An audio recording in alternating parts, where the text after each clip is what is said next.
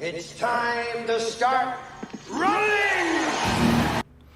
Hello, welcome to the home of the Ghost Owl, and yeah, we're here for our normal Monday stream, and we need to talk about yesterday. So yesterday, I'd been streaming for 6+ hours. I was still pretty sick. I was pretty tired, really sore throat, and I got really frustrated with the chapter 2 story.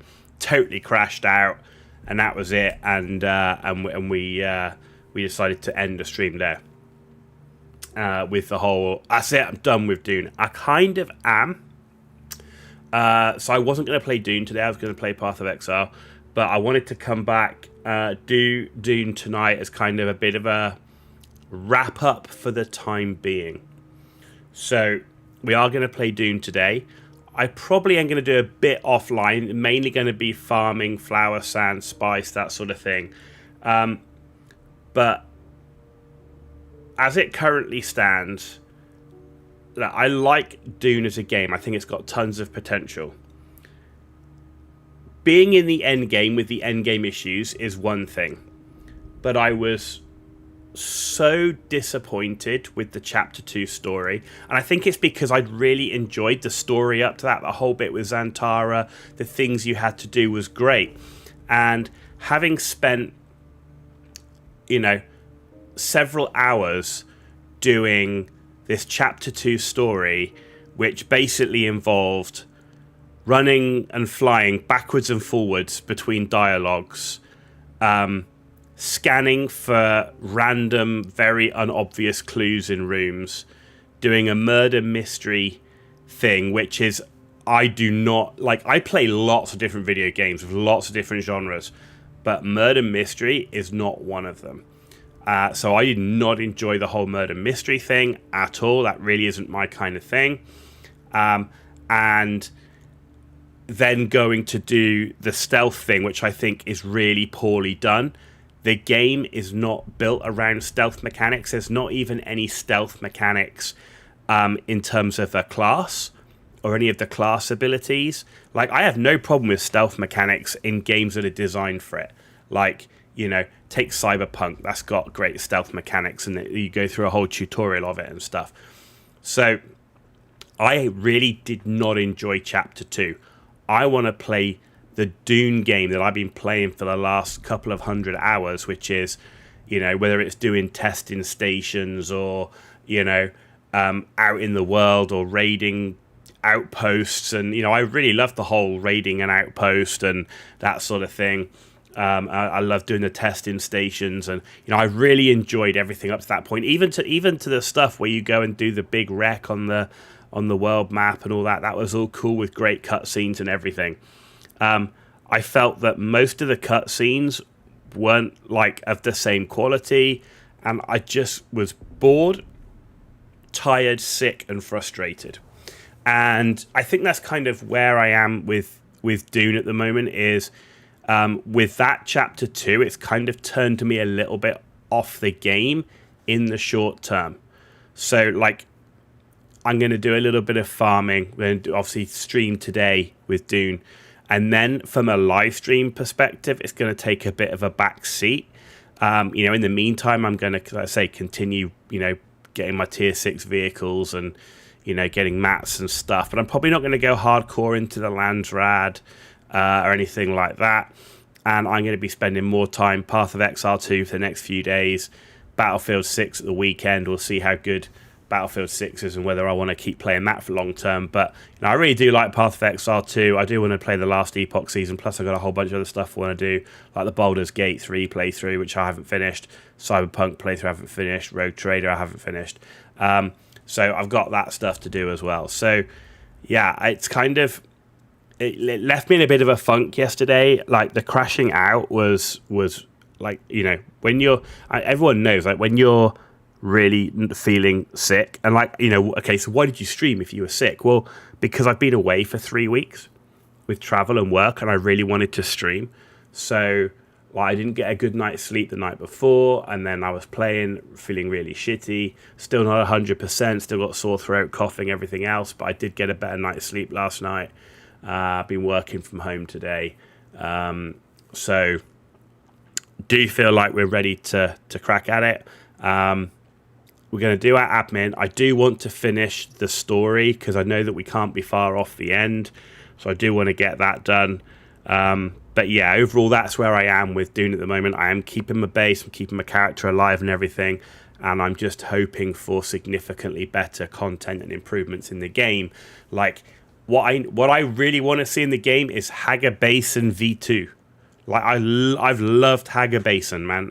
Everything I've done in Hager Basin, the base building, the way I've progressed through it, the way the zone's laid out, the ability to get use out of the land vehicles. I'd still like more use out of land vehicles and not just fly everywhere. But overall, I'd like to see kind of a Hager Basin V2 and a continuation of a storyline in the same vein. I really don't want to be doing murder mystery stealth missions in a game that's not designed for stealth missions, and just the constant hours and hours of backwards and forwards flying for dialogue. This isn't a walking simulator game. This isn't a sort of an ebook where I have to sit and listen to a story being told. I want to play, and I want to play the game that I kind of get as the game is advertised, and that's not what Chapter 2's been for me. So I hope that makes things clear for everybody. Like I say, there'll still be content on the channel of Dune, of the stuff I've been doing and playing, so it's probably another, quite a few episodes still to come of stuff, but that's kind of where we are. And I think the frustrations that I felt in Chapter 2, I'm not alone. I have seen many other comments of a similar vein. So, but yeah, streaming today, but Path of Exile 2 for the rest of the week, and then into Battlefield 6 at the weekend. Right, without further ado, let's see where we are. The basic admin we've got to do. There's some plastanium, so let's do that. Get that built. We need water, so let's get that done. We'll see how many corpses we've got. So we do need to do a corpse run as well. So this is all the usual, like, daily stuff that we have to do. But yeah, Chapter 2 really, I really did not enjoy that. It's about as far as, I'd say that's like, really, to the point, really, really unenjoyable. And I think it's so far away from what the game play and the game is kind of advertised as. Yeah, it is as it is, right? So we've got that. Let's get the power sorted.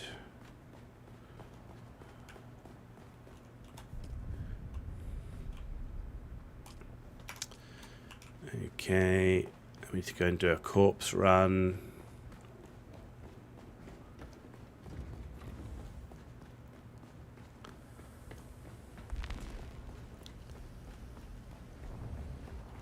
And part of it is I do want to finish the story. I hate leaving things unfinished. I've had a habit of jumping from game to game and not finishing them, and I've really been trying to get stuff finished. So I do want to at least finish the story. We'll have to work out a way of how to get past those guards. I'm sure we'll find a way. Oh, I was thinking that he was dead then because I couldn't see him on the thing, but he was in a weird place. Why are we not? Hello? Hello? There we go. Good start.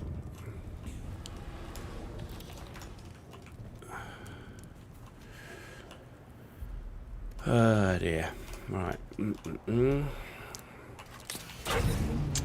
Such is life. We only get frustrated or angry or upset about things we care about, right? So I do care about this game. Like, I really want this game to be like really cool and good, and like, I doubt I'm ever gonna have a game that just becomes my sole main game again. But a bit like time was with Once Human. I was really enjoying playing Once Human, for most of my streams, and Unfortunately, that went in a not good direction as well, so let's hope that we're in a better position here. But it was, chapter 2 was really disappointing for me. Really enjoyed chapter 1. I was gutted with what happened with Xantara because he was clearly my favourite character, so that really sucked. But the cutscenes and everything were absolutely brilliant. I loved it.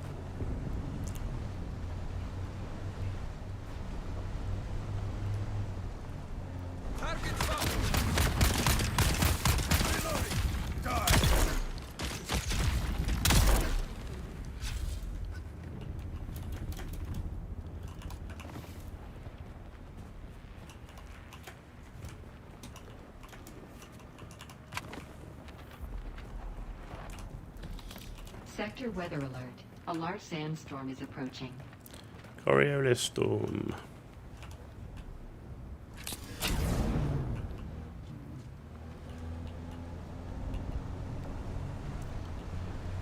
I think we should be fine if it's in 9 hours, right? This will not be a 9-hour stream.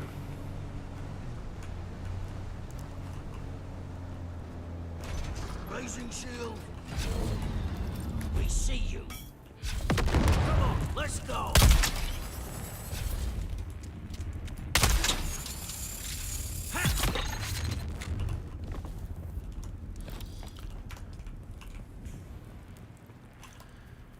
Okay.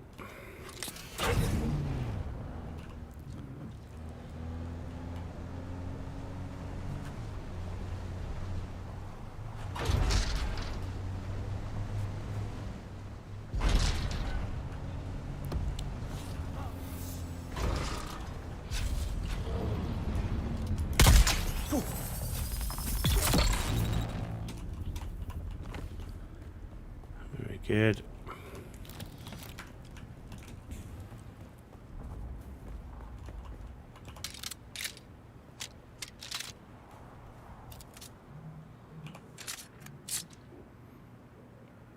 Maintenance scheduled for tomorrow. Okay, that's fine.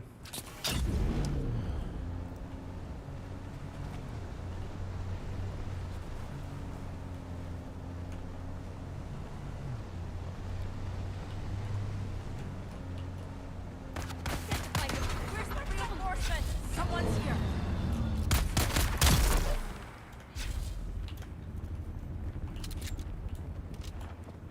I'm coming for you, scum! Okay.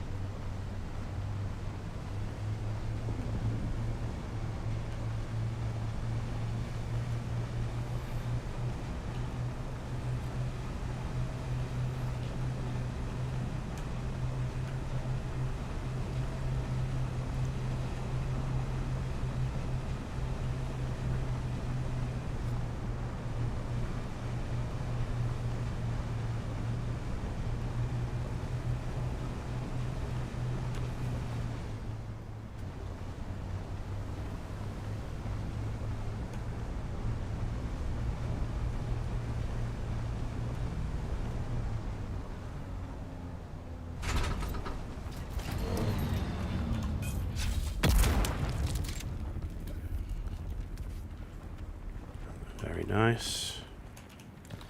Always nice to get a grenade kill just like that.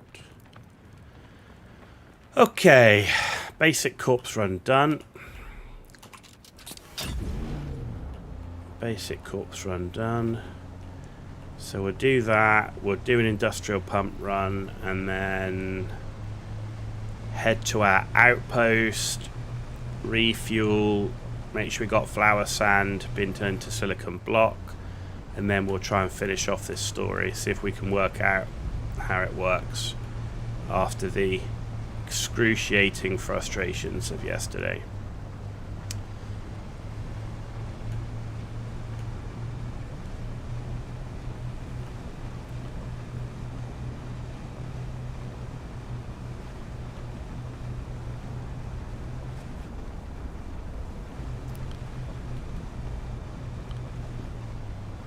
This thing moves pretty rapidly now.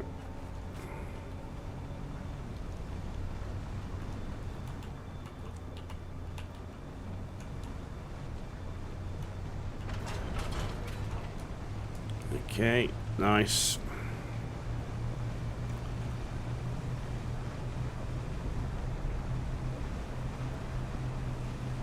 Ooh, somebody's got their buggy out.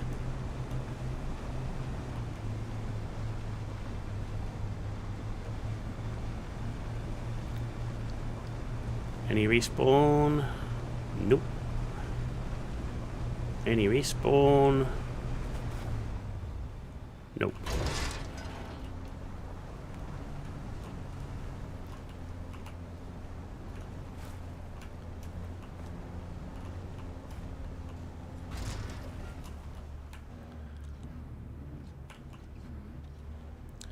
There we go.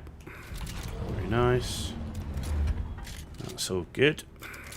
Right, let's empty these corpses. What did I have any error? I did have a little bit of erythrite. Let's ditch that. Save some bag space. Right, aluminum buggy. There we go. Cool.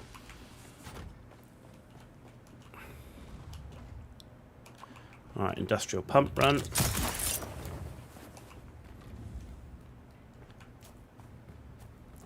It's nice having the entrance to Sentinel City so close. Because we can...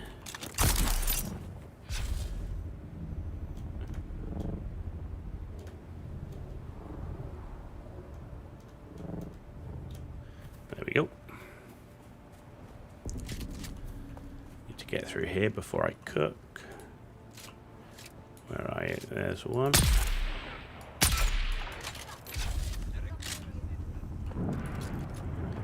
Where are you?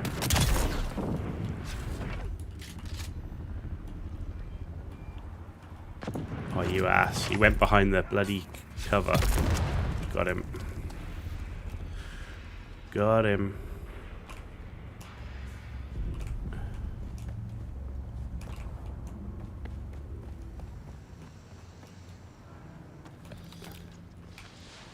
Five industrial pumps there.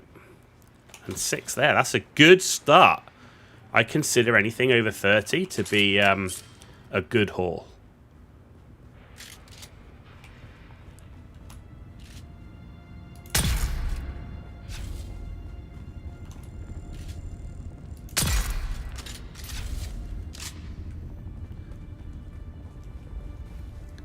Another 2.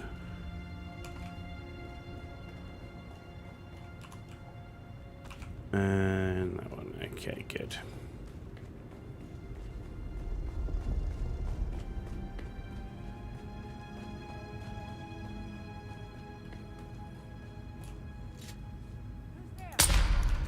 Okay.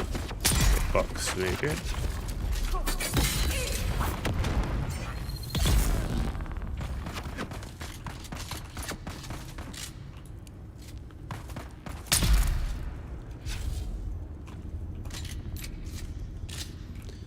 Nice.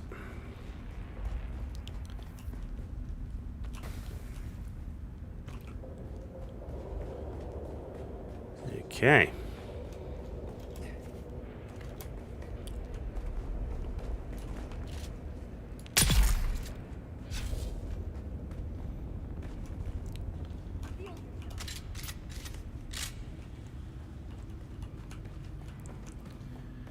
I am revealed.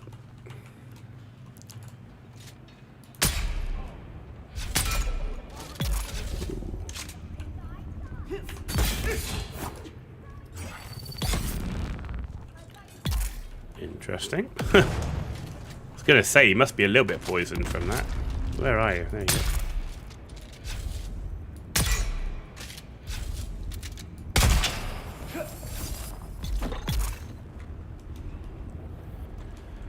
There we go. Excellent. No pumps in that one.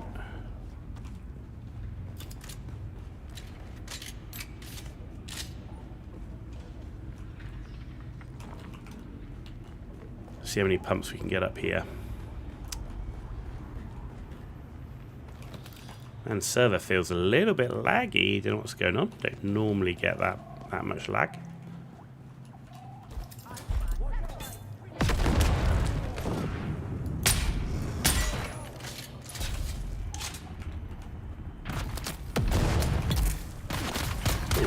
Did you teleport over there or something? Jesus.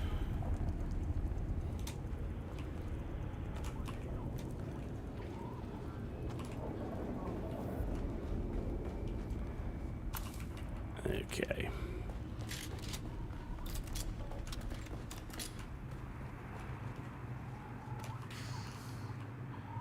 $19 industrial pump.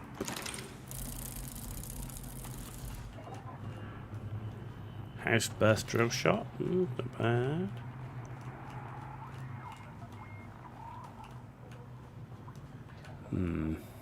Okay. Alright, what have we got?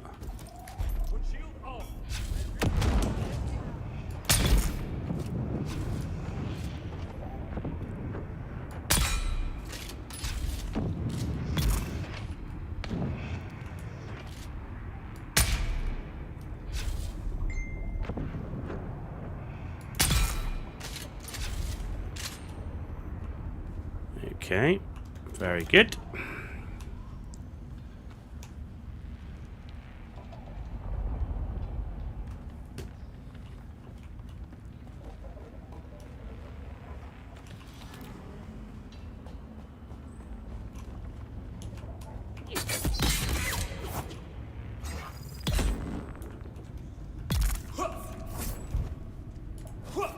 Oh, missed. Missed the parry. There we go. I suck at melee, okay? Just so we all know. Just so we're clear. Probably because I avoid it like the plague, but yeah, I do suck at melee.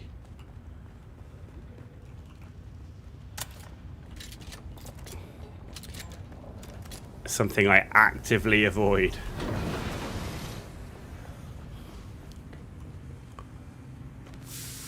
Ooh, backpack full. Please tell me I didn't leave anything in there. No, we didn't. But our backpack is full.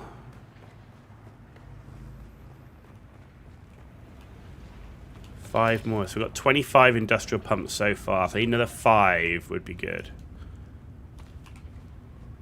Don't want that. Oh, 1. Not great.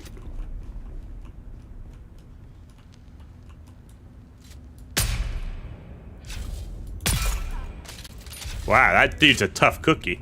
He took 2 Thufir's best sniper shots to the face to kill him.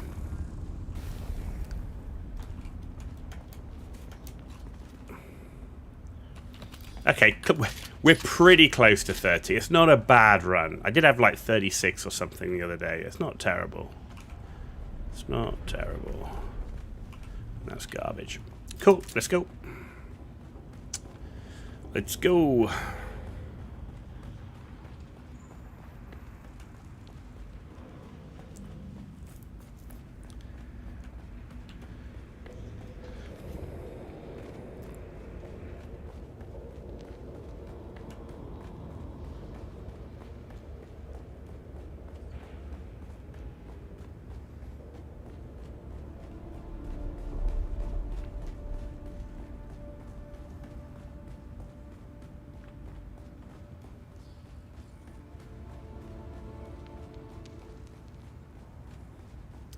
The long way home.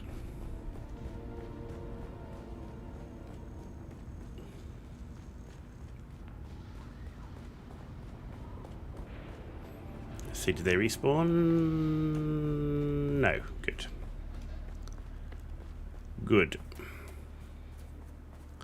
And then we should be able to Shigawire claw ourselves straight back into our base.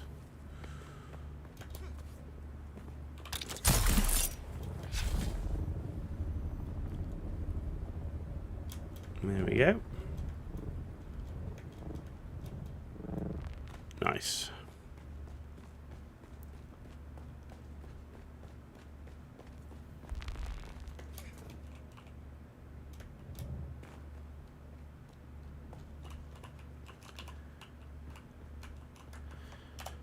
Okay, what have we got here? Like that. Need to go here. Okay. And I'm not going to repair and sell anything. I think we're just going to scrap it. So scrap that. Scrap that.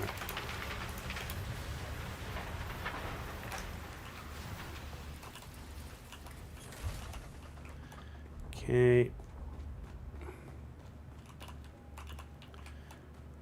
There we go. Very nice.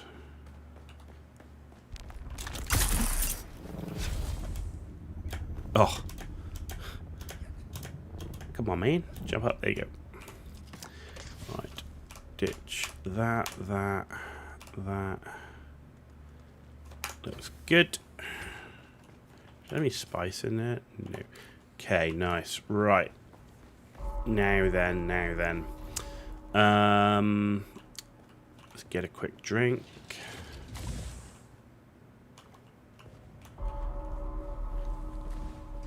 Do you know one thing I'm going to do before we do any of this is I want to respec my skill tree. Right. So I don't want that anyway, so let's get rid of that. Unequip. So, Trooper. Right, so I want grenades and Shigawire Claw. So we're going to have that one to max. And I want grenade to max. Because I use that all the time.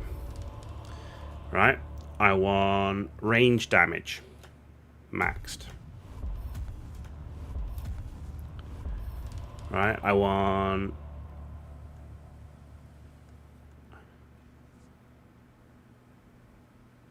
drill shot damage, so I need this one.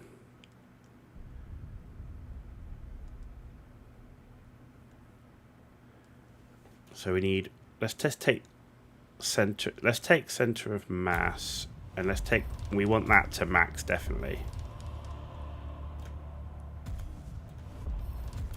Okay. Right, anti-gravity, suspensor dash.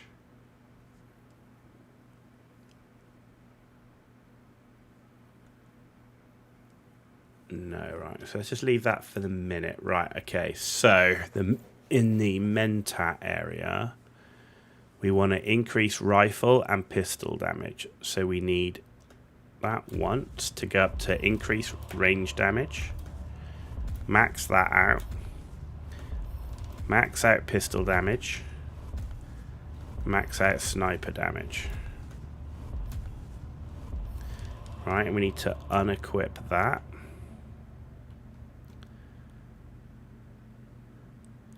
Okay, so just leave that for the minute. Right, let's do Swordmaster, because I know that I want at least that and that, right? Because I want that ability. And I need to unequip, and I need to equip that in Q. And the grenade goes in X. Does grenade? Yeah, grenade goes in X. Oh, no. No. That goes there, that goes there. Cool. Right. Let's do planetologist, because I know there's stuff I want here, right? So vehicle repair, definitely. Definitely vehicle repair. Yeah, because vehicles are expensive, right? Vehicle mining, definitely. And vehicle scanning, right? Vehicle scanning, definitely. Because we use that when we are doing our treasure hunting. Right, so we've got that. Okay, cut array mining. Vehicle cut array yield, yes. Dew gathering, no. But I do want compaction. So let's go with power generation. Analysis mode yield, and then compaction. I want to max that. Okay. And then Mountaineer, no. Still suit seals, no. And that's hand scanner. So I'm going to leave that for the minute. Let's leave that for the minute. Right, Bene Gesserit. Right, I do want the healing stuff. So healing regen limit.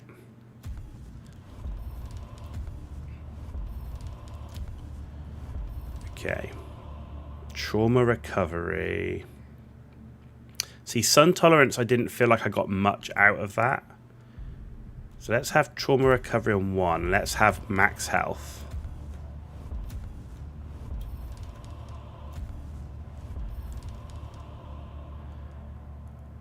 And then healing effectiveness. And technique-wise, we'll see. Right, Mentat. I'm tempted to take the marksman, right? So we want to increase our head. We're going max range, right? So I want to increase the headshot damage. So that'll give me headshot damage increase. That's exploit weakness.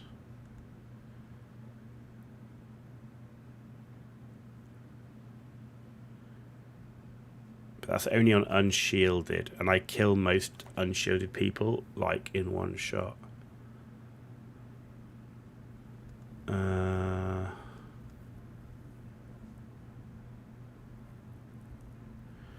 Yeah, so let's increase headshot damage.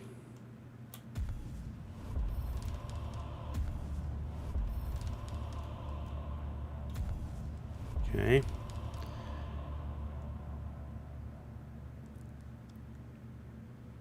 Which offsets the center of mass stuff.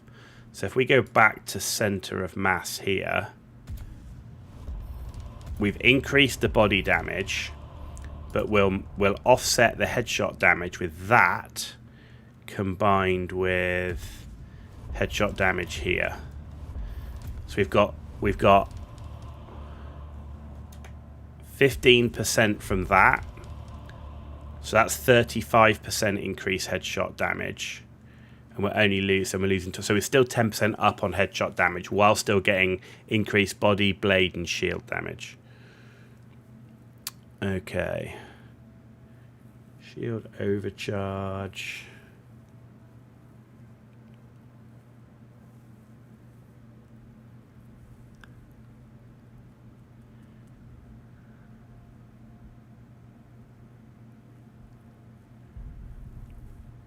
Hunter Seeker, no.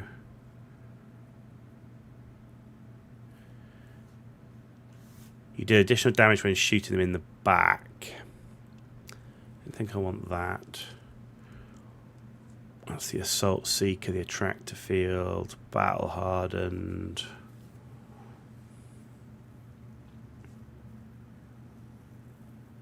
So it's a case where you take ability cooldowns, of which they're only the trooper ones, but I'm using 2 of the trooper cooldowns, right? 2 of the trooper abilities. That versus the healing regen limit and the healing regen rate.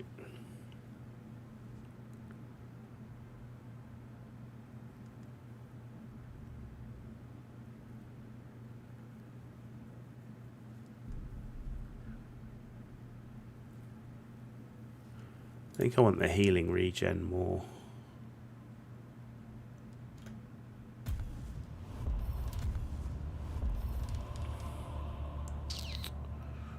Right. That's all the voice stuff. That's blade damage.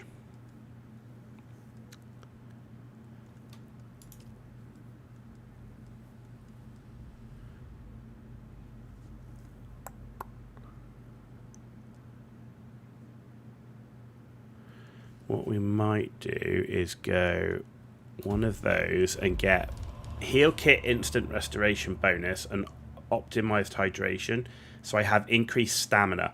I wear heavy armor, so stamina's always a problem for me. So if we get better stamina from hydration and we get better field medicine,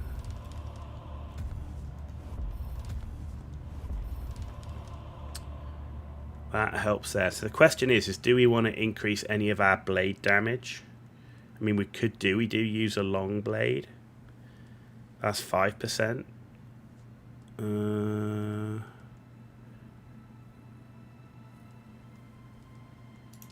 Right, let's just check. I mean, we could go into the field maintenance. Reduce durability loss. Reduce max durability loss.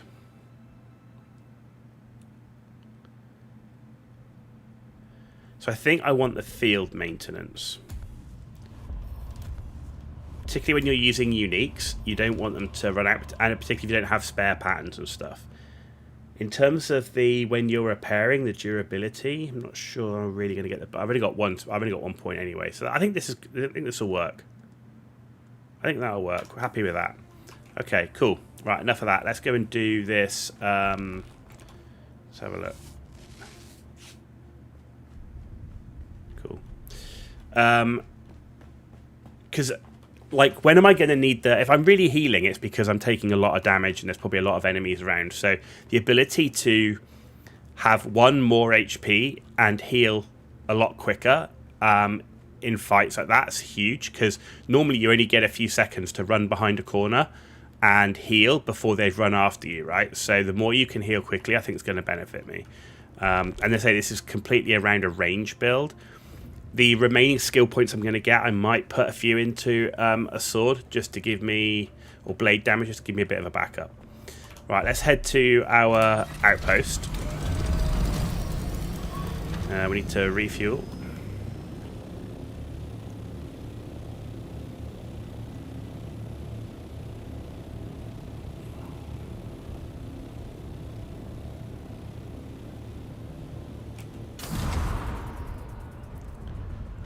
Yeah, and this is very much built around just like solo play.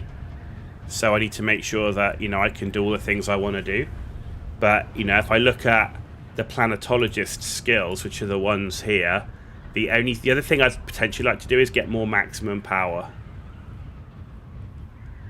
But dew gathering, I don't really do much of that. So yeah, I'd probably improving the power actually is probably more important than the blade skill. So we'll probably do that next. That's only 1 skill point, so we'll use our last one into more power, because that means we can also do more of the static compaction stuff.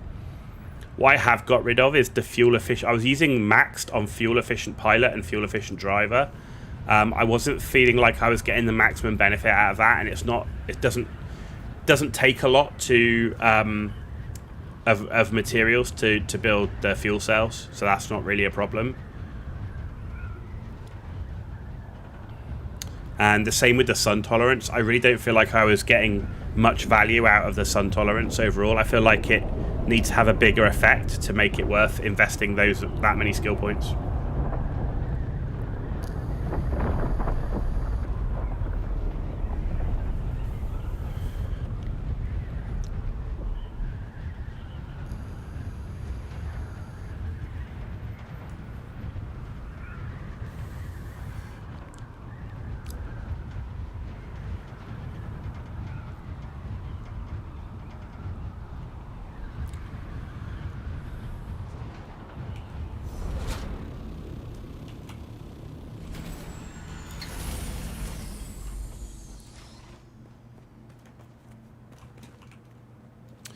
Right, first thing is check the power.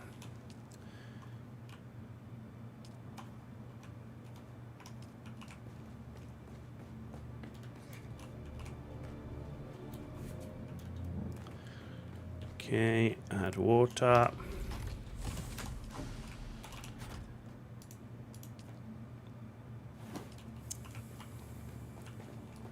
And see where we are. Silicon block. Right, we can make 900. So let's put 450 in that.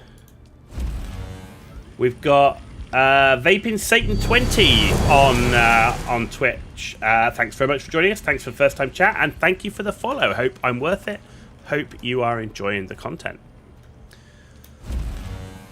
Okay, how are we doing for flower sand? Yeah, we've nearly exhausted our stock of flower sand, so that's fine. Still got plenty of fuel for the base, so that's also fine. Good. Okay, base is ready to go. Let's now finish this story, which has been the frustration. I have completely not enjoyed chapter 2, but I want to finish it. And let's try not to crash out today. But as I said, certainly not feeling as tired or as sick as I was yesterday when I did crash out on the stealth part, which frustrated the living crap out of me.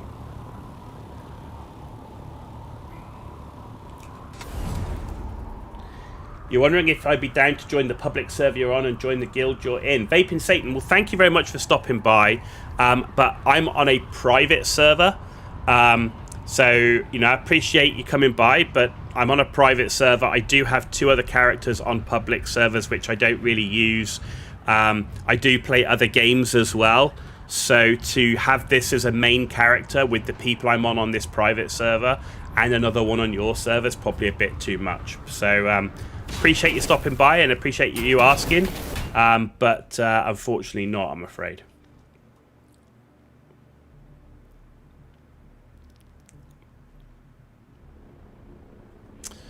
Right, Arakeen, here we go.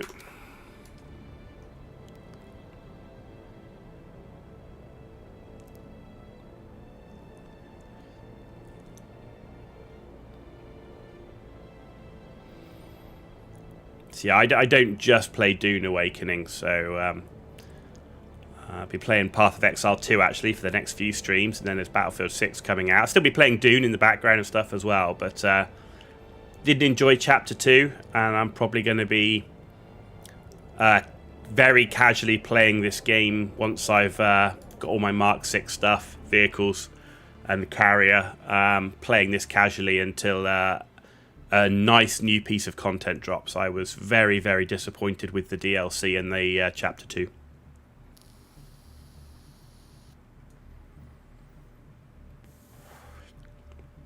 I really want like a Hagar Basin version 2.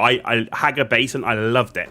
I thought the whole Hagar Basin stuff, the story, everything was cool. I really enjoyed Hagar Basin. So hopefully we'll get they'll create another Hagar Basin for us to go visit on the world map.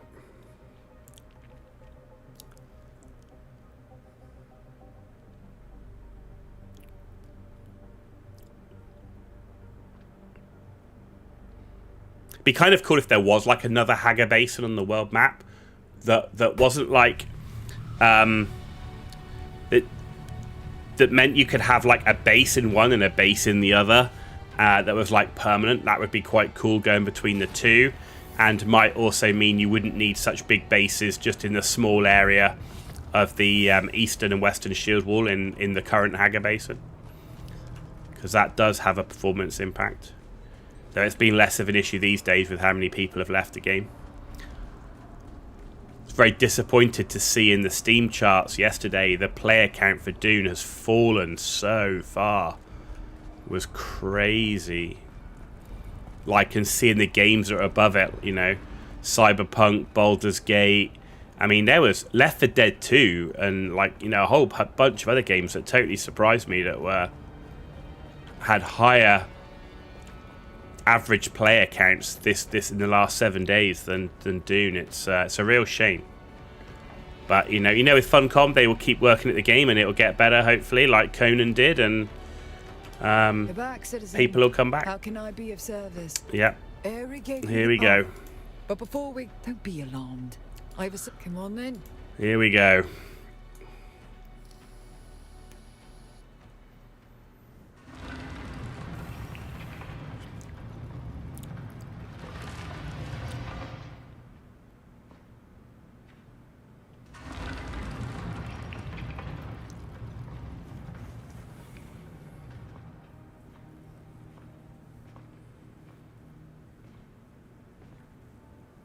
I know we saw it yesterday, but I'm going to watch it again.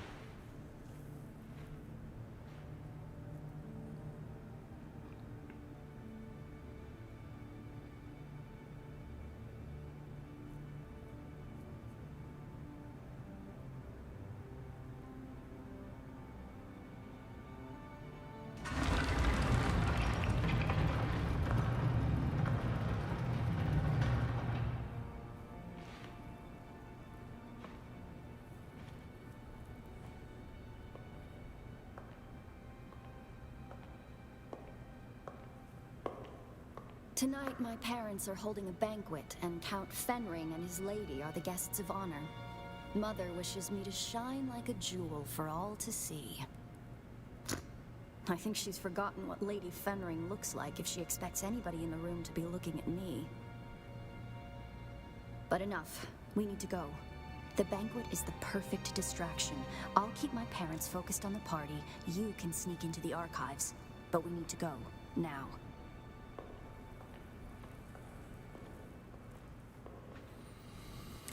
Right, here we go. I hate this bit. Just a moment.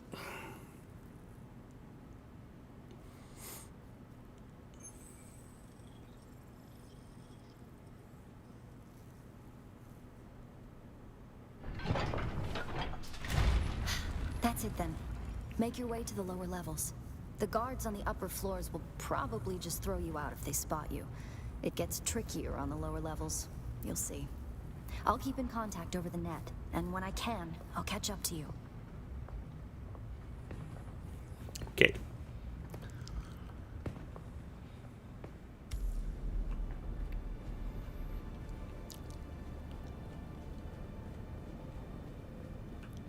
You need to stay out of sight. The troopers in the upper archives are good people. Don't hurt them. Get to the lower archives as quickly and quietly as you can.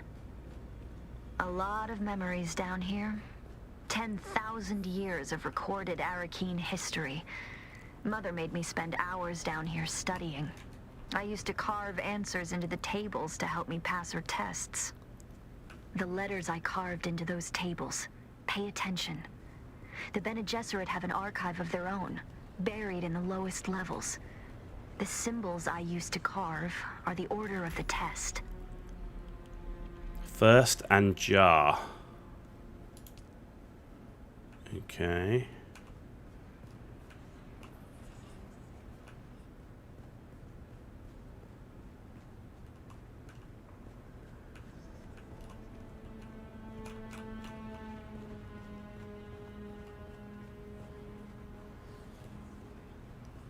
Oh man, I've got to go all the way around. You're killing me. By the time I get there, I'll be turning around. Oh, is he face? No, he's not facing this way.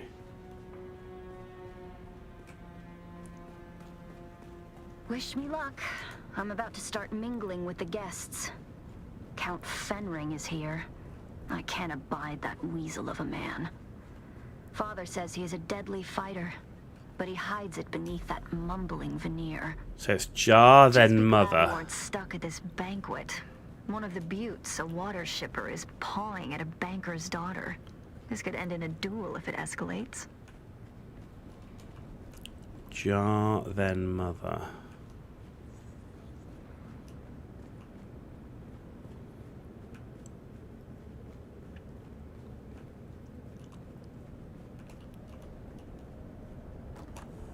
Now let us shift our gaze from the past to the present, as we witness history in the making. Here stands Duke Leto Atreides I, head of House Atreides, ruler of Caladan, and rightful ruler of Arrakis. In the standard year 10191 AD, Emperor Shadar... Okay. You still moving? The staircase to the lower archives is guarded. You'll need to distract them. Just keep it simple. Too much, and they'll call for others to help them investigate.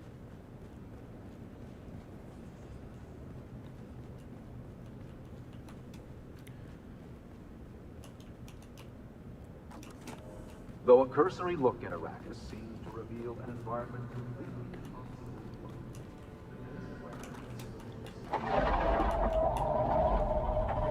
What's that noise? unlike the humanity of life is the kangaroo mouse. Or Adi isn't Jacobsa. What you just heard was a jumping mouth for the genus Microcytotis is a member of the Rosmix and Okay. We're through. Yesterday, I couldn't get them to... You might have trouble hearing my signal in the lower archives. I The couldn't get them stone both to interferes. go, which was weird. Down there, it's more like a catacomb than a library. The history of 10,000 years moldering in the darkness. No human guards, but the glow globes have motion sensors and automated alarms. Don't let them see you.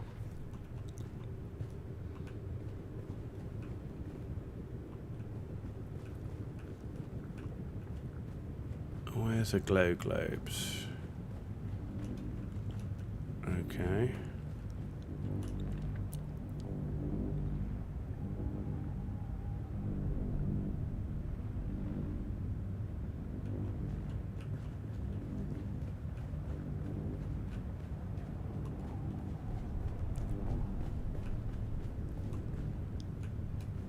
Oh, it's coming back down.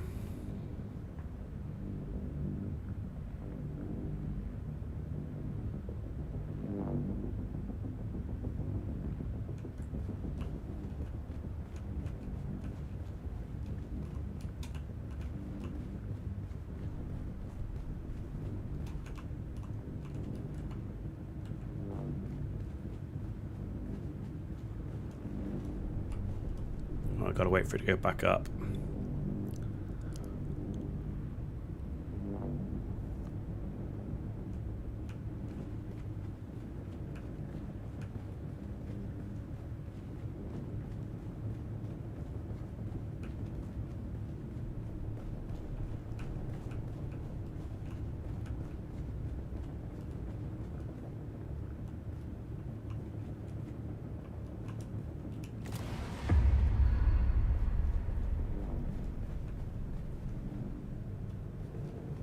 Where's Aristae's fourth etching? It's through there, okay.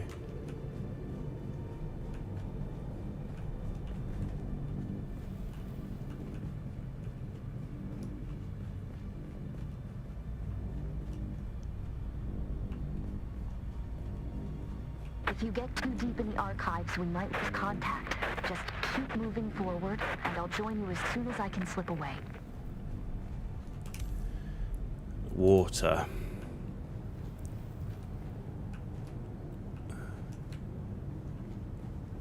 Shoot.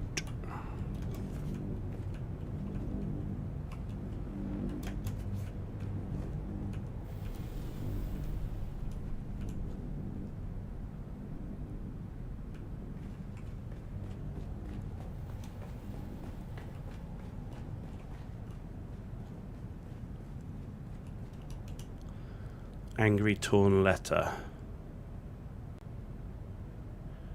Fable of the broken jar, we see.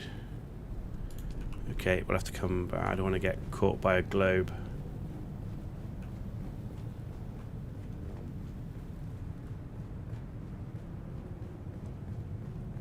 Can you hear me? If you can, listen.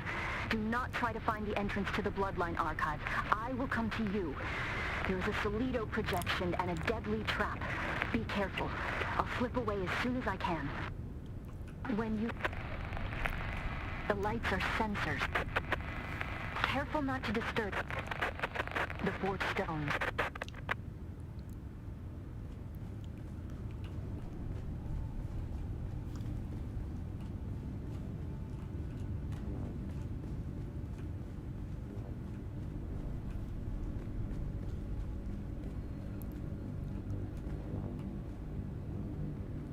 Jesus.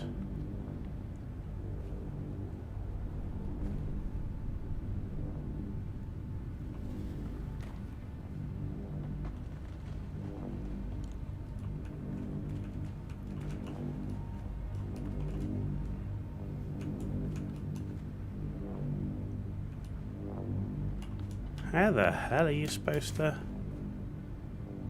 Through this way, maybe?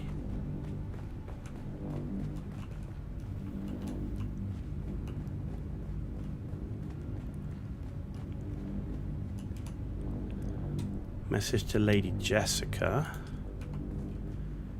Oh, there's another one over here that we didn't get. Crap.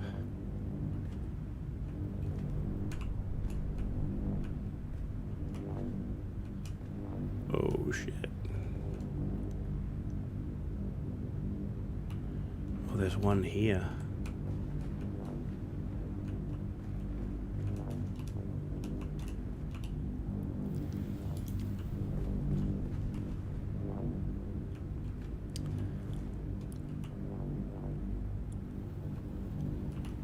Right, so the other one was back over there.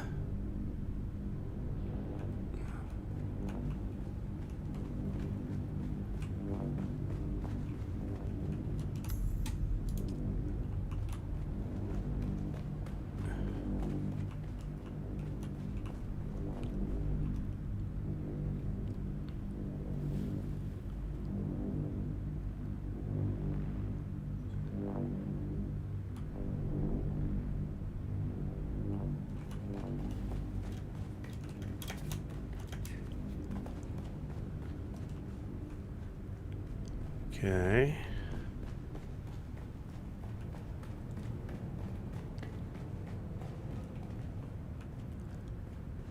Right, we've got this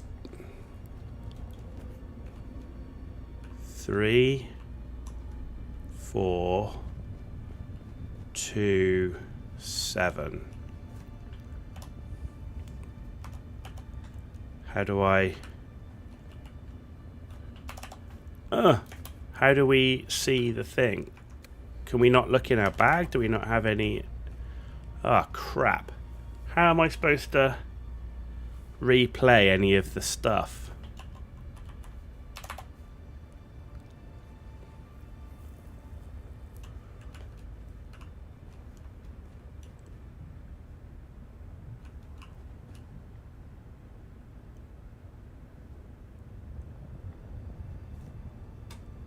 Ah, oh, rubbish. Okay. Guessing we were supposed to remember them.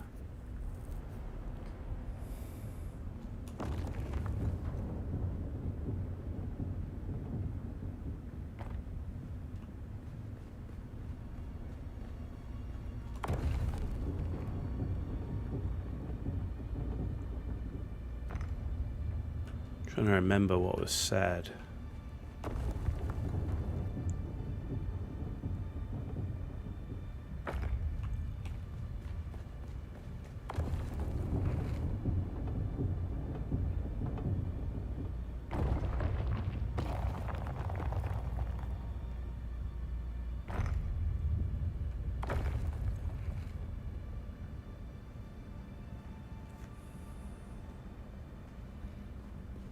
That wasn't right.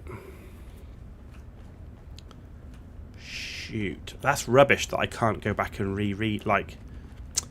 Oh, man.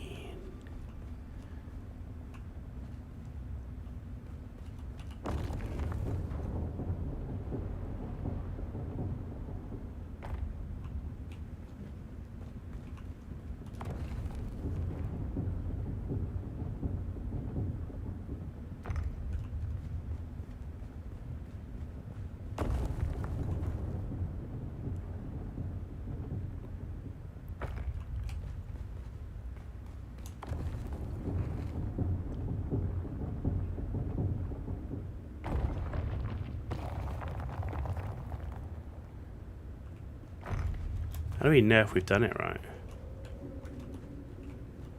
Clearly it's not that.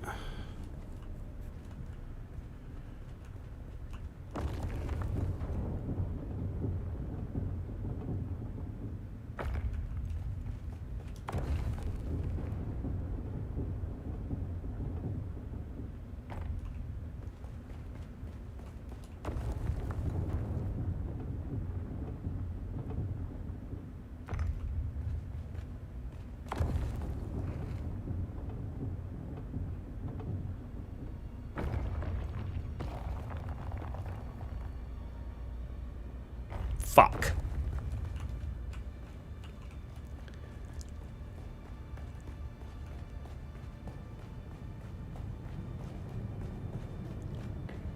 That's like everything else you have in your bag, and you can what does this say?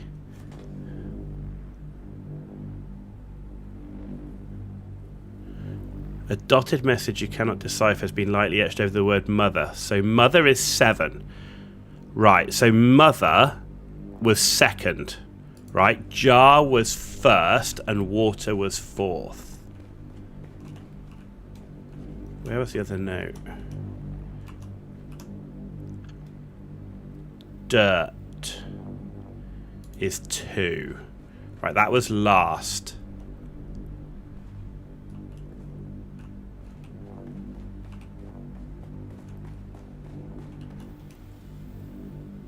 Water was 3. Okay.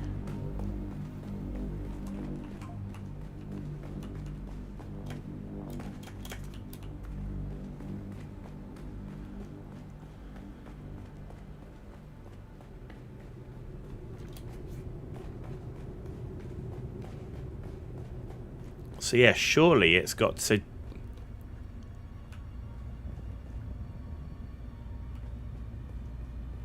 Water's 3, which is this one. So that's... Mother was the 2nd one.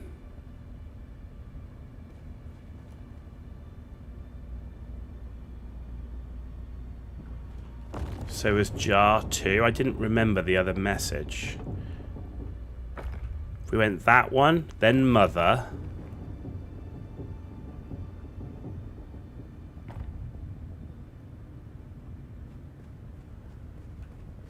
Then water. And then dirt. Or is it the other way around?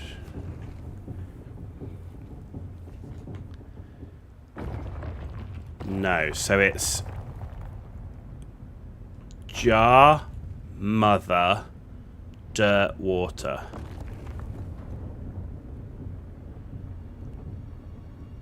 Jar, mother,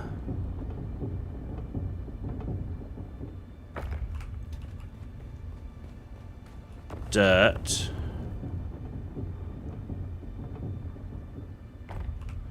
water.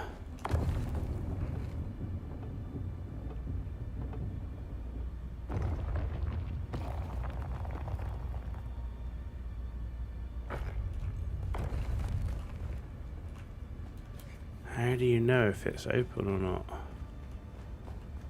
I don't understand. She said the first clue, first etching was jar, right? The second was mother. Third was dirt, and the last one we saw was water.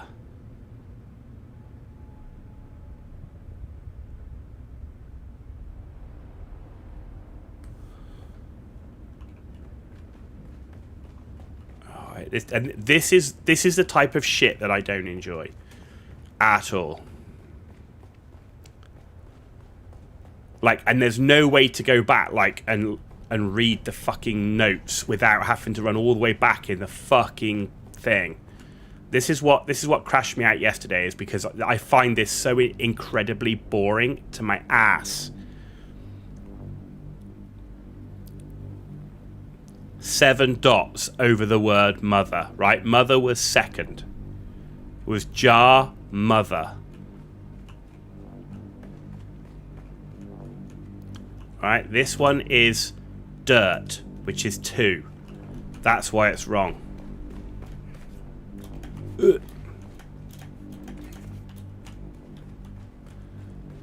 Because dirt is 2, not 4. So jar must be 4. So it's 4, 7, 3, 2.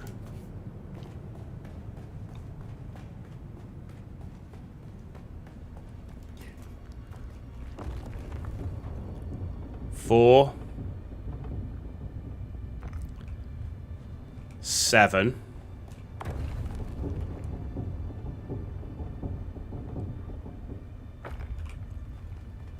3. No, that's wrong. It's 4723. It's got to be, right? Because water was 3 and that was last. I don't know. I can't remember it all. It's fucking a nightmare. Didn't realise I had to have a pen and paper to play the game. But that was right. Okay, finally.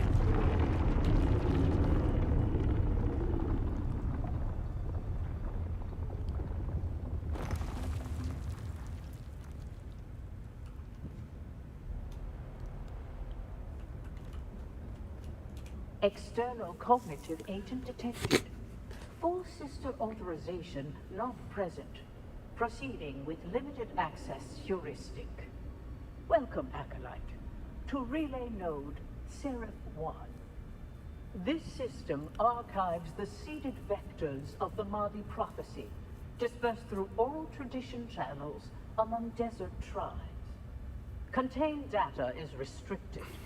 Decryption requires demonstrated comprehension of cultural vectors and myth-seeding protocols. Begin myth sequence verification.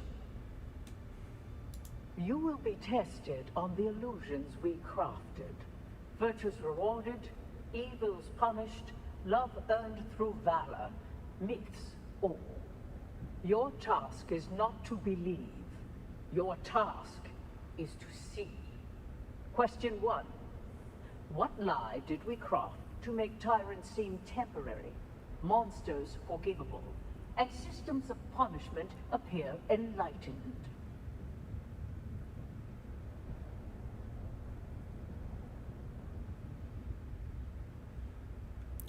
What lie did we craft to make tyrants seem temporary?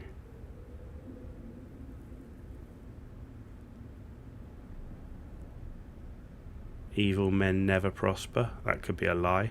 A comforting refrain for the masses, yet not the lie that makes monsters forgivable. Oh, You joy. have failed to meet the standard of Oh, joy. It's going to be one of these fucking things. In the myth sequence, you will be tested. Your task. Question 1.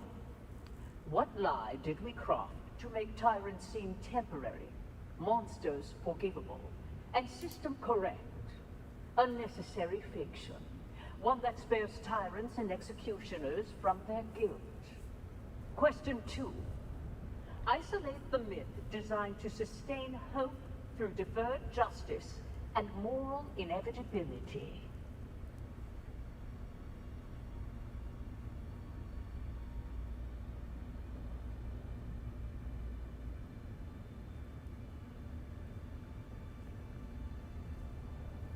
No.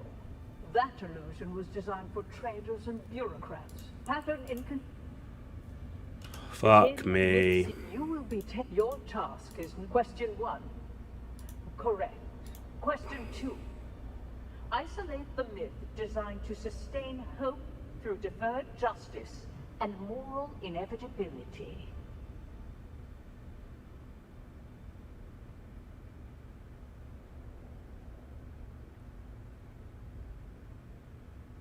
Correct. The dream of Question 3. What lie did we whisper in incense and shadow that cloaked us in mystery and made obedience feel like awe?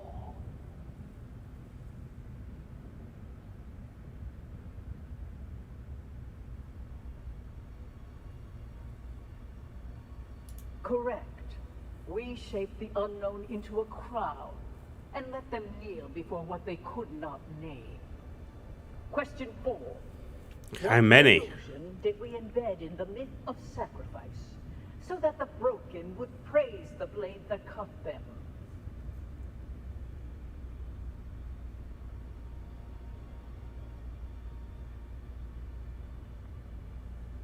A useful bow.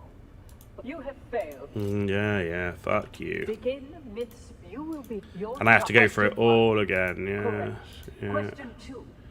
Correct. Yeah. Question 3. Yeah. Correct. Question 4. What illusion? Correct. The masterstroke of consolation. We taught them their pain was part of a plan, so they would not rise against its authors. You have spoken the illusions as we planted them. Few recognize them for what they are. Fewer still understand why they were necessary. Missionaria records unlocked. Proceed with caution. The weight of revelation is heavier than ignorance. Okay.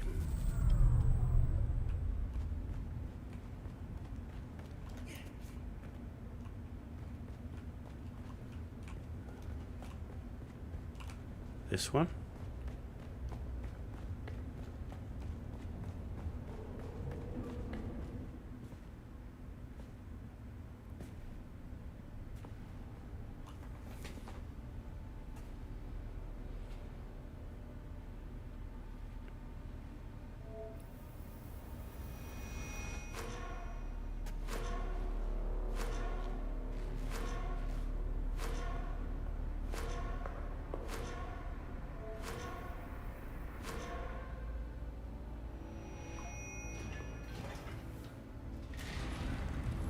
If I'd known you would get down here this fast, I'd have insulted the guild banker a lot sooner.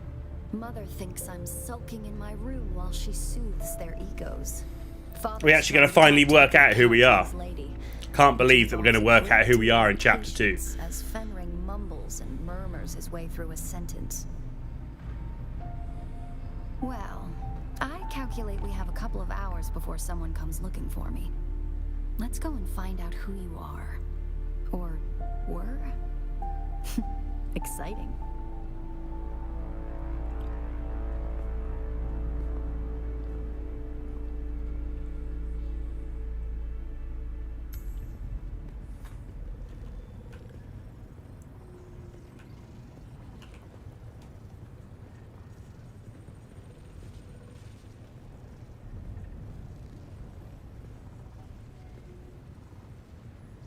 We're in the Matrix. One thing you can say about the Bene Gesserit, they don't think the word forbidden applies to them. Spectacular, isn't it? It's impressive that they managed to hide this down here for 10,000 years. Of course, I imagine the breeding matrix that they have at the chapter house is much more impressive. This one is simply a copy. Still, it has access to the complete bloodline registry of the entire Imperium. We can search for who you were.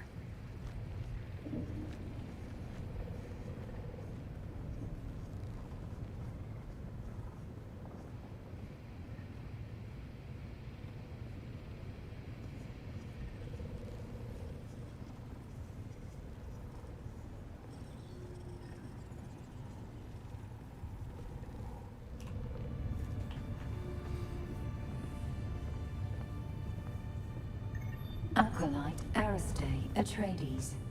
Welcome. What is the nature of your inquiry? Bloodline search. Insert blood sample into receptacle. Man, the amount of times he's cut his hand like that, and that's probably the worst place you can cut your hand. That will sting for ages. Processing. Feels like we always end up here. You bleeding to further our cause. I've always hated this place. Since my mother explained to me my great destiny. A broodmare for their plans. No choice. No love. The future is a trap. I want to be free to choose. Search complete. Information on this bloodline is restricted to Reverend Mothers. Restricted? By whom? Details of the Xanavar incident are classified for the security of the Imperium. The security of the Imperium? What does that even mean? It means that some secrets are too dangerous for petulant girls. Truthsayer Jessica and Truthsayer Margot. Welcome. What is the nature of your enquiry? Shut down. Daughter, this place is not for the uninitiated. Who have you brought here? My friend, Mother. one who shares my fascination for the Fremen. We were doing genealogical work and wanted to test some samples. Stop. Your lies are disappointing. The act of lying is one thing, but the tone, the voice control. Have you forgotten your training? If you want to lie to me, daughter, then lie to me. Lie? To you? Like you lied to me about the betrothal? Like you lied to Father? It seems the only thing the Sisterhood has taught you is how to lie. This is my friend. Someone I'm trying to help. Someone who I trust. That is no lie. I see. A friend. Perhaps a confidant. Maybe even a lover. Stand aside, Aristae. I want to ask your friend some questions. Like who they are, and what they want with you. There's no need for this, Jessica. I know this one. It works for my husband. Quite the skilled assassin, if what Hazimir told me is true. Why, Hazimir even told me that it killed Zantara the lion. Stabbed him in the back. No. No. That isn't true. It can't be true. Master your emotions, girl. And look. She is telling the truth.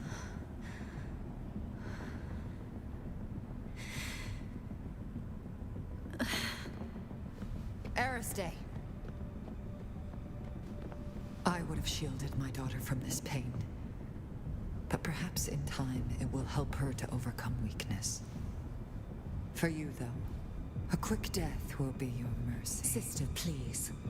My husband still has a use for this weapon. Very well, sister. You. If I ever see you near my daughter again, there will be no second chances. Aristae is to be left alone. Do you understand this? Then prepare yourself.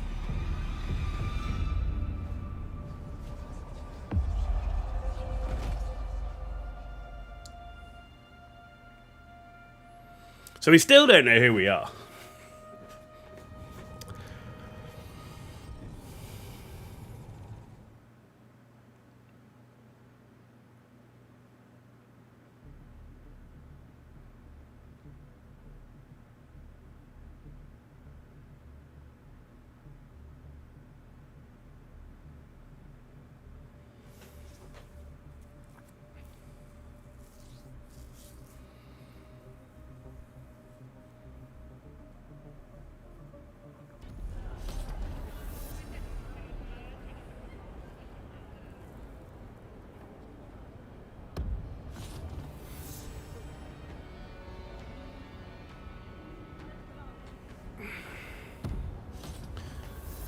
Look for Noctua in a Haga Basin settlement. What does that mean in terms of a settlement? That could be anything.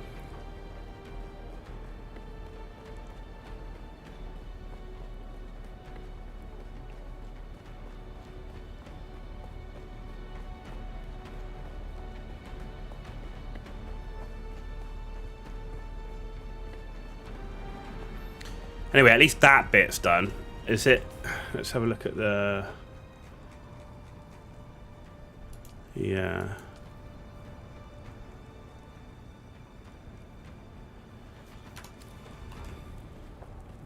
If we're really lucky, Zantara didn't die in the thing and we didn't actually kill him. Like, he survived somehow. Because he was the coolest character in the game.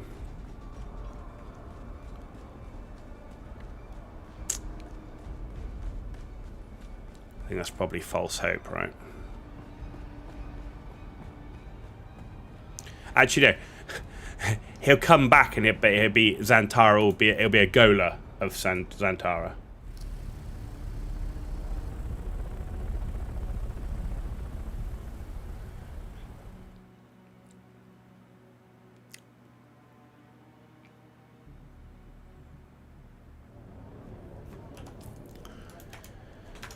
Right, back to Hag Basin.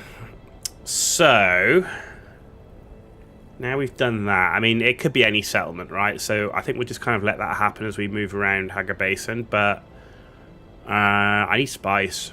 Just going to do a spice run. Because spice is the one thing that's holding us back on our Mark 6 scout.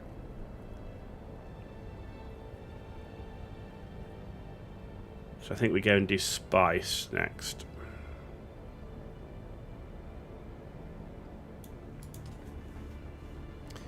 What? Oh my god. Right, I will just give me a second.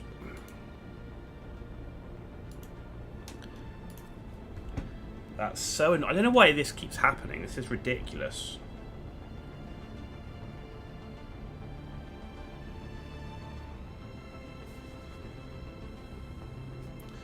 Enter the password every single time with this new update. It's been awesome.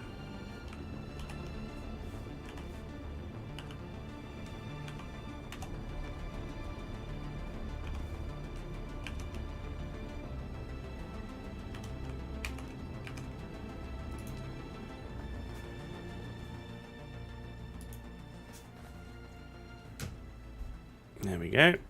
Not my server, so I'm not showing the password out on the to the world.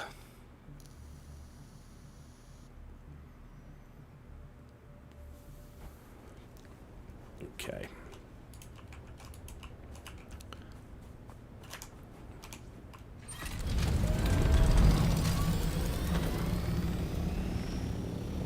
Be nice to get a Mark 6 scout. We're nearly there. We've only got a few more bits to make. We also need to farm some plastone, because I was building some walkways down below as well.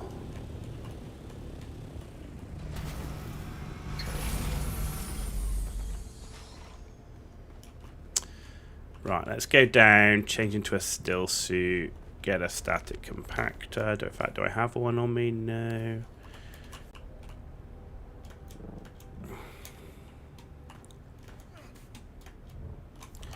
Pick up anything else I care about? No, okay.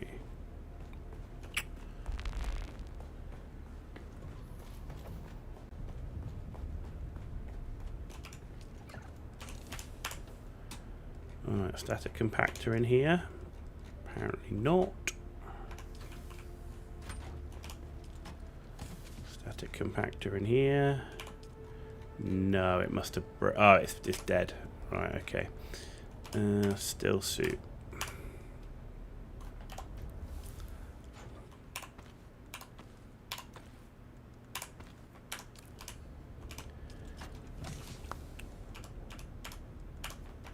Okay.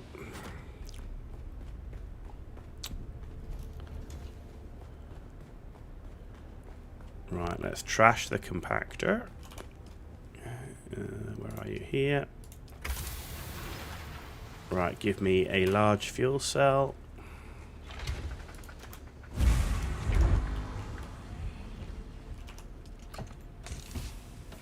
Doing pretty good on this fuel at the moment. And that one's completely full of fuel, which is good. So we're almost at a point where I'm feeling that will be good enough to change some of our power over to the new power sources. Should use less fuel because I'll need less power thingies for the same amount of power, right? So anyway, do I want to make a Mark 6 compact? I can't anyway. I haven't got the spice for it.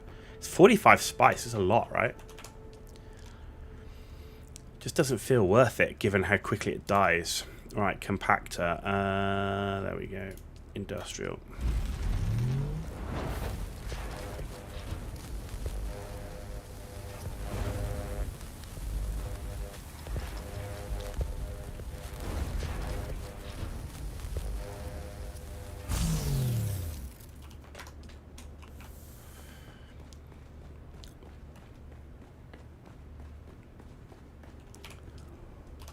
Fuel cell, thank you very much. That should be enough for what I'm doing.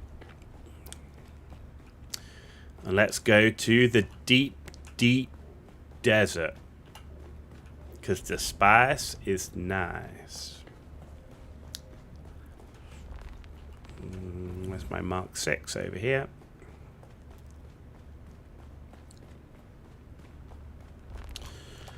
Equip static compactor.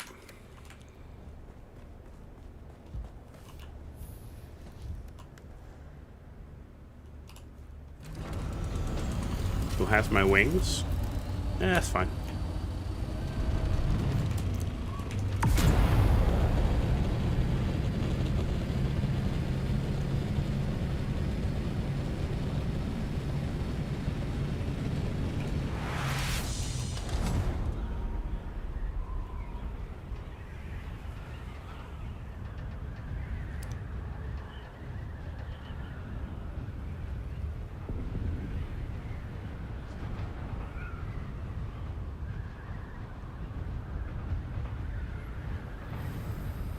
Alright, let's go get some spice. We'll do one spice run and we'll do a plastanium run as well.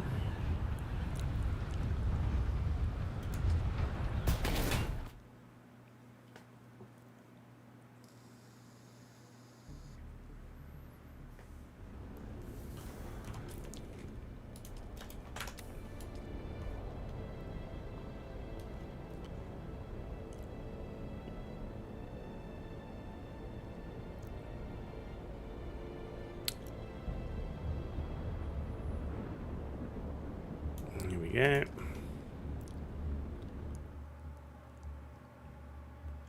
Got 9 hours until the Coriolis storm, so we should be fine.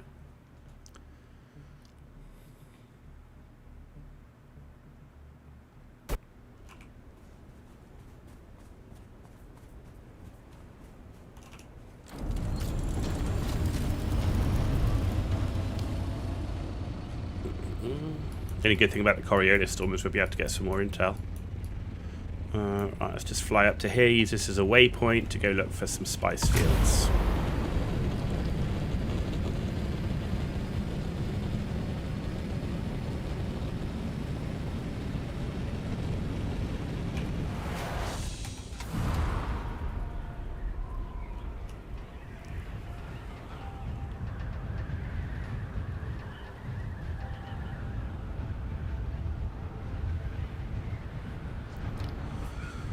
Okay, the long flight.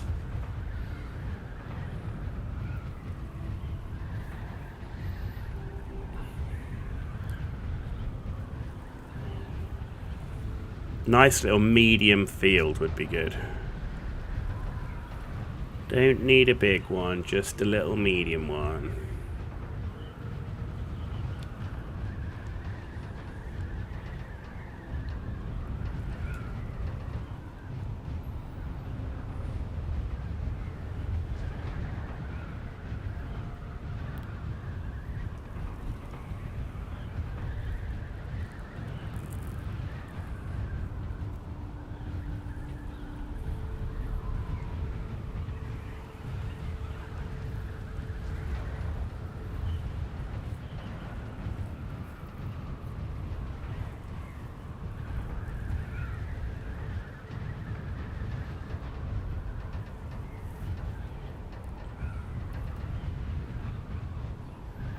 You never know. Occasionally there's a spice blow early in the lines, but normally we have to go all the way out to like the 8 line or whatever to get a good medium spice field.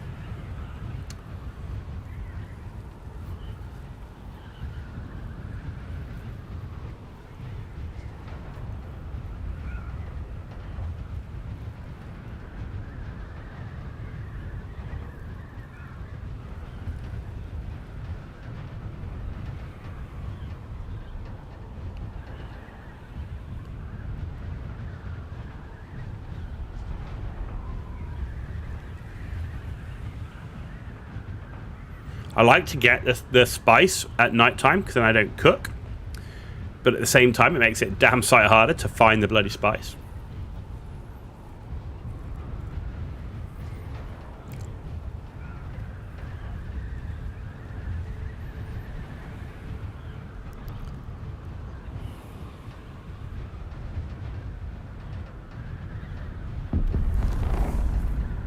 There is one, but of course I did forget my mask. So we're not going to be able to play in a spice cloud. Which kind of sucks.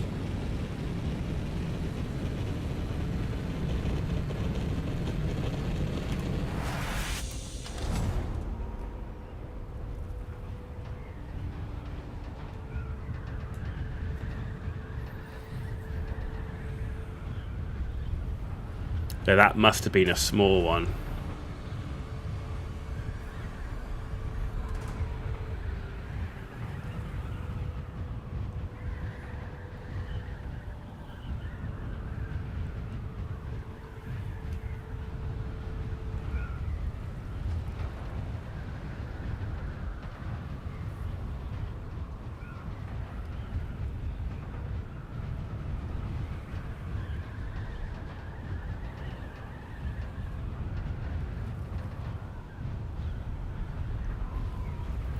And a small one is no good. Oh. There's Dave the Worm. Yeah, that's the spice one that went up. It's tiny. That's no good.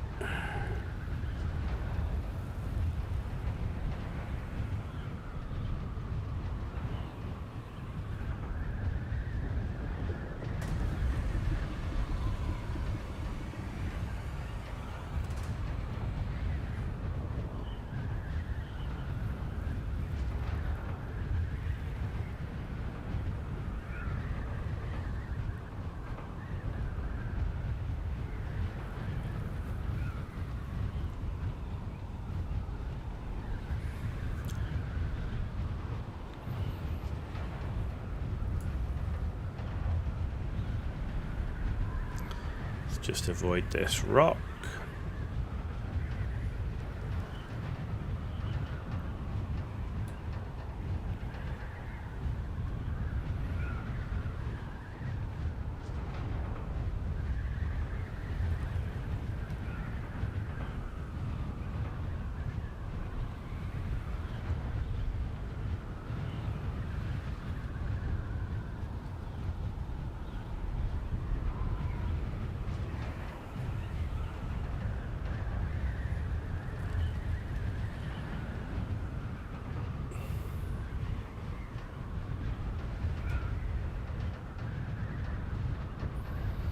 Okay, let's climb.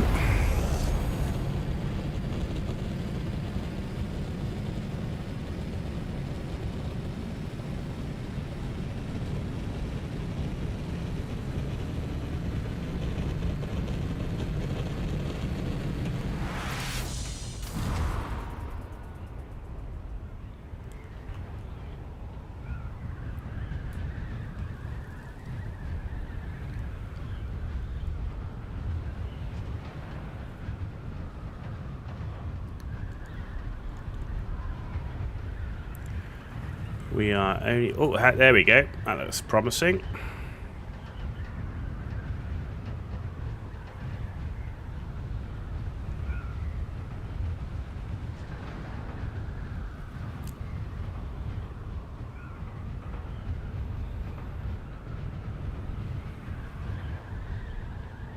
That looks promising. Just what we want. Don't need anything massive.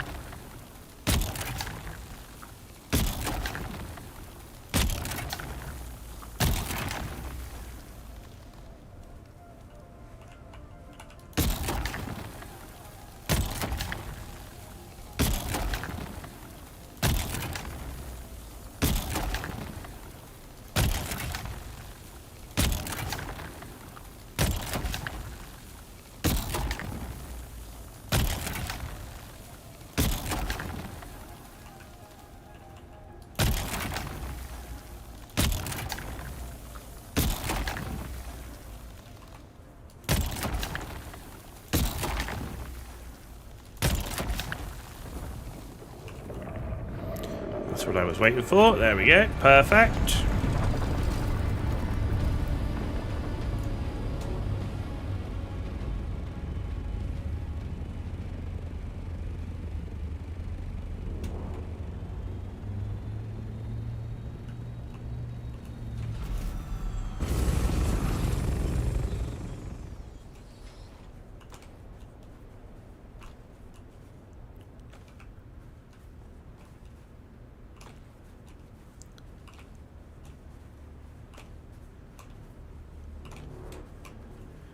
Let's do our gathering.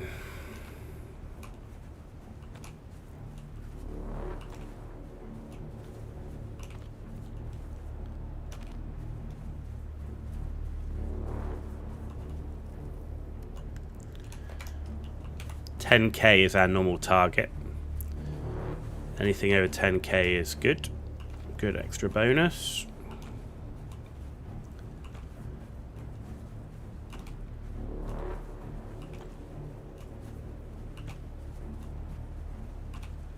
Fortunately, the sun's coming out, which sucks.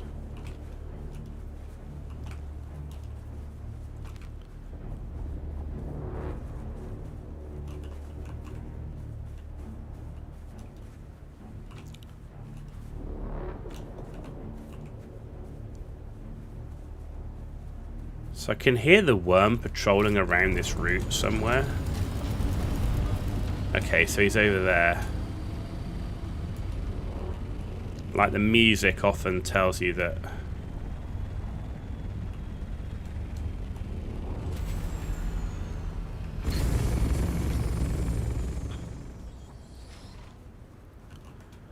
Let's start about here.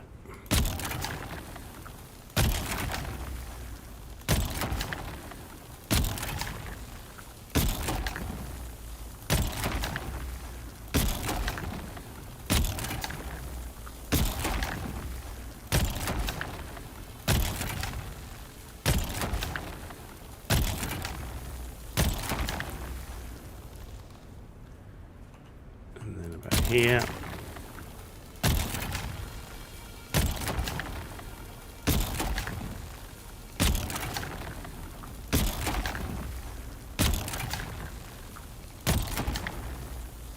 Let's get out the sun before we cook.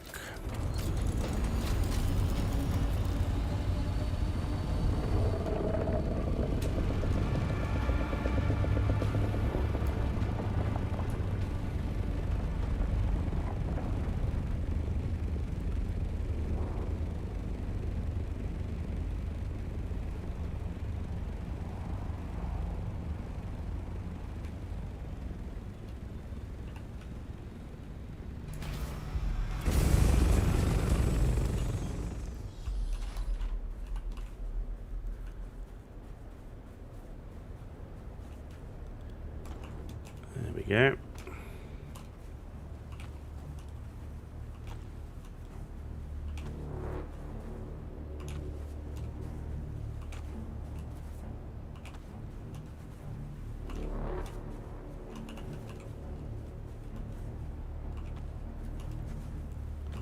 Man, this sun sucks right now. The shade's on completely the wrong side of the Thopter.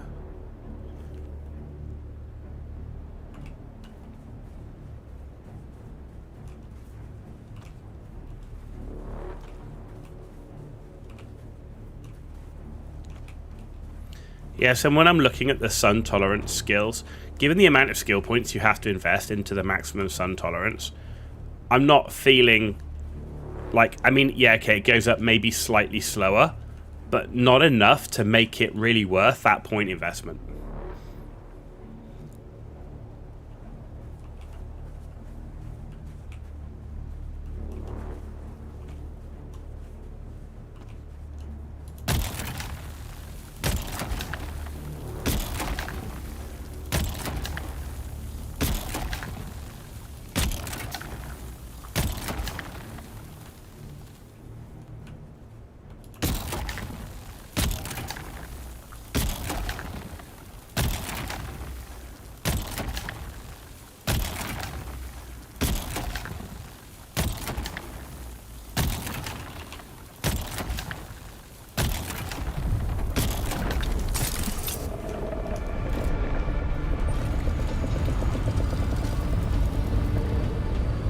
I knew it was going to come soon, so I wanted to... I wasn't worried too much about cooking, so I knew I was going to have to jump in here quickly.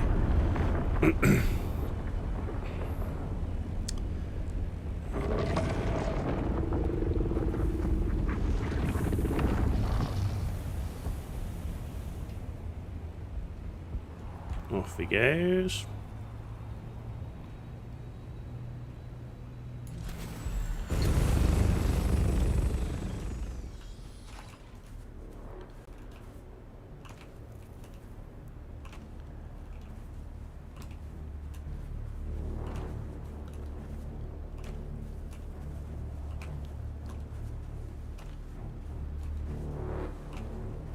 You can see we're not far off the Coriolis storm. There's a lot more wind and sand flying around.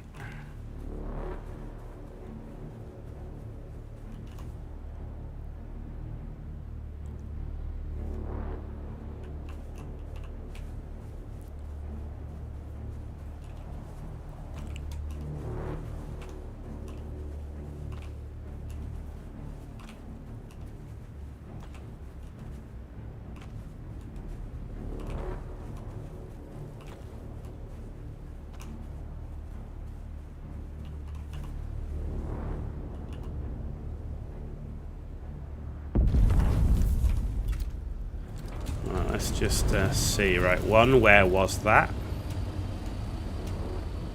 There, okay. Worm is over there.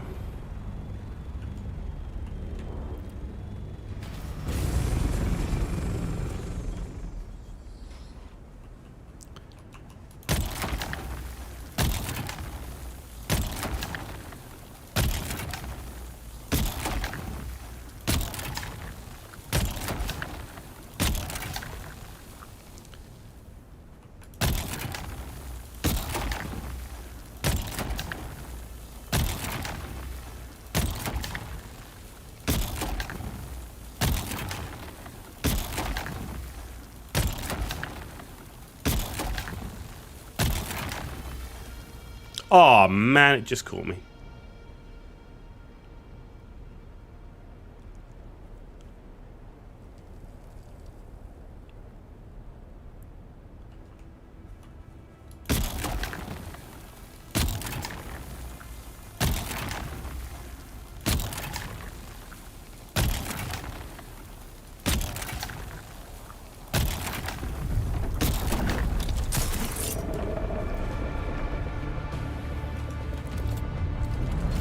And up we go.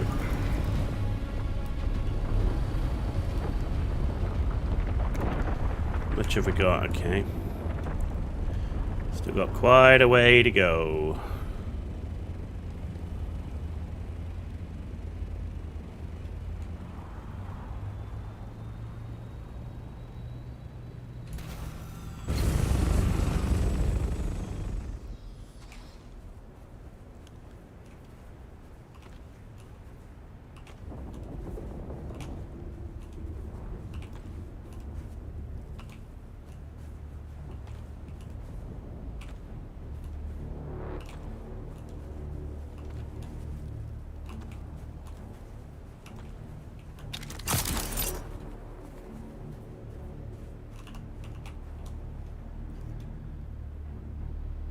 Damn the sun.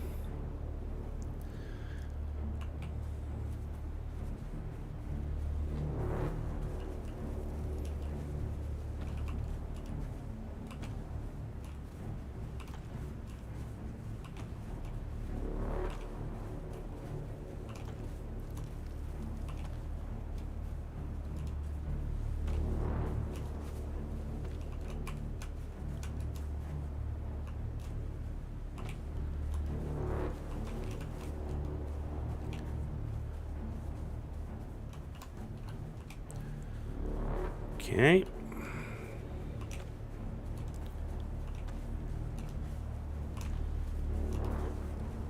Close to halfway.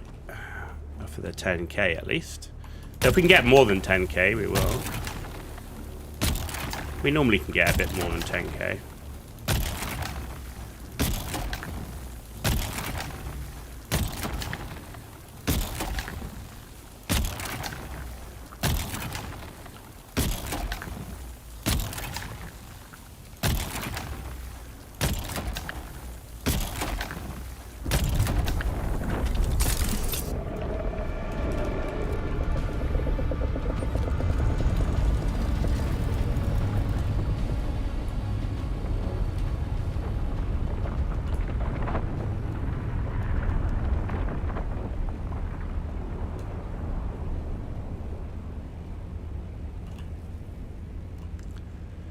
Yeah, we're well over halfway. That's good.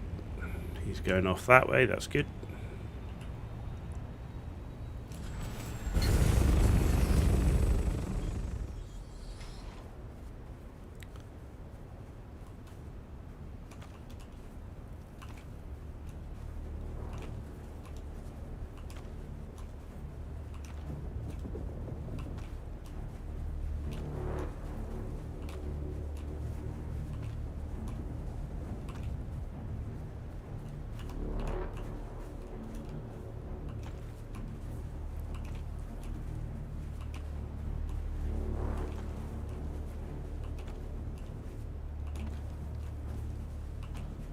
Very nice.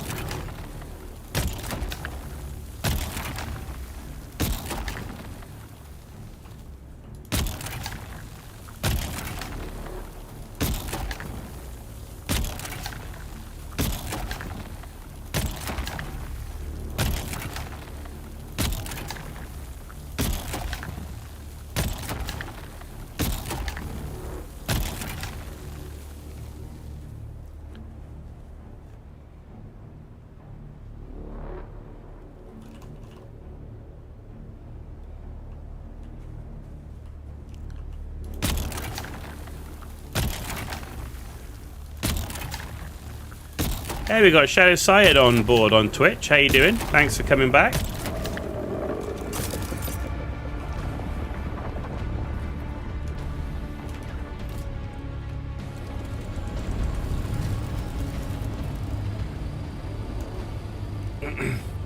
You think you noted you can do about 15 compactions, pick up and deposit without a breach, and after depositing, if you hold for like 5 seconds, it resets the worm and you can repeat again. Yeah, I mean, the way I'm currently doing it is I just compact until the worm comes. This also ties in with it being in the day as well. But I basically do as many as I can until the worm comes. Then I just jump in, it resets the sun counter, and take off, come back, and then I've got tons of these to do without making hardly any noise. Because I'm also wearing the soft step boots. So running around doesn't really generate too much noise. I'm in the shade. Why am I still burning? You bugger. Okay, fair enough.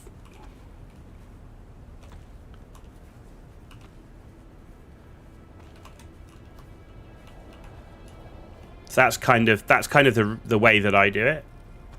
It's just basically just keep doing it until he breaches. He's going to breach at some point, right?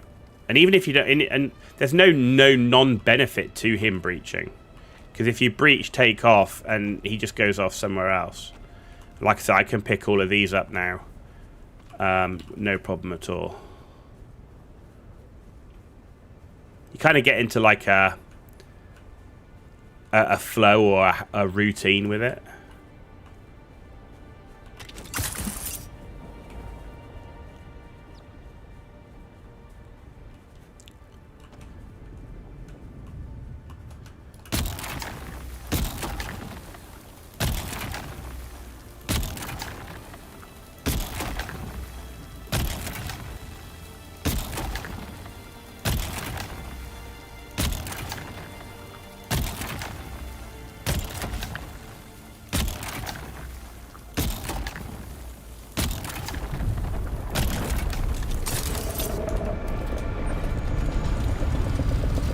There we go. The way you do it resets temperature, but you never get any breaches, which is just faster than waiting for him to disappear after breaching. Thing is, you don't have to wait for him to disappear, right? You only got to wait for him to change direction. Like, there you go, he's changed direction, so now you can come back.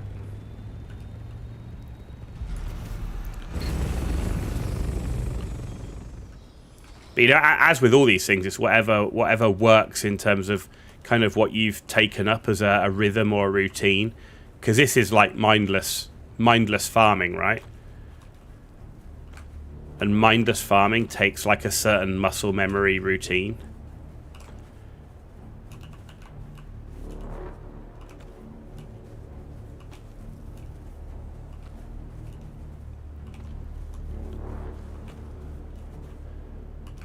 And I'm in no major rush.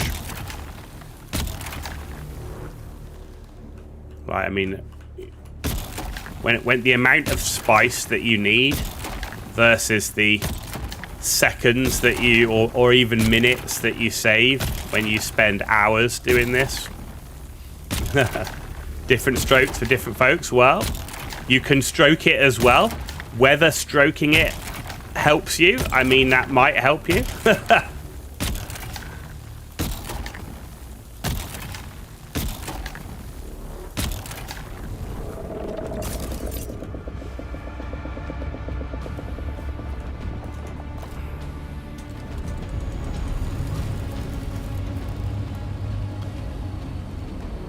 I think we're nearly done here anyway. Yeah, we're close to... I mean, 10k is our target, but like I say, anything we get beyond that's fine. There he goes.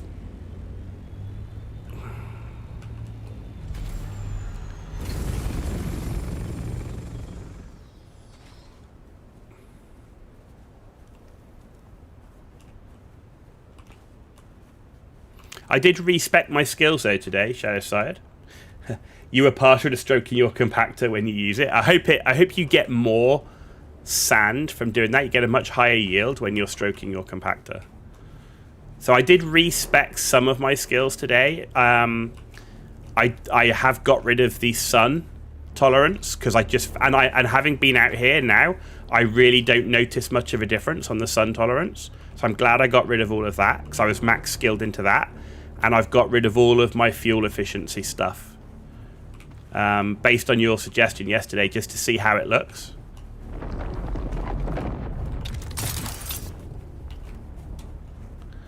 He's close.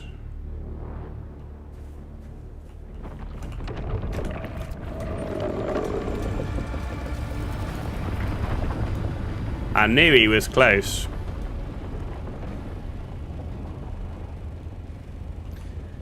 How am I finding it? Well, I mean, to be honest, what have I done in terms of the skill respec? So, what did I do differently? This is all the same. Oh, I haven't gone into gunsmith at all. That's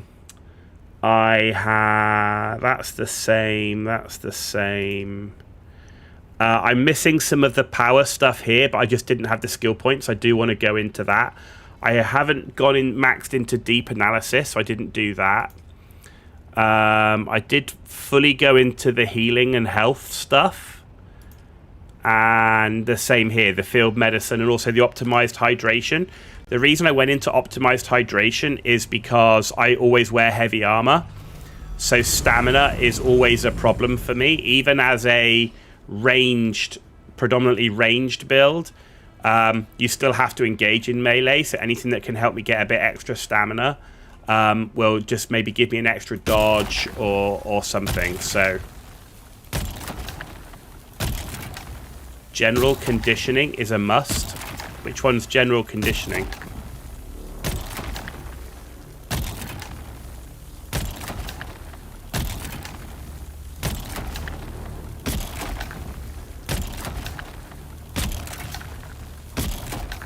Swordmaster increases overall stamina. We'll have a look at it. Is that a technique though, or is that a passive?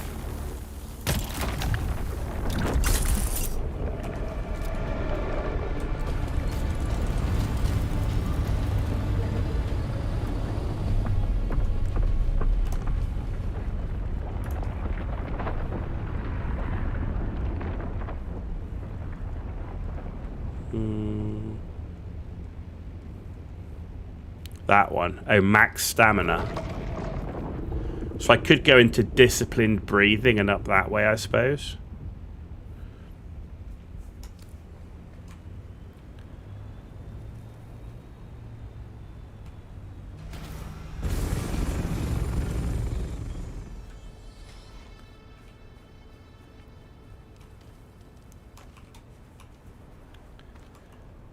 Would give me extra dashes.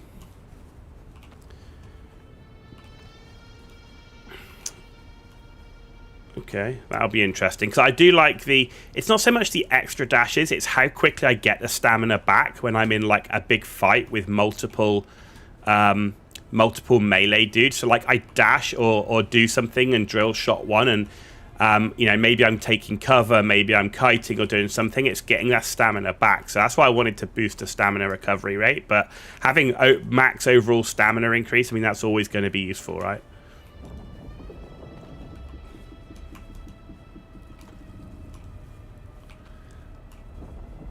Yes, at the moment, in terms of techniques, because I'm like dedicated into ranged, I've got the technique for boosting body damage and the technique for boosting headshot damage, and then the healing technique.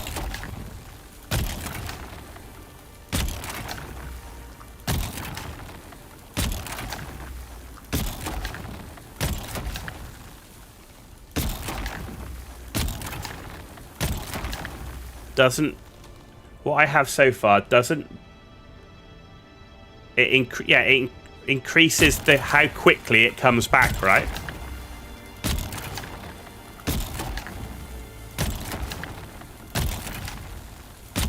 So it increases the rate. It's not increasing the overall stamina, it's increasing the rate at which it comes back. So if you get 10 stamina a second normally, you're now getting 15 stamina a second. No, the opposite. What?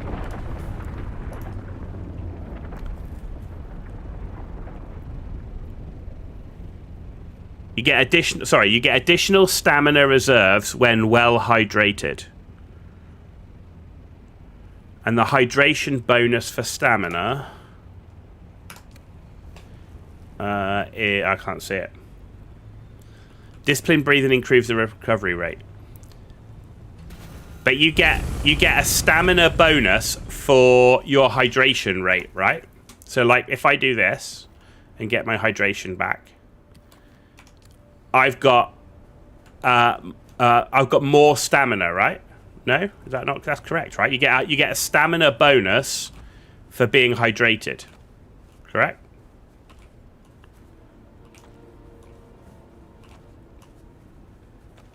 Oh, I mentioned I want stamina back fast. Yes. So yeah, I could take the tech. You're right. So I could, in that case, I could take the technique for disciplined breathing. But if I want to go to increase the max stamina, I have to go and take that technique anyway, or at least skill into it. So it might be just one of those ones where, depending on what I'm doing, will depend which technique I want to use. Because I'm like, what technique do I want to get rid of? I really don't want to get rid of my headshot damage or my body damage, right? Because that's what I'm totally spec'd around. And then, like, the only one I'd potentially drop is the improved healing.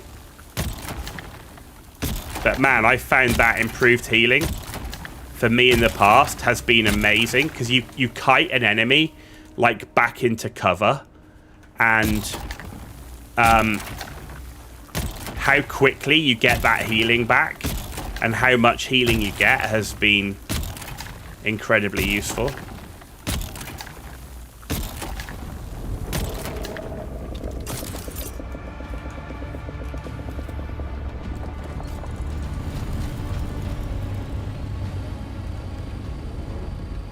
Storage full. Okay. Yeah, so this one here, so you get your regen limit and your regen rate improved. So I really do quite like that. That has helped.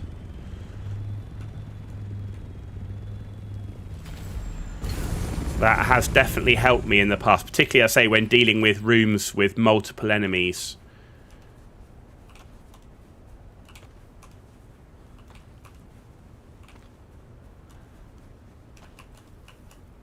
Because normally you can only get into cover for 2 or 3 seconds just to start the heal. And by then someone's on you. Because they do follow you.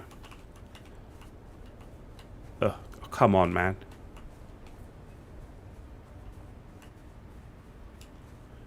Bloody Thopters slid onto my stacks, which sucks.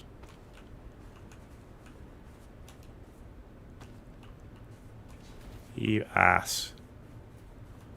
And of course, anytime you walk in or anywhere close to the blades of your Thopter, it bugs.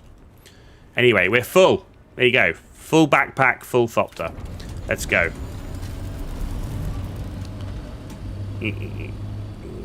Right, take off. And put our marker. There we go. That's how we're getting out.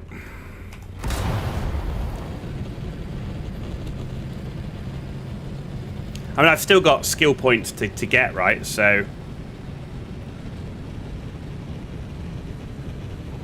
And that's... that. I mean, we're really in the fine-tune point of it now, because for me, it was all about making sure I was properly spec'd into the range damage.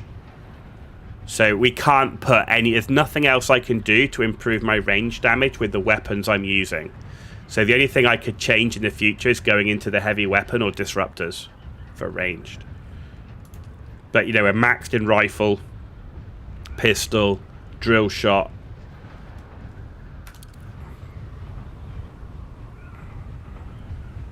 Can't do any more from range damage. It's quite fun doing builds because having increased stamina and increased stamina recovery rate might mean you lose less health, so you not need trauma recovery. True, but in terms of the losing health, generally it's not the melee dudes I lose the health to. It's things like multiple grenades being thrown or drill shots, because I'm obviously trying to fight at range all the time.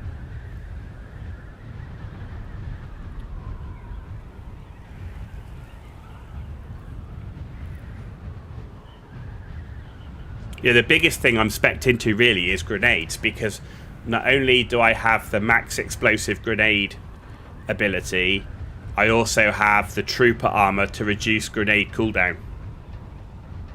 You don't even use discipline breathing, you just go into the max stamina. I can see why the max stamina would be good. I mean, I've got to take at least 1 point in discipline breathing to get to the max stamina one anyway. But I do feel like I would like the increase in power. But I think the max stamina would be more important, especially given, say, I'm a heavy armor user, right? So, because heavy armor is just so good on a range build because of the mitigations in enemy range damage.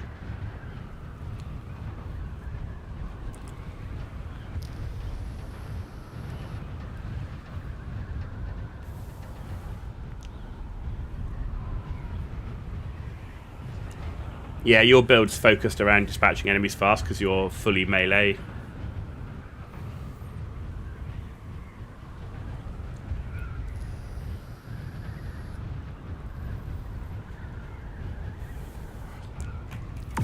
I'm interested to see what you could do, though, from a range build focused around grenades and heavy weapons. Because that, in theory, should be really good at dispatching waves of enemies. Like, if you're with the Vulcan Gao, if you were able to get really good damage and stuff from it, and you were teched into the grenades, you should be doing a lot of area damage. The only problem with it is still shielded enemies, and I just feel like the Vulcan Gao doesn't take them down quick enough. Your shield stays up, so you tank a lot of bullets while getting rid of the blade guys and heavies. Well, yeah, I mean, and it's kind of the way the game's built, right? Because they had to make a lot of it that way, because otherwise melee wouldn't be viable. In a way, they've kind of gone so far in the other direction that melee is stronger than ranged. Absolutely. I totally believe that melee in this game is stronger than ranged, without a doubt. I just don't like the playstyle. But if you thing is, if you don't kind of do it that way, then melee becomes not really viable. You know, you take like Once Human, right? Melee's not really viable because of the way ranged works and the fact that you don't have any shields against ranged, right?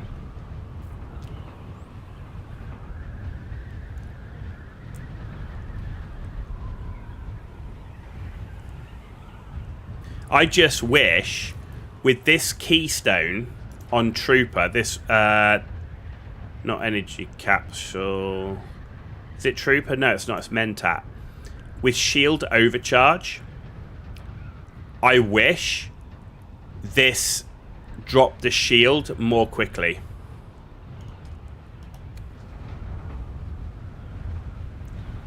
Like, if I'm going to spend spice and use my spice abilities, I wish that actually was dropping enemy shields much faster, because it's limited anyway, right?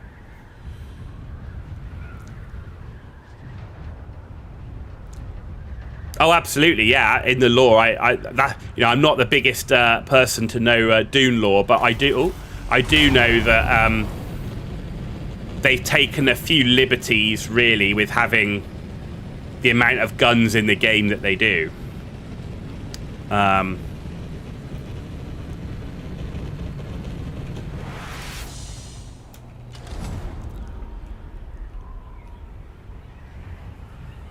But, like, even if I'm playing a fantasy game where there's no guns, I'm the guy that's using the bow or the crossbow, right? Or the magic spell.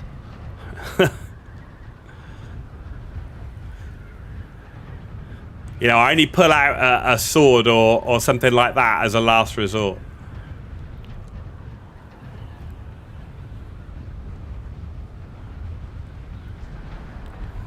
Do you want lightning fast takeoffs? Activate boost and immediately glide.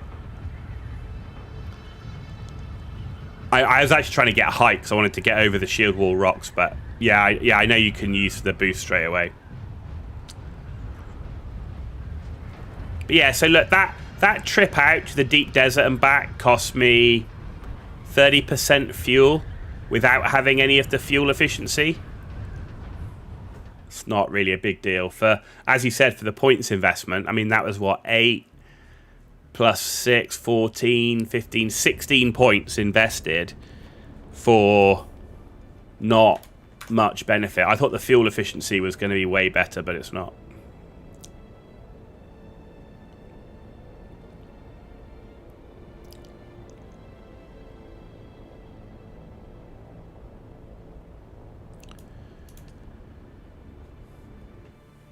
My best situation when I'm going through, like, testing stations in Haga Basin, for example, is I've got so much damage put into my range stuff that I normally try and snipe out the melee dudes first before they've got their shield on.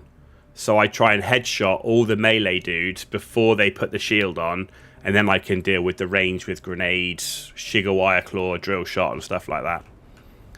That's generally how I do it. I always try and take out the ranged first, because, like I say, if they don't have their shields on, they're screwed.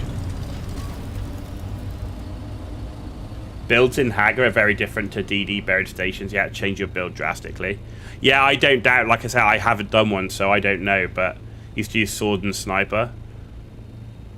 Yeah, I don't see the sniper being that useful in deep desert testing stations, and I also noticed that in a lot of the story testing stations where you had waves of enemies, I didn't bother with actually the sniper or the handgun very much. I was focused on the drill shot, the battle rifle, and I also had a Vulcan Gao. I liked the Vulcan Gao in principle, but not being spec'd into it meant the damage was down, but more importantly, the spool up time is too slow. Takes too long to spool it up. So I didn't like it from that regard. Sector weather alert. A large sandstorm is approaching. You might like Suspenser Blast. That's the Trooper one, isn't it?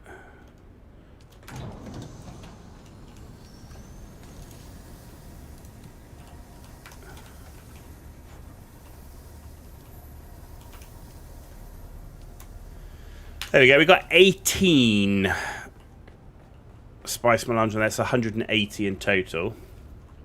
You can activate Suspense Blast even with 0 stamina. Is the damage that much, though?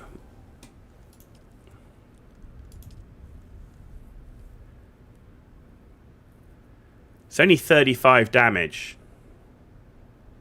I mean, it pushes them back and impairs their movement for a short time, but Hold the ability to increase damage dealt and time of blast released.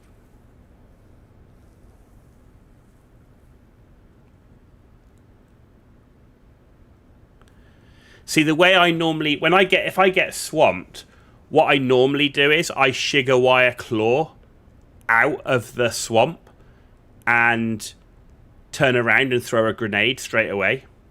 Because the other thing with the Shigawire Claw is I'm obviously getting these off quite quickly because I have the reduced cooldown time through my armor. Right, how are we doing? Right, so we've got the chassis, the cockpit, the engine, and the generator.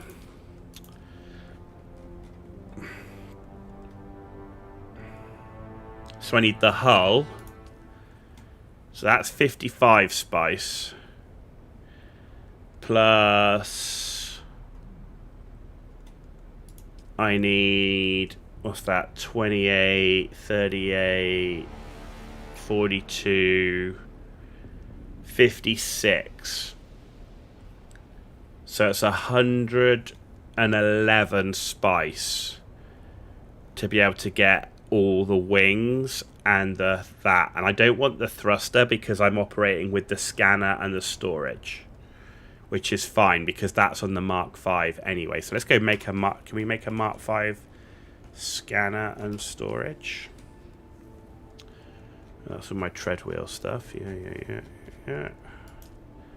Buggy. Oh, look, I've got albatross wing.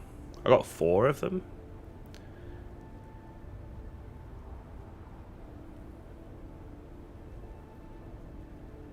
Huh. Those albatross wings, speed is 170, turn rating 7, agility 7.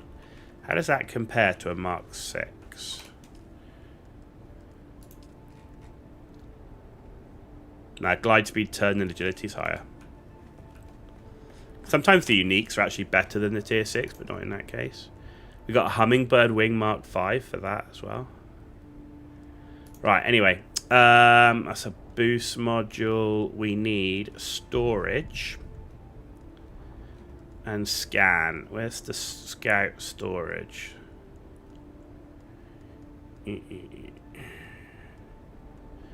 Scan module.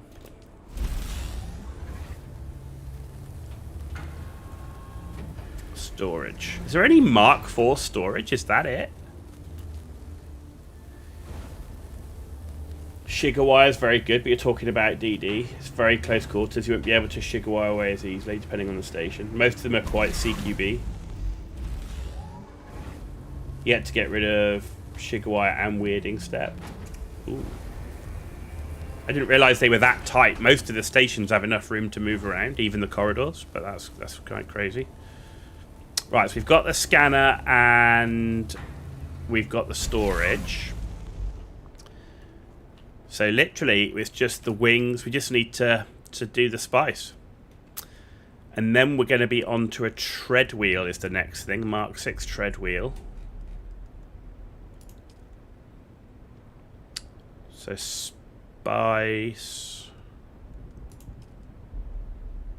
Carbide scraps, cobalt paste, all that looks good. We are going to need to get some more cobalt paste at some point. Got 367 overclock power regulators. Crazy.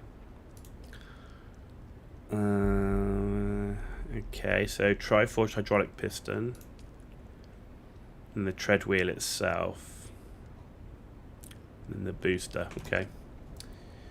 YouTube, you mentioned has some builds I'm sure you love. You'll be destroying enemies with guns using some of those builds. I will definitely check him out. But I did crash out on the game yesterday, so I'm kind of a bit down on the game at the minute. Did crash out big time yesterday on the game. Oh, so it's a combination of things, right? So first of all, remember I haven't streamed or even played a video game in 3 weeks because I was traveling with work. I came home on Friday, and for the whole weekend I've been completely sick as a dog, so like really terrible. And then yesterday I had a bad night's sleep, woke up, and I didn't feel great, but I wanted to play, and I was playing Dune because it was a bit more chill, right? You know, when you're farming Stravidium and Spice, it's way more chill. And then near the end of the stream, I thought, do you know what? I'm going to do the Chapter 2 story. So I started doing Chapter 2. And, like, I really enjoyed Chapter 1. Like, 90% of Chapter 1, I had loads of fun doing. The cutscenes were great and everything. And then I started doing Chapter 2. And in Chapter 2, I don't know how long it takes. 3 hours, something like that. Maybe a bit less. But it was fucking boring. I was like backwards and forwards and backwards and forwards. And you were there, right? So you were there, and we were doing the scanning the clues in the room and blah, blah, blah. And then we had to go and do the murder mystery thing. And I really don't enjoy murder mystery. I like a lot of genres of video games. Murder mystery is not one of them.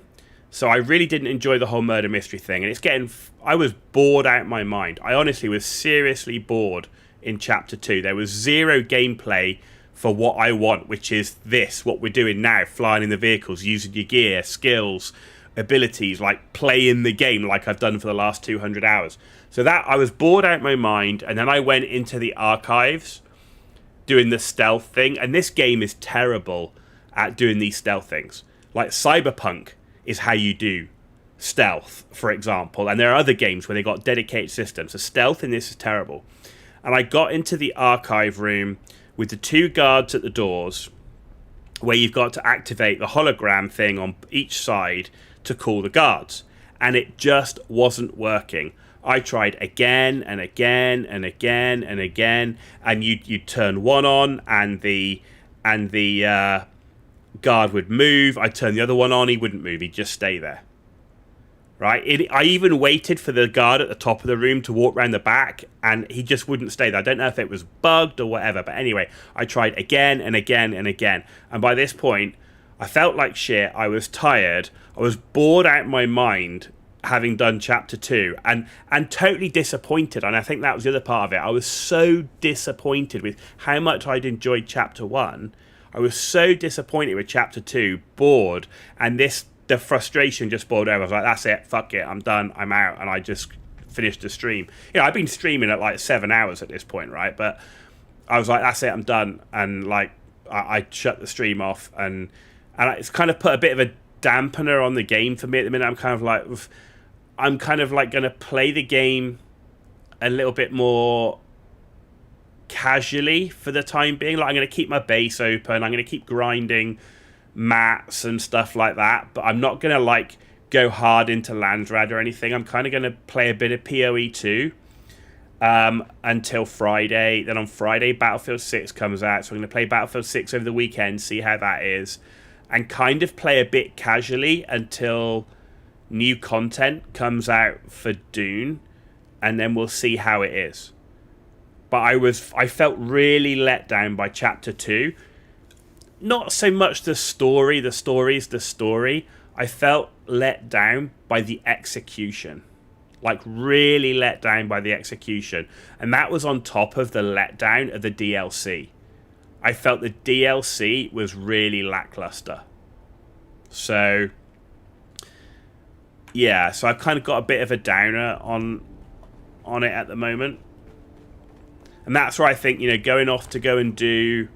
going to do, Path of Exile, play a bit of my Witch, play a bit of my Merc, and I do really enjoy Path of Exile. So play Path of Exile 2, that is. Go and play PoE 2 for a bit. See what Battlefield's like over the weekend, and then kind of see where we are over the next few weeks, months of what more they can do in Dune to make it, to improve the content, improve the end game. If you look at the Landsrad, in reality, actually it's not even up yet, suspended, but a lot of the Landrad stuff is craft like 100 guns or 50 guns or whatever, go and kill like 1,000 of these enemies or something like that. And I know Landsrad's supposed to be done as part of a guild, right? So it's not really even designed for solo players so much, but still, I'm kind of like,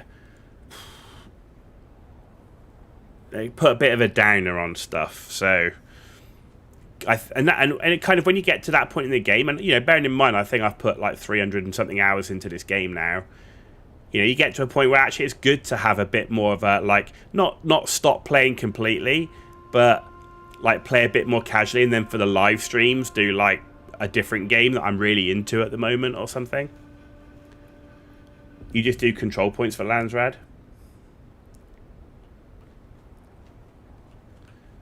Yeah, I mean, I could do you're right, I could do the control points. The thing is, though, I have to say is that, I mean, while Atreides is massively dominant on this server, and I am Atreides, like, it's a very active private server. So in terms of your personal contribution, that's where it can be tough. But yeah, so overall, that's kind of where I got to with it. It was like, Right, let's go get some plastanium stuff.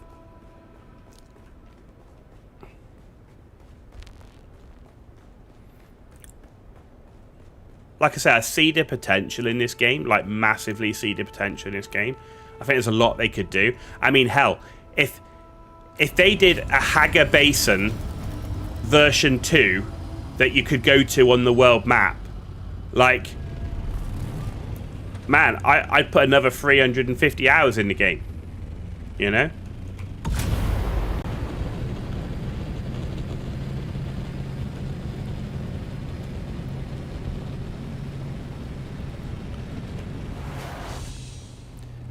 And for me, it's a bit like, it reminds me a bit of Once Human in that way. Like, we got to the end of Once Human, and we wanted, like, the next season or whatever, and it's like, what I want is, I don't want to repeat Manibus with a slight different mechanic. Give me what you gave me when Manibus first came out, with a whole bunch of new stuff, new dungeons, instances, bosses, new map, all that sort of stuff, right? And that's kind of what I think we need here. Like, I just don't see, like, just keep adding small things into Haga Basin. I just don't think it's big enough to really get the benefit from that. They need to do, like, another Haga Basin. And that's a big expansion, don't get me wrong, but, like, if we're talking, and I'm talking PvE content here,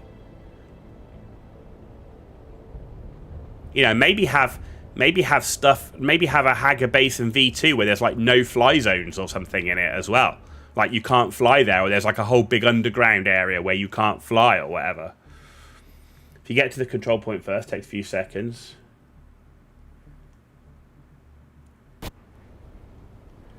Yeah, but so there are barely any Harkos on the server, but it's getting to the control point first, right?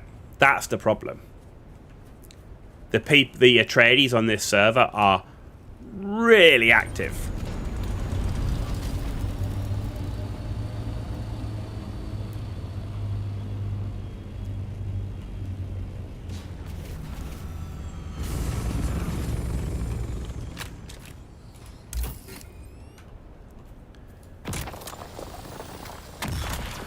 And the content creator that basically runs or pretty much owns this private server has a very, very big following. So, there's a lot of people that were invested into this.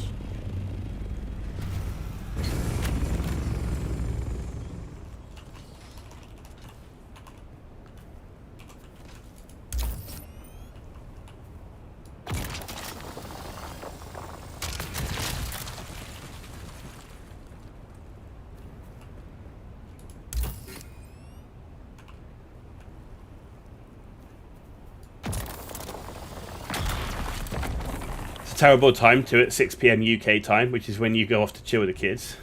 Yeah, man, I can imagine the feeling with that. So, I mean, for me, like, I mean, what's that? 6 p.m. UK time. Oh no, wrong way. I'm too busy talking.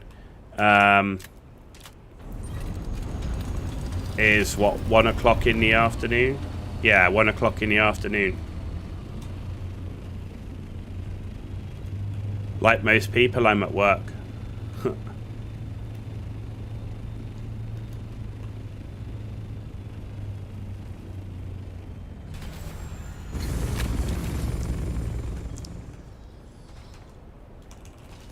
And either way, like, the only reason I'm streaming so much at the moment is because my wife is away.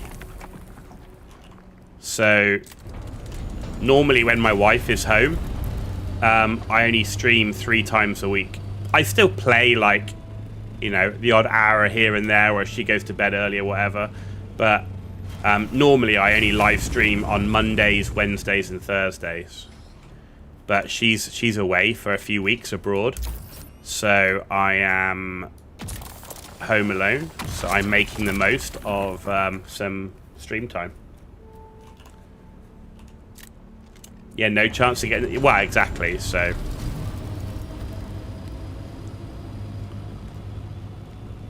You know, and depending on the Landsrad thing, some of the Landsrad ones can be quite easy to get to, but any of the Landsrad ones that require you to kill dudes for points, when you actually work out how many dudes you need to kill for those points, fucking kidding me, man. There's no way.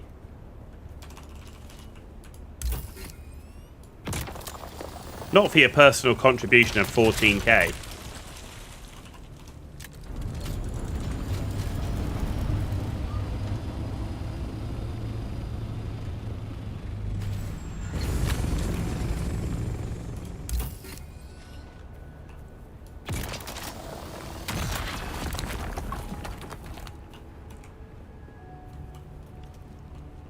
The only viable way is control points, which most people...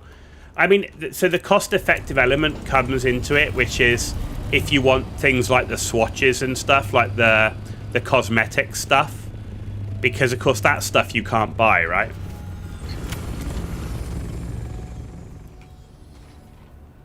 So normally you're only doing it for things you can't buy, because most of the blueprints and stuff you can get on the auction house, right? It's more about the color swatches and all of that. All your Mark 6 compactors. Ha! Yeah, that's nice. Especially given a Mark 6 compactor is 42 spice melange. Whereas I don't even use a Mark 6. I just use the industrial because of the cost.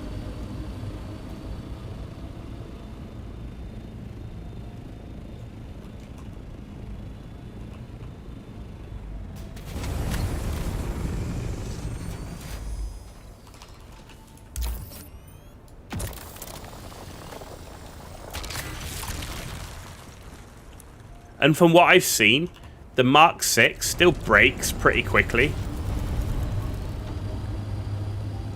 Like, I do think the static compactor does break a bit too quickly.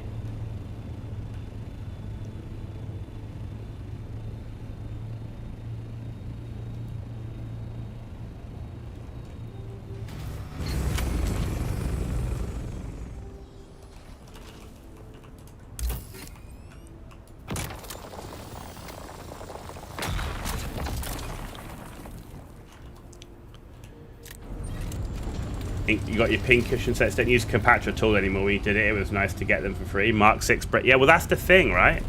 That for me, the compactors break way too fast.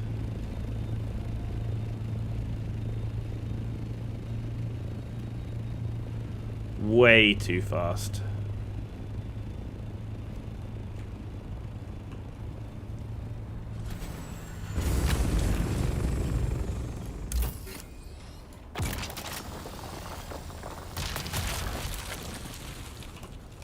There's not even a skill to improve it, you know?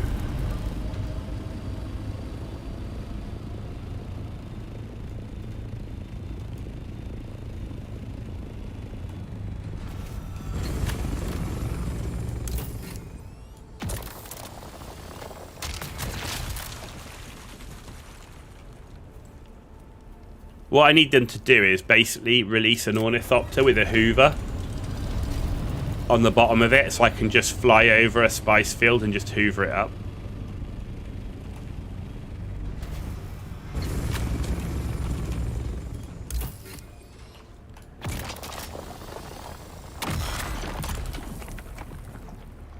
You think the welding torch breaks too fast? it does, but how often are you using it? You know, think about the static compactor. Like, you know, in terms of spice, right? To do one Mark 6 buggy, I think is about 3 spice runs, right? Which normally your compactor, because even if you repair it, you've lost some durability. So I think you can probably get, it's like 1 compactor for 3 spice runs.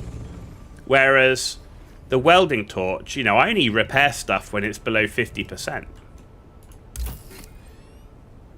So you're welding all the time with your carrier crawler. Well, that, yeah, okay. I mean, if you're grinding it that much, then yeah, you're gonna use the torch a lot. But yeah, I don't repair anything until I'm below 50%.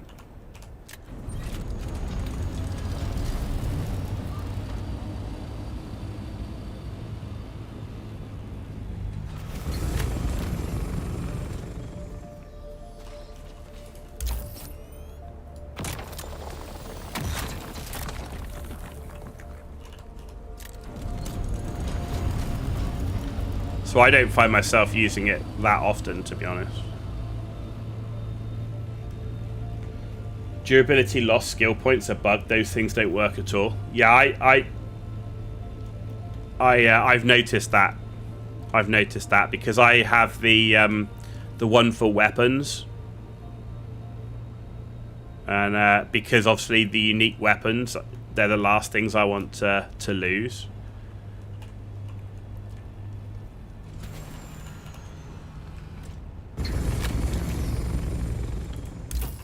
I don't want to pay a fortune for them on the auction house.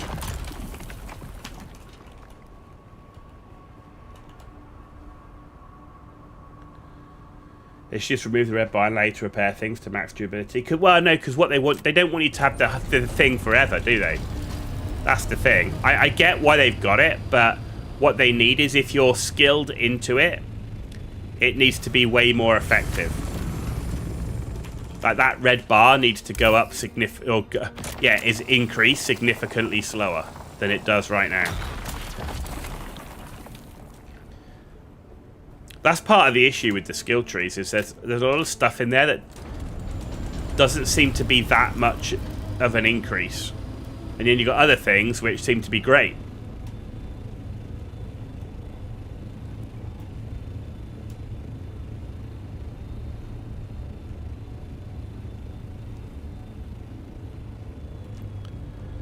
Like that sun tolerance, man, they need to massively improve that if they want people to use it. I'm so disappointed with that. It shouldn't make you immune, but it, you know.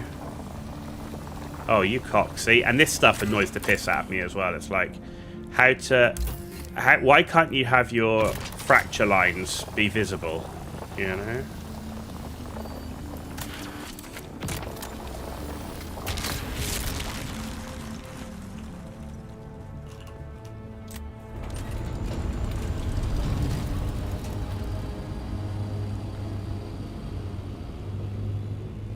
They could increase the materials needed to repair each time, which will force people to go out and farm the materials more.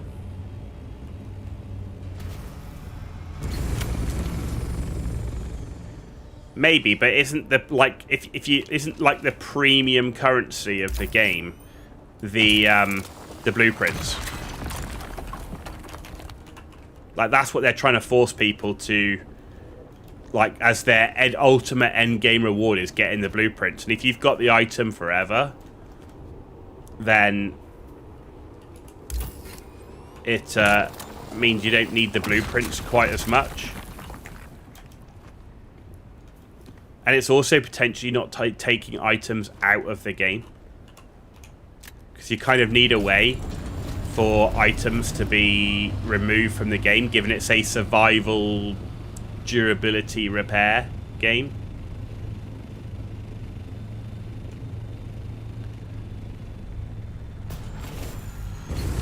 Yeah, well, I mean, that is ridiculous. Like, that is... I really don't understand what they're doing with you can buy vehicles back you've lost. That really makes no sense to me.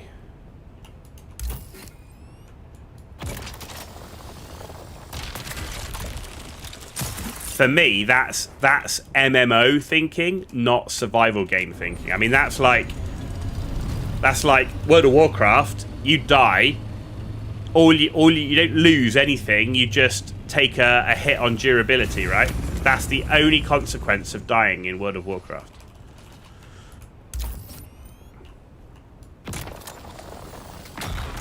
And that's not uncommon with a lot of MMOs, right?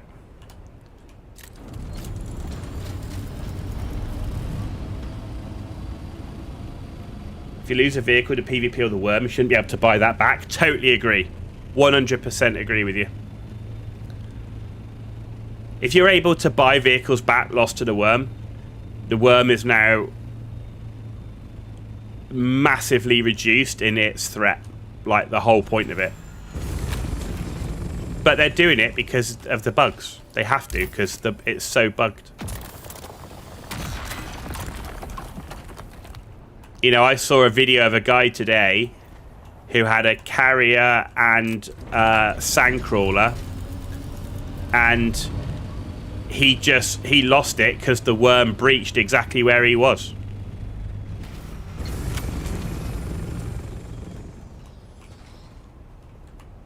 Like on a random thing. Like if you looked at his worm meter, the worm meter wasn't red. The worm breached where he was. Bang, gone. And granted, I'm sure it doesn't happen much, but that's gotta suck.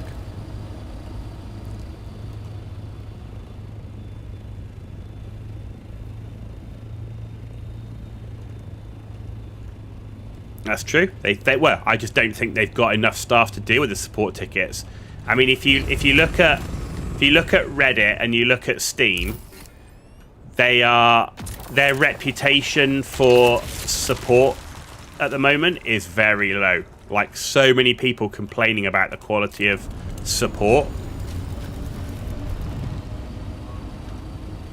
I think this is a way of resolving a lot of those issues.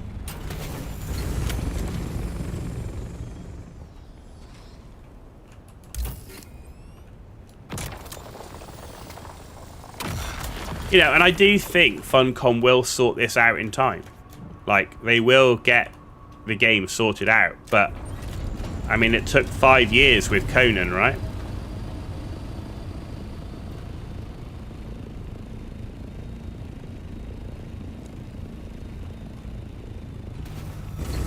I mean, how long did it take for No Man's Sky to get where it is?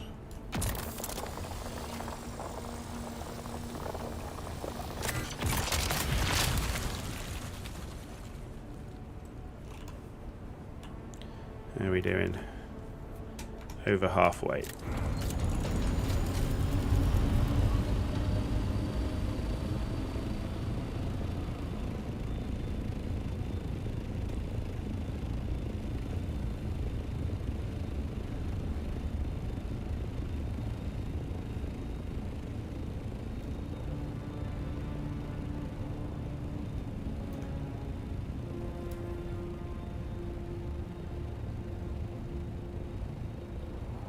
So the other guy loses crawler because a falling ship landed on it. Have you seen the one of the guy in Haga Basin? So when the game came out, like a few weeks after it came out, there was a video of a guy in Haga Basin flying in a scout at max speed, and a falling ship landed on him and killed him.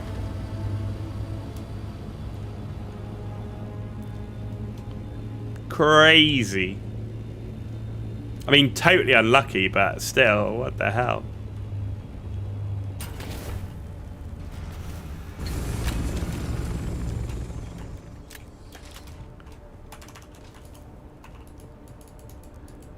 Where's my thing? There we go.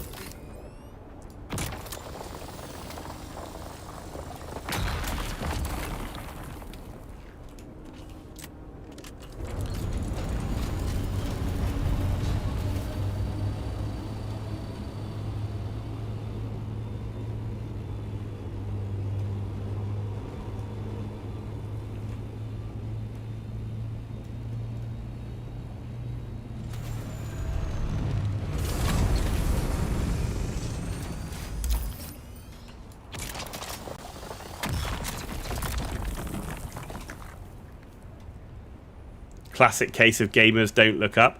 Well, that's the joke about the star chest, isn't it, in that cave? There's a star chest in a cave, and you can only find it if you literally look right up into the corner of the room. It's like one of the random ones. Like, there's no other reason to go in that part of the cave. Like, up there. It's just a random star chest.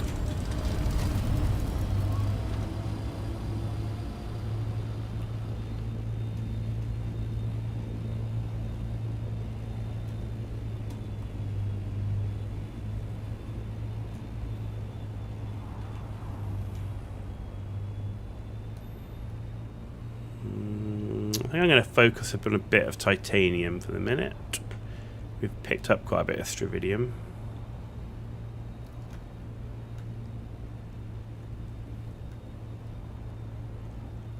Okay.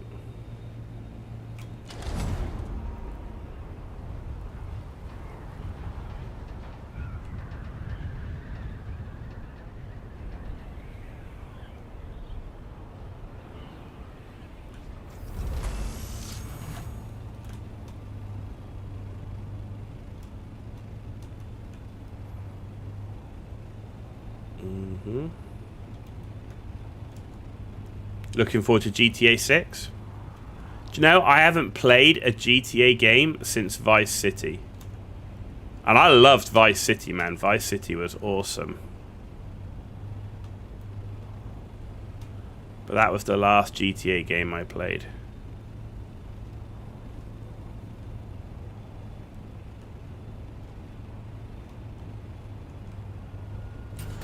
GTA is your life? What do you like about it? Is it the open world nature of it? I mean, I see there's like a lot of RP and stuff in the GTA 5.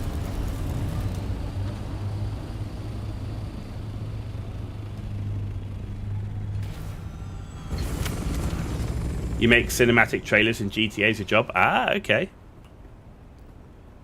Nice. That's cool.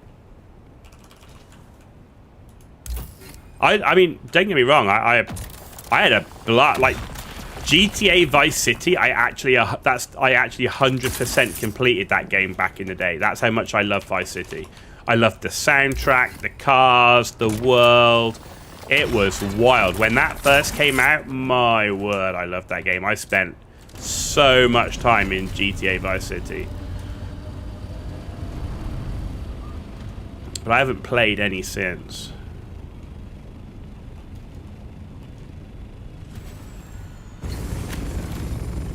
You start work as a contractor with Rockstar next month. Wow, that's cool. Jeez, nice. Good job to get.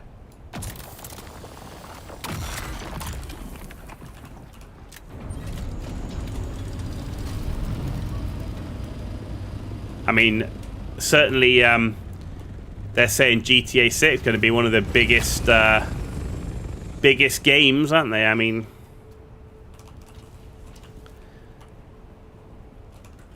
supposed to have the biggest game of the decade or something, people are saying.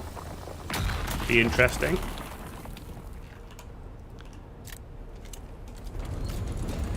The danger is with anything like this is that, like, people hype it up so much that when it comes out, they've hyped it to the point where it's an impossible thing to happen.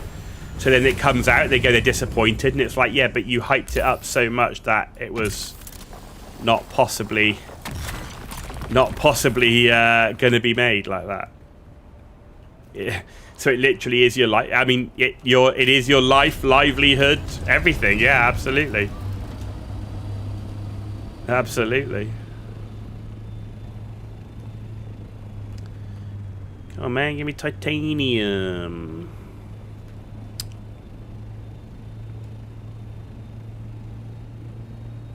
I know there's a whole bunch of it here somewhere. There was. Yeah, there's one. Yeah, it's over here.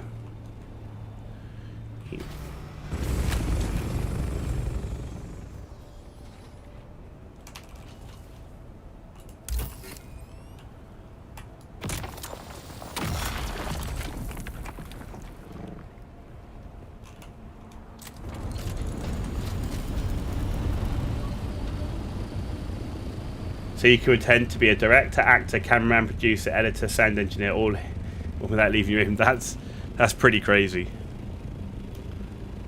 So when I become like this uber massive streamer, I know who to come to get to do my intro cinematic, like Co-Carnage, because Co-Carnage's intro cinematic is very fucking cool.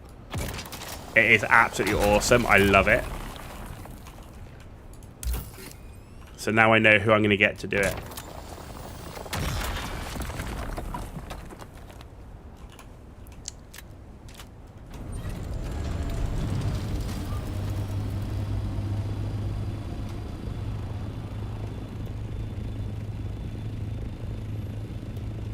Like, of all the content creators, there's no doubt Co-Carnage is my absolute favourite. I love watching Co-Carnage play. He's so chill. He's so into and loves video games and so anti-drama. He's like, if I want to be a streamer, that's the kind of streamer I want to be. I want to be a Co-Carnage without a doubt.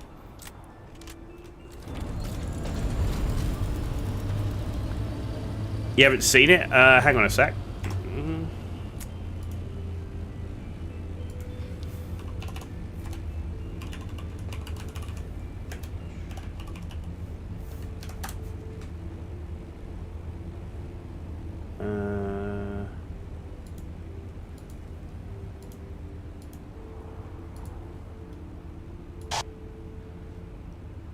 I will put it up.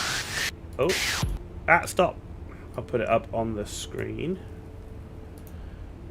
Hang on.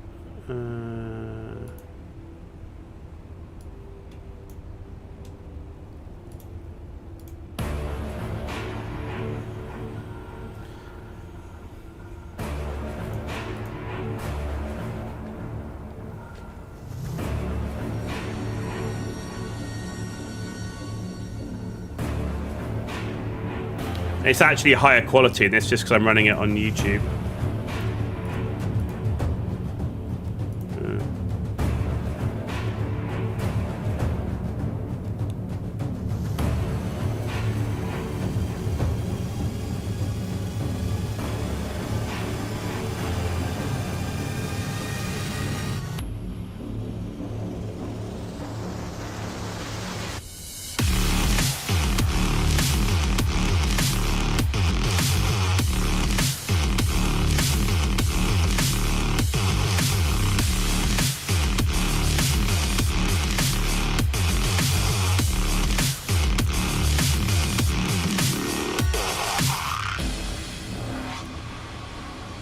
Nope.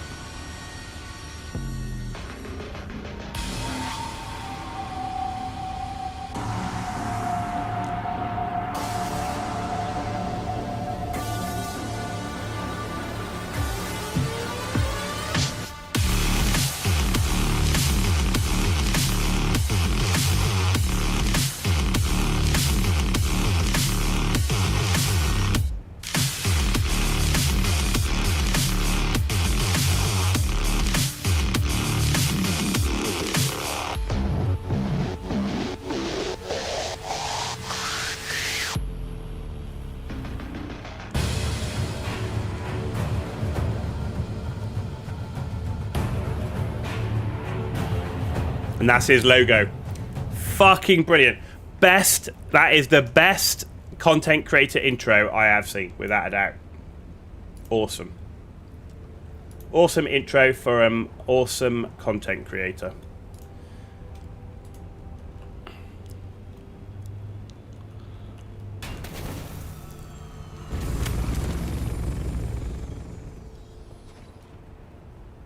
Yeah, every time he streams, literally every time he starts a stream, that's how it starts. And it's great because, so, you know, a lot, you know, for me, for example, you know, I can't have anything like that. I can't afford to have that done. But for me, all mine is stream starting soon, right? And an image. And the great thing with this is there's normally, like, you need to have your stream starting for like a few minutes before you actually jump into it, which allows, oh, face cam, yeah, which allows the obviously the audience to come in. Like, say you don't want to start the game before half the audience has got in. They got to get the notification, those that want to join, all that sort of thing. So you want that intro to last like, 2-3 minutes or so to give people a chance to get in. So it's really, really cool way of doing it, and being able to have like a, the same time whenever anyone puts on the channel when they first join the stream, they know, this intro, and then he's going to start and all this sort of thing, and how long the intro lasts, and it's really cool. And it's a really nicely done one. It's not what I would choose. I wouldn't do sci-fi. I'd have it more obviously relating to me as Ghost Owl, so I'd be looking for something like graveyardy, with like the goat with the owl flying around, something gothic-y and dark, something like that would be really cool. I mean, it's awesome, but yeah, you also have to have the money to be able to have someone do it for you, and also with the fact that be a big enough streamer that it's worth having that done,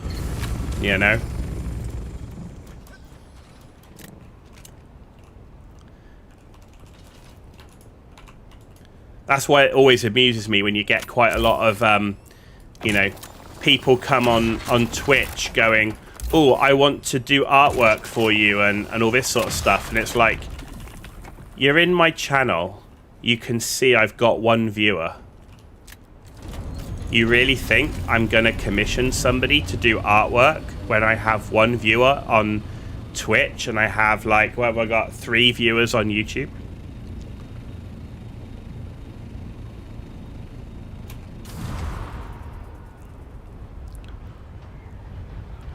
And I don't have the skill set. Like, I barely have the skill set to do all my YouTube editing, and that's still at a very basic level. I'm doing that through a Premiere Pro and Adobe and stuff. I have enough computer knowledge to basically set up OBS and edit some videos with Premiere Pro. They're not real. Most are scammers. Absolutely, most are scammers. Absolutely. I'd never go to someone like that. You'd go online and find somebody, right, who is a business and recommended by other content creators. Notice a theme: female names, poor grammar. Oh yeah, no, absolutely. Absolutely. Well, the same as all the ones going, oh, I really love your channel. You could get great tips from this other really well-known streamer that I know. If you go to this Discord, yeah, right. 3D's very expensive. Oh yeah. I don't know how much it cost for him to get that done, but I'm sure it was not cheap. Still very fucking cool. And you probably don't care when you're earning the kind of money that he does.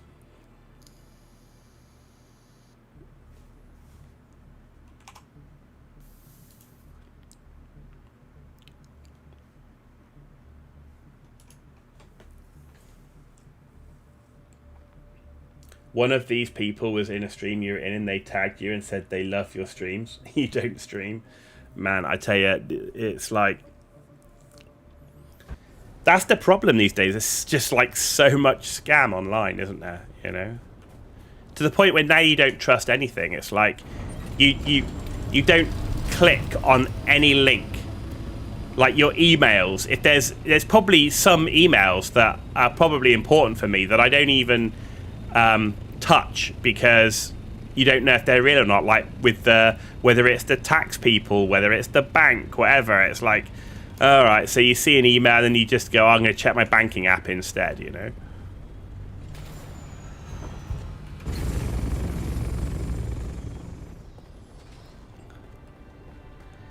You just know when you first say hello for the first time in a chat, the streamer will wonder if you're just another scammer. I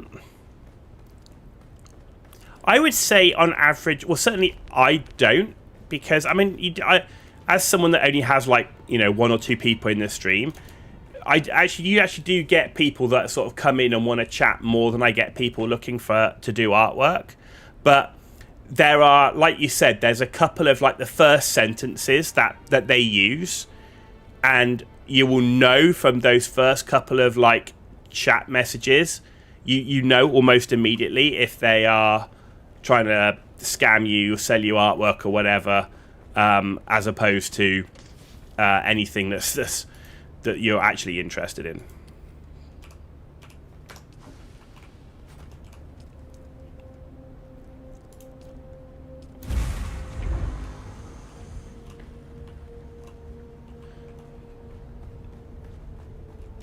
So yeah, I would say it's more around. More often, it's you know, you can tell. There we go.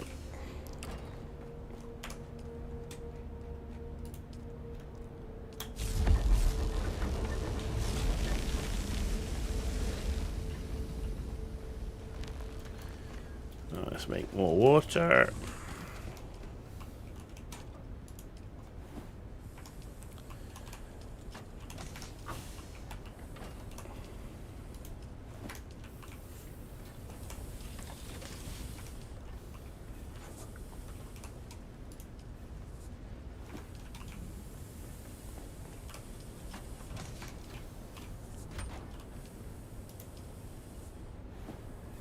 You finally switched to only being powered by spice generators. Got 7 of those. The problem for me with having only spice generators is, like, playing casually, it's not the best because you need so much spice. What I've been doing is I've been using these 2 vaults to build the fuel needed for the next level up, this level of fuel. That's what I've been building up for. So then I've got plenty of that, and I'll use less fuel because I'll have less power generators. But you had more spice residue. Well, but on the what is it? It's not just the spice residue, right? It's the 30 fuel cells per each one, and the irradiated slag. So you obviously got a lot of irradiated slag.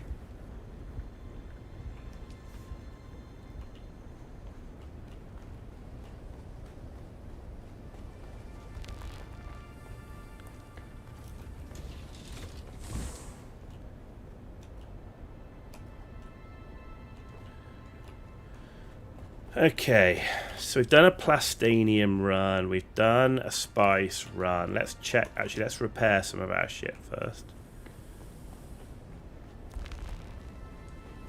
Yeah, I mean if you're sat on as much spice as you are, then I can see why you'd be in that position though. Right, repair. That looks good.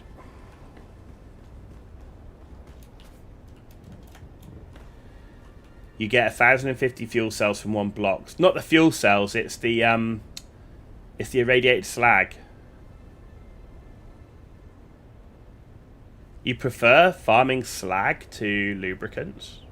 Really? Where'd you farm it?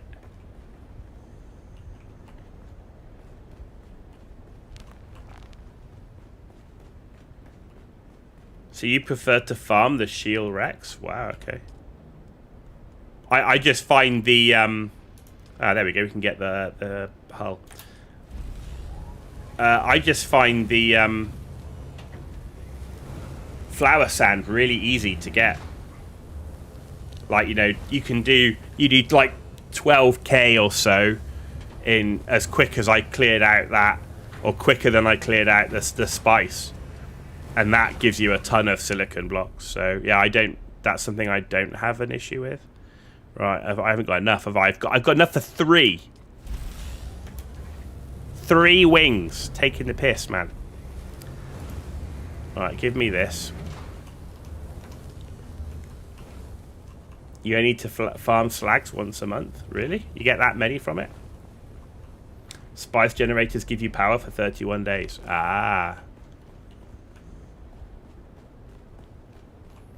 Okay, yeah, that makes sense.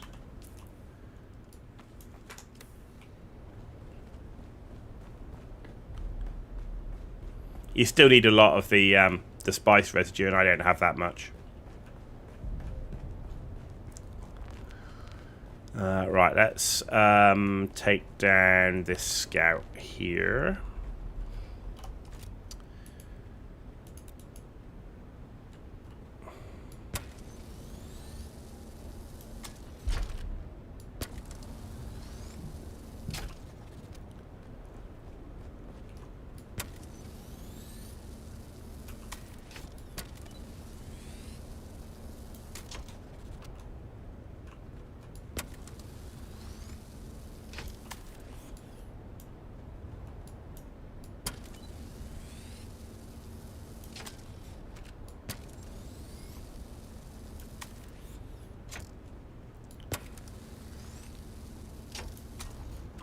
Right, and then in here, I've got space.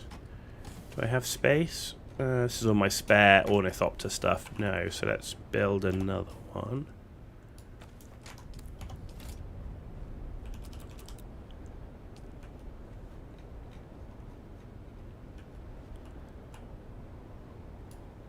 This is my emergency. You've lost a thopter place, right? Mark 5, Mark 5, Mark 5, Mark 4, wing, wing, wing, wing, Mark 6. Yeah, so that's kind of like my emergency.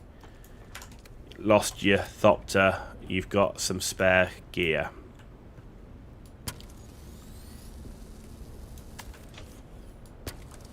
And also, if I've got any mates that suddenly need to land as well, I can open one of these up. They could land and get some stuff. Mark 5, Mark 5. Good. You worked out if you farm 100 slags each day before bed, it will take you 10 days of farming those for just 10 minutes each day to get enough to run all 7 generators for another 31 days. So it takes you 10 minutes, does it, to get 100 slags?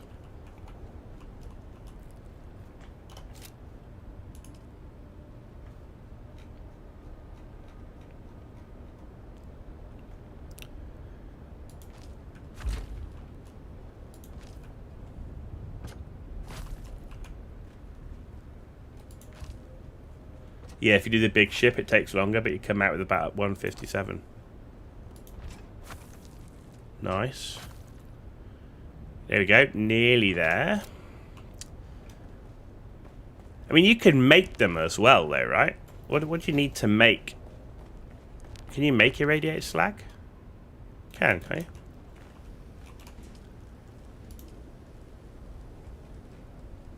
Oh, no, you can make irradiated cores, which needs irradiated slag, yeah.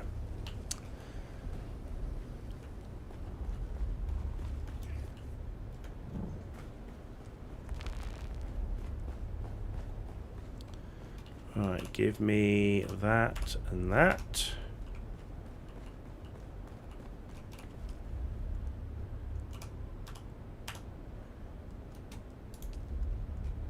And the final wing. Perfect. We've now got a full Mark 6 Scout, baby. So we've got a full Mark 6 Assault, a full Mark 6 Buggy, and a full Mark 6 Scout. The only thing we've got left to do now is a Mark 6 Tread Wheel, a Mark 6 Sandbike, another Mark 6 Scout, another Mark 6 Assault, 2 Mark 6 Buggies, and a Carrier. Easy. Hummingbird wings on Assault are amazing. Makes it so agile. Do I have hummingbird wings? I don't think I do I?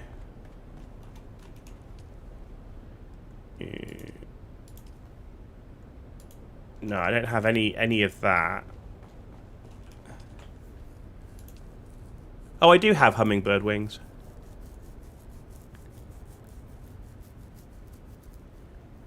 Makes it agile. 150... 6 and 4 compared to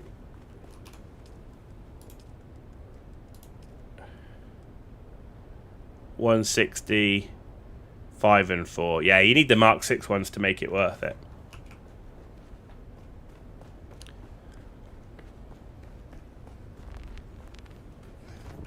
I don't have hardly. I've only got 2 Mark 6 blueprints.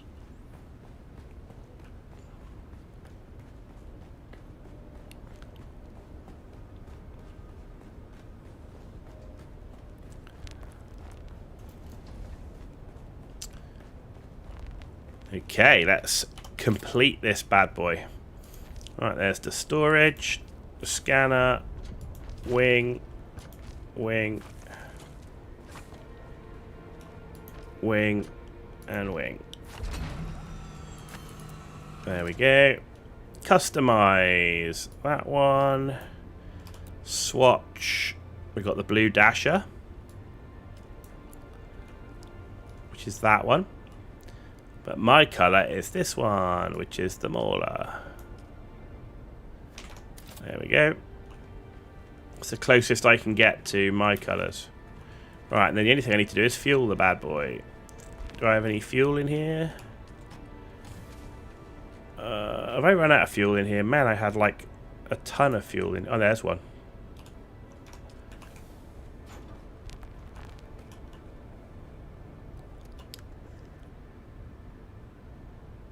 Fueled up, ready to go.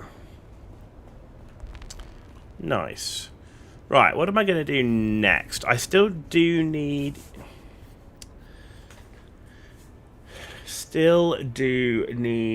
I need to get cobalt paste, really. Could do a cobalt paste run.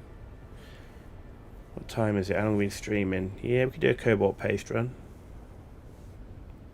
You mix Harco colours with Chome.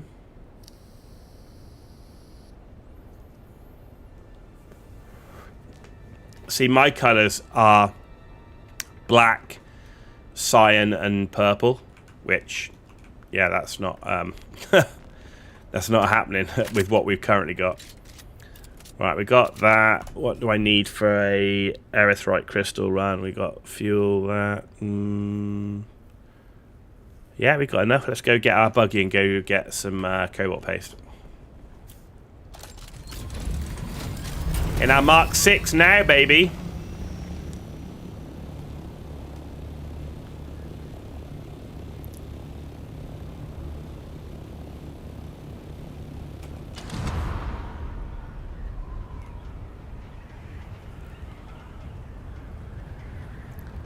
Let's see where the horizon thing in this is. Because I felt the Mark 4 handled better than the Mark 5 in terms of its rate of descent and speed, but you go white body, black wings and legs. That's pretty cool. Yeah, it's good if you can mix and match like that. That's pretty good.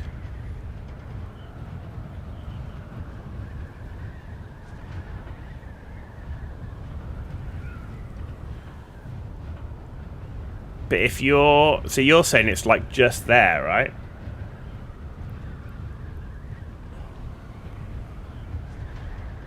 So the Mark 6, you can put it just there. 183 you get.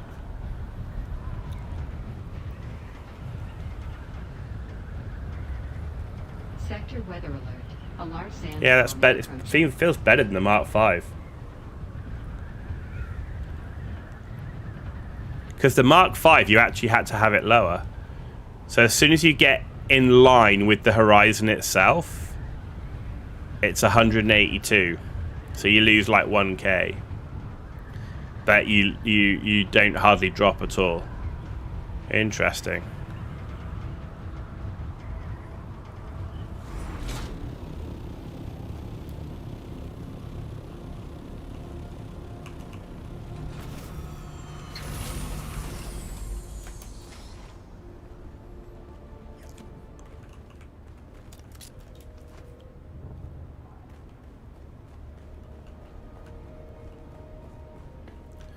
Let's add some more water in here.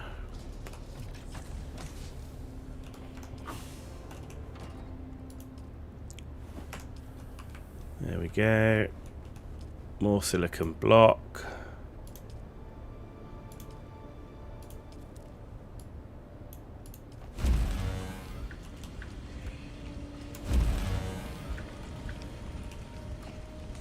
Good. Right, let's go get a couple of bodies.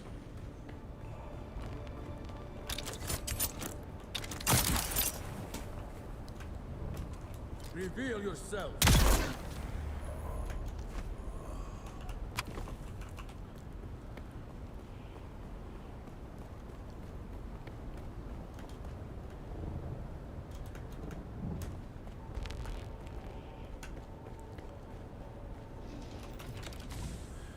Let's go get another body.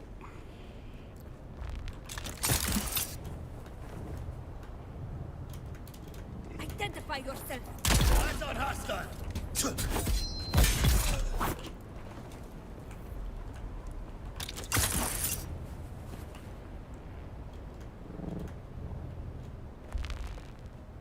There we go. 3 bodies. Don't need too many bodies here because, you know, this is only very light processing.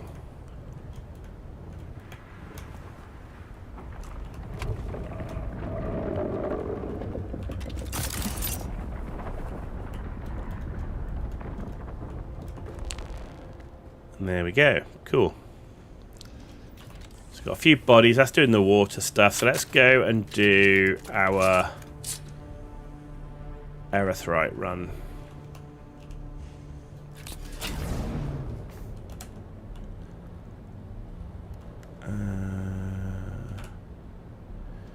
Your water production is purely death stills. You have 10.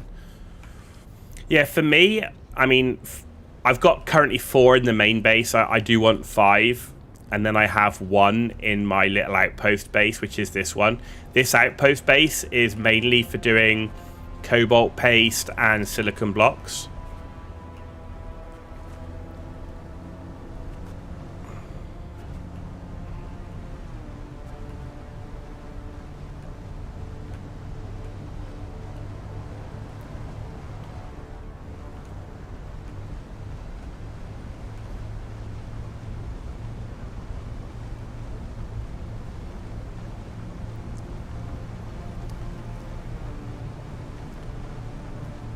Given you're like a mass producer, mass farmer, how much water storage do you have? You mix between driving to get Erythrite and fly in there? I actually don't mind the drive because of where my outpost is. The drive's right next door, so it's not far. You got 3 million. Yeah, I wanted to get like between 4 and 5 million, and like because once I've I want to go up here, don't I? Once I've built everything I need, I can then just store water for any new content. Your guildmates have 5. Yeah, it seems like a good number to have, like, when you're not needing to mass produce stuff. Like at the moment, I'm like, you know, using mats as quick as I am because I'm building vehicles. But once all my vehicles are built, it's just going to become material storage, right? So having like a stock of 5 mil water sounds like actually a good place to be for any future content.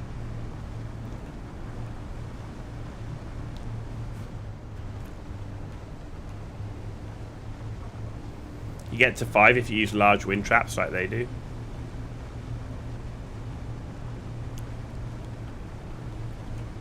I'm not using any wind traps.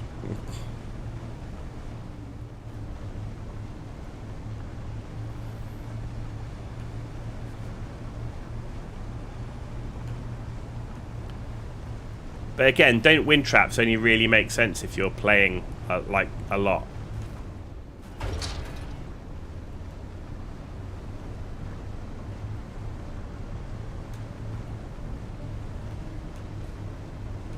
Like for me, casually, I mean, I haven't run out of water with 4 death stills because I'm playing casually enough, right?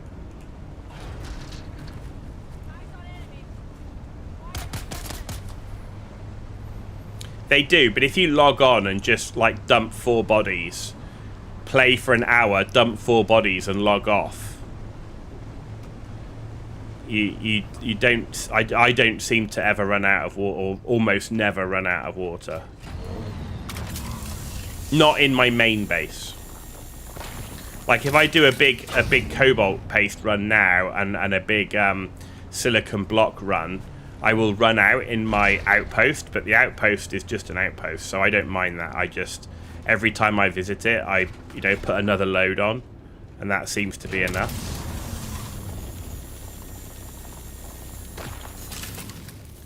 But how much does it actually give you per wind trap? Because you've got to farm the fuel for it as well, right? Or the particulate filters or whatever they're called.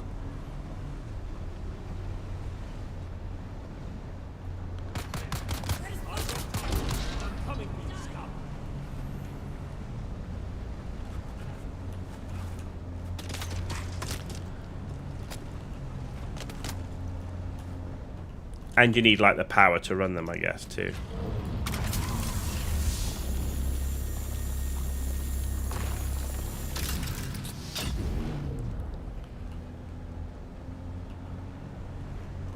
Still don't want to use them, but they would get you more water faster overall. Yeah, and I guess it depends on I think it still depends on how much you're, you know, as a casual player, I'm still having to farm fuel and all of that sort of stuff just to keep my base running. So to add wind traps and the additional power and stuff that I would need as a casual, not sure that that would be too feasible.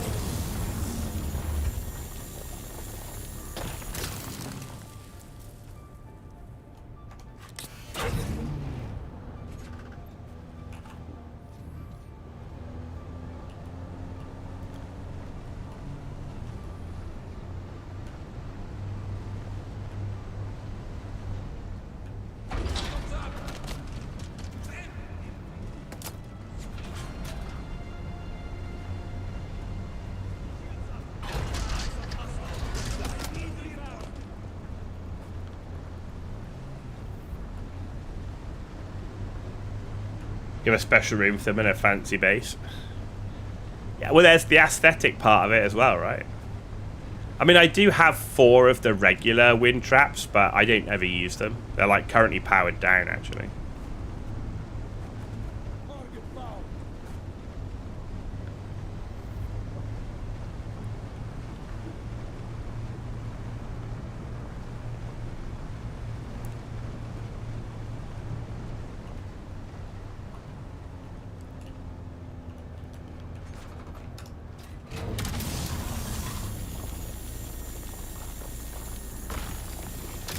Yeah, I mean, if you've got loads of spare power, I guess you power's probably not a problem for you if you're using those big ones.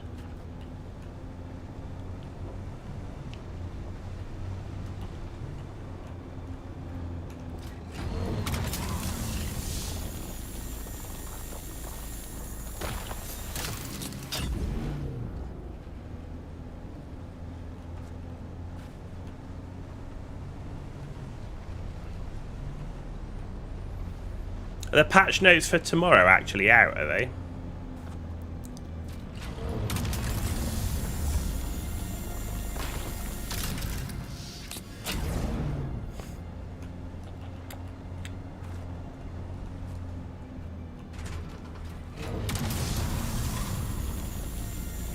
Like to have all your machinery turned on because, well, there's also another reason. So apparently there is a kind of bug that if there's a game update, or maybe even a server update, anyway, it's either a server update or a game update, it automatically turns on all of the machinery in your base. So even the stuff that's powered down, it turns on, which is why people are having issues going, oh, my base is fully fueled.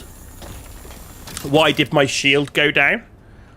And all this sort of stuff, and it's because they obviously powered some machinery down, and then when the update came in, it powered everything back up and they didn't have enough power to run it, and it shut the shields down. Which is a pretty terrible bug, if that's the case.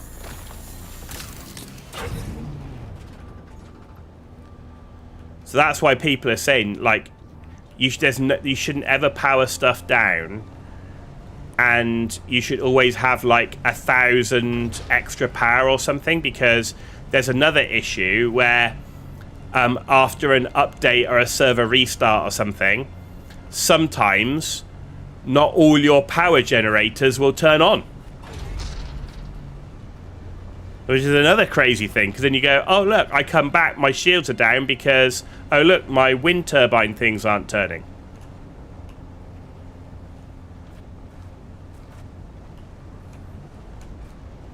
So that's pretty serious too.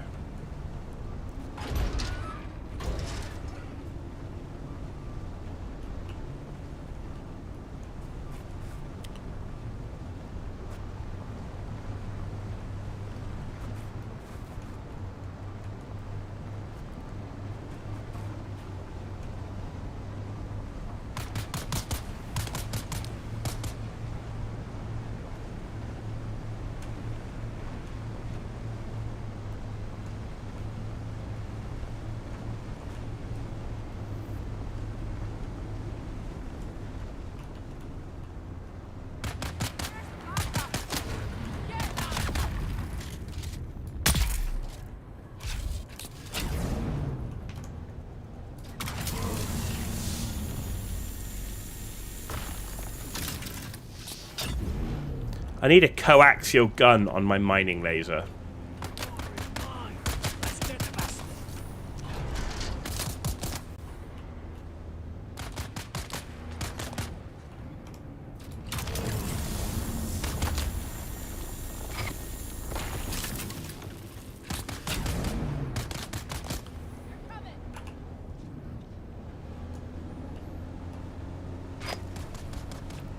Rude.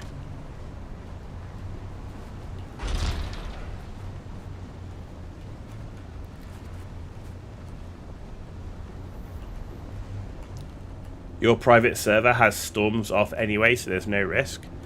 What, as in has the Coriolis storm?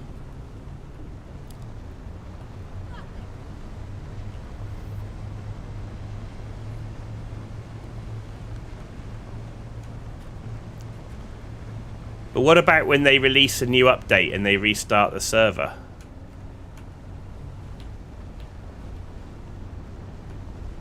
No, it's not the storm. Oh, I see. You mean the storms in Hagar turned off so that if the shield goes down, it doesn't matter. Understood.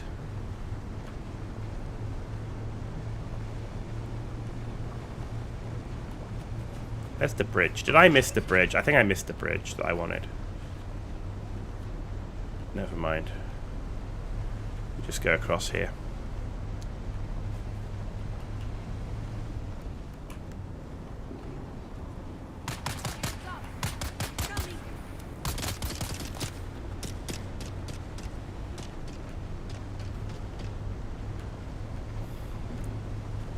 So I guess that means that your bases could never decay then.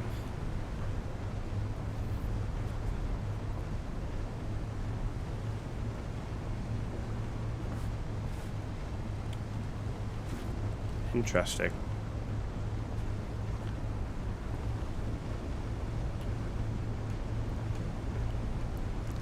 I assume it's like a locked private server then, so you've got only obviously a few people.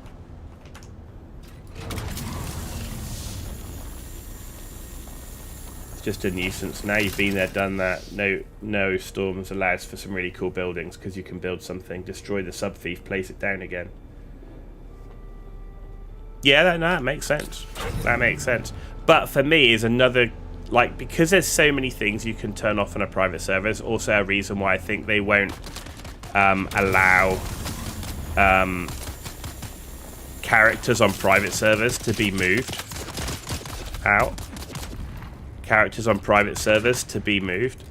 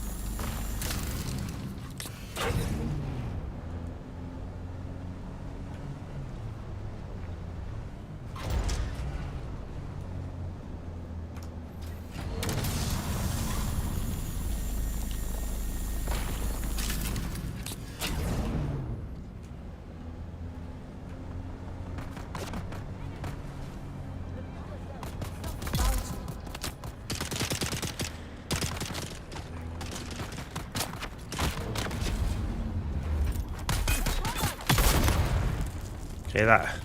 I was supposed to shoot that at the other guy.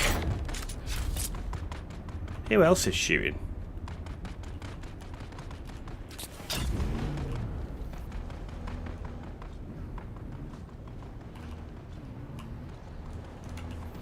What a terrible place for a rock.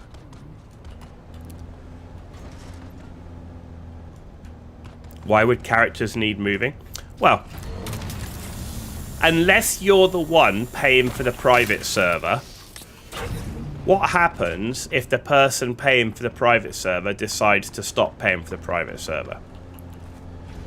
What happens if the company providing the Dune servers decides it doesn't want to do Dune servers anymore because there's more than one company, right? or it goes bust or whatever. I mean, not likely to happen every 5 minutes, right? But still, something that... What happens to your 900 hours invested in a character if the server shuts down? In your case, you pay. If Nitrado starts, you're fucked. Yeah.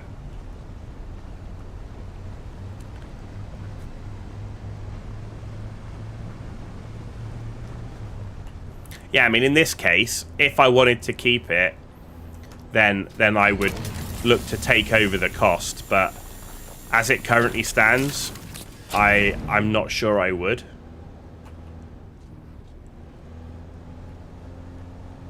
Until the game improves a lot more, then I'm not invested enough to want to burden that cost.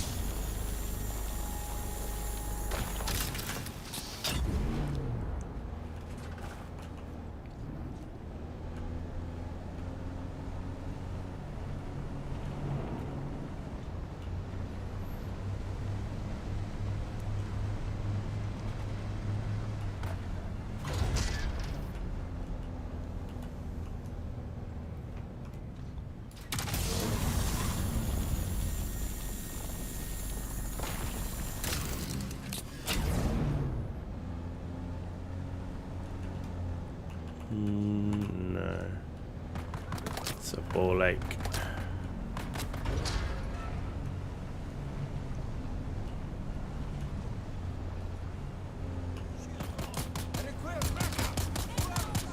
Where is the... Oh, there's normally one by the door, there's not.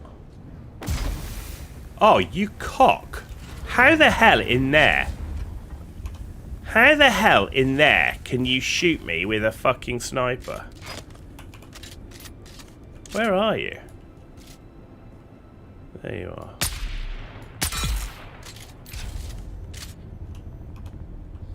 Rude.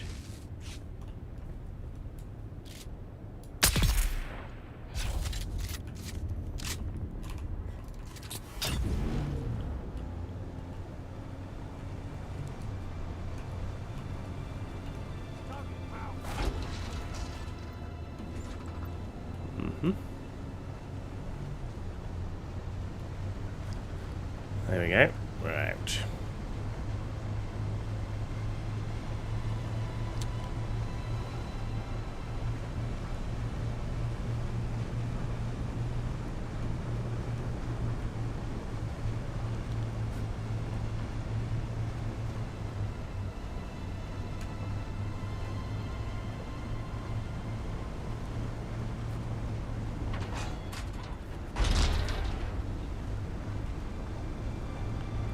When you upgraded your phone, you cancelled your landline, made £6 saving each month. Put that aside. Well, no, I mean, if you're getting it's all a matter of relative, right? It's, are you getting value for money? If you're playing this game for, let's say, 100 hours a month, right, and you're paying 30 quid, right, and that is less. That's like half the price of most brand new AAA games, which in a lot of cases give you less for your money, like less, I know, than 100 hours. So you kind of go, well, are you getting value for money? Are you getting the game time for your 30 quid? Nothing's, very little's free. Very few games can you play like and get hundreds of hours of content for free. Like Once Human, you can. That's a good free game. I like Once Human for that perspective. Star Wars: The Old Republic. That's a free game where you can get hundreds of hours of enjoyment from.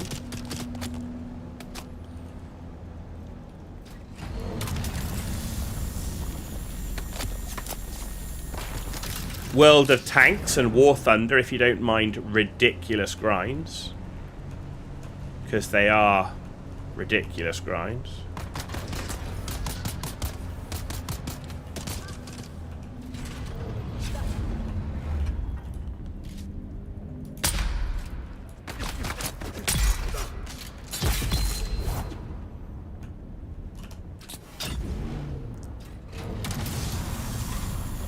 You grind the game harder than a stripper on a Saturday.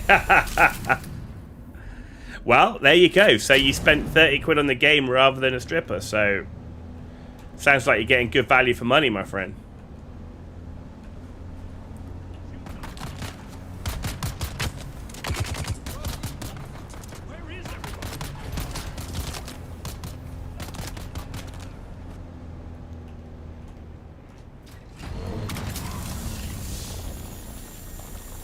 The wife takes care of the rest. Man, this buggy really does not provide a lot of cover, does it?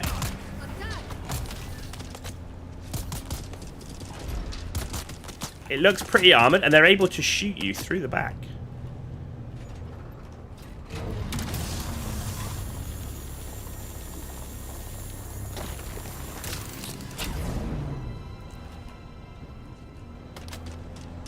Little mini base healer. He's clearly using it for erythrite farming, I guess. There's no buggy in there. Interesting. Penta shields are up, so he's active. You don't get. I don't put doors on it instead of having those. I know. Like I. Why wouldn't this thing be way more armored up?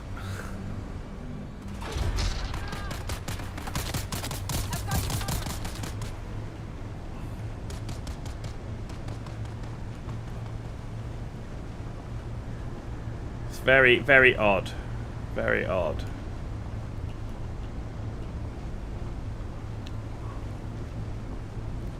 Anyway, that's good enough haul. We'll head back now.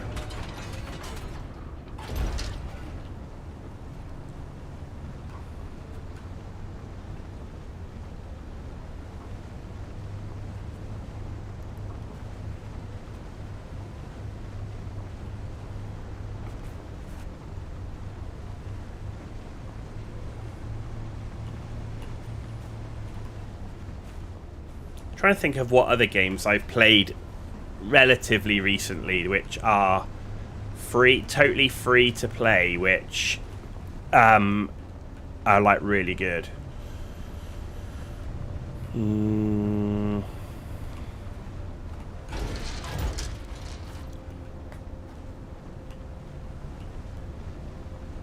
Can't think.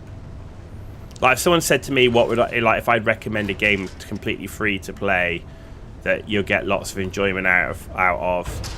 Star Wars: The Old Republic, Once Human, World of Tanks, like I say, a War Thunder if you don't mind big grinds. That's probably it, I think. Because Guild Wars 2's not free, is it? Or is it now?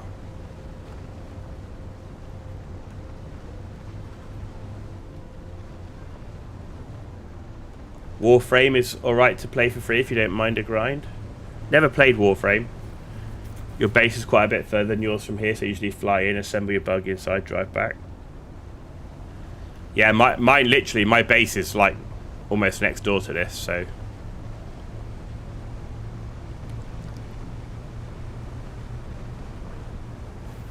I wanted to build pretty close to the trade post.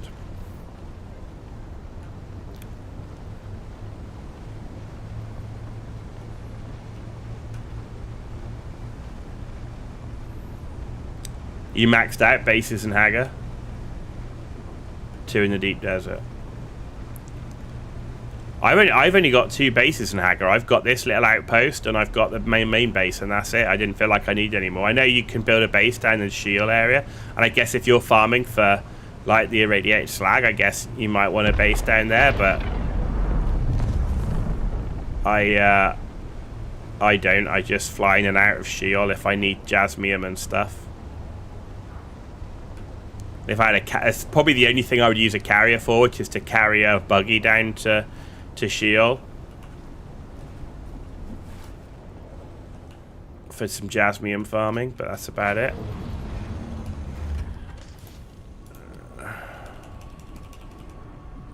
There we go.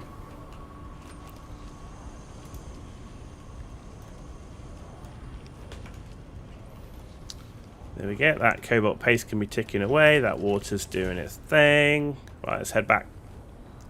You put a base in E5, nice in the middle, easy to get the station, spice fields, then you have another base on a titanium island.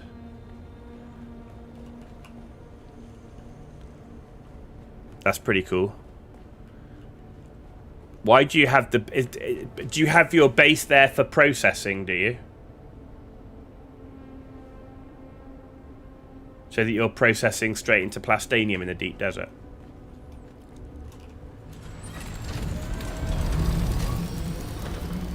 Okay. I've never bothered building a base in the deep desert. I've never found the need, really, when you're playing solo like me, casually.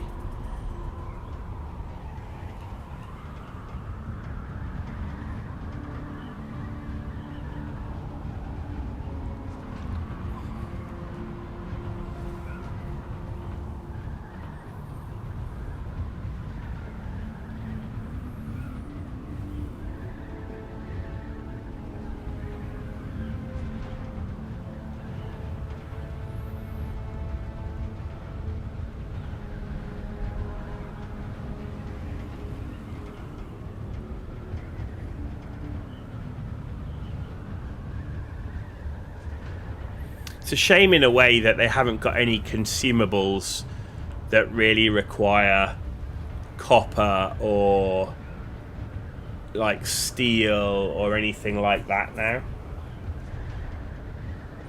It does make the rest of Haga like a bit worthless.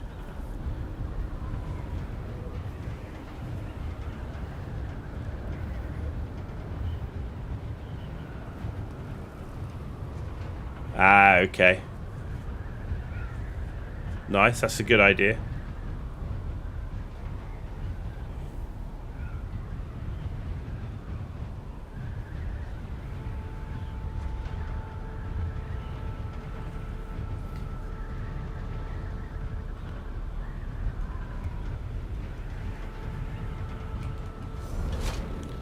Private server, all Atreides, no PvP risk. But your server's private, but the world isn't, right?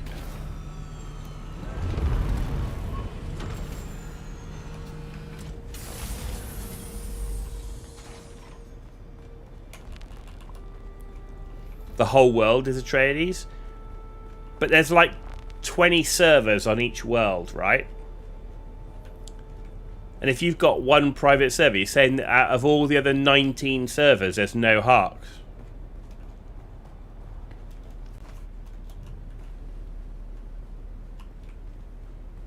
Wow.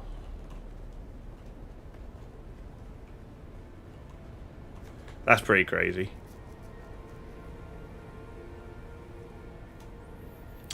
Right. Single player, and I have no problem with that. Well, no, it's a co-op adventure game, right? Because you're playing with friends. Okay, so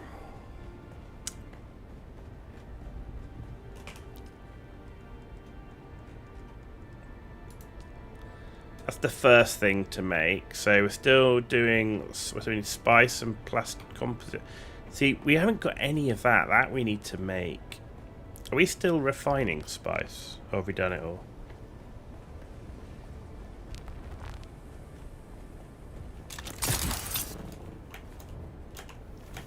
There we go. Still got a bit left. Okay. Okay, that's full. Right. Aluminum buggy.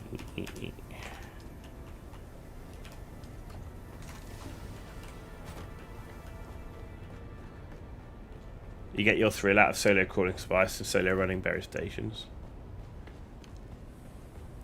Doesn't have to be a thrill. Do you know what? Do you know? It's really interesting talking about like what the motivation of playing some games, right? So, have you ever heard of a game called Planet Crafter? I've got a whole playthrough which I've recently finished on my YouTube channel. And basically, you're a prisoner who is being offered a chance of redemption by being dumped on a barren planet which you have to terraform. Right? There are no enemies on the whole planet. Right? So there's no weapons in the game, nothing. The whole thing's about terraforming. But you can obviously die to meteor showers. You can die. Oxygen is a big thing, like having enough oxygen. Certainly in the early and mid game.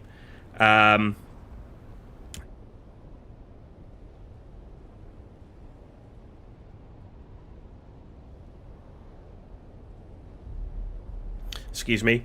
Sounds like Matt Damon movie, Martian. A bit like that, but it's like proper terraformation, like you properly terraform the game. In fact, have I got it? Planet Craft, there it is.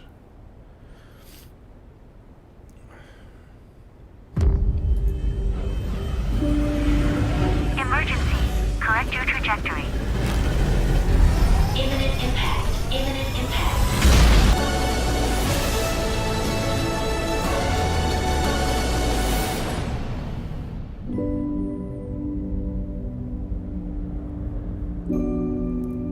So obviously it came out full release in 2024, but they've done a DLC since, which allows interplanetary travel, so you can now travel on your rocket up to moons and stuff.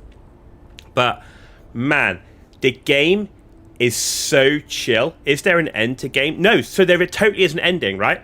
There's 5 different endings. Is there 5? Or is it 3? 3 different endings.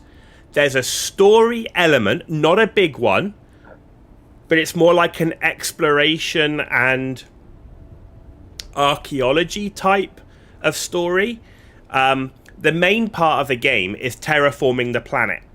And as you progress the terraformation, you get to a point where there will be an atmosphere and rain will start to fall. And there's a point where, like, if you start in one place and you build your base, as the planet terraforms, that location can get flooded if you don't know the map. So you might have to move your base because it'll be underwater. And the end of the game is when you fully terraform the planet, right? And the planet then has grass and flowers and trees and fish, and you can actually do genetic splicing to make animals, and you can change their color and all this sort of stuff.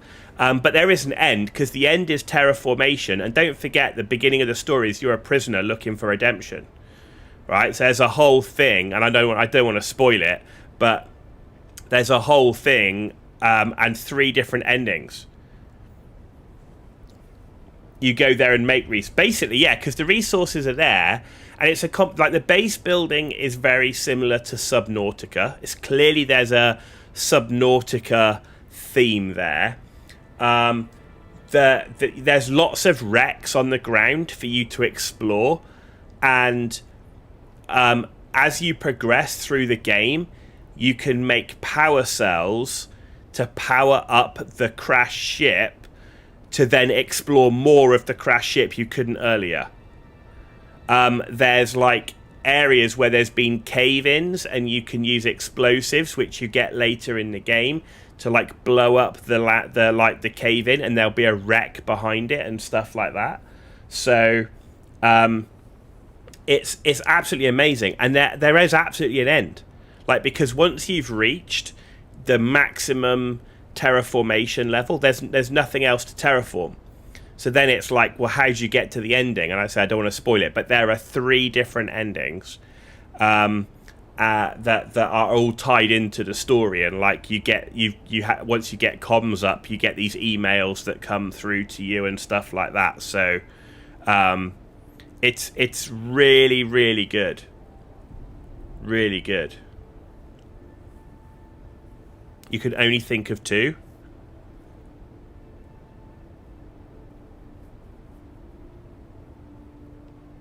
Two what?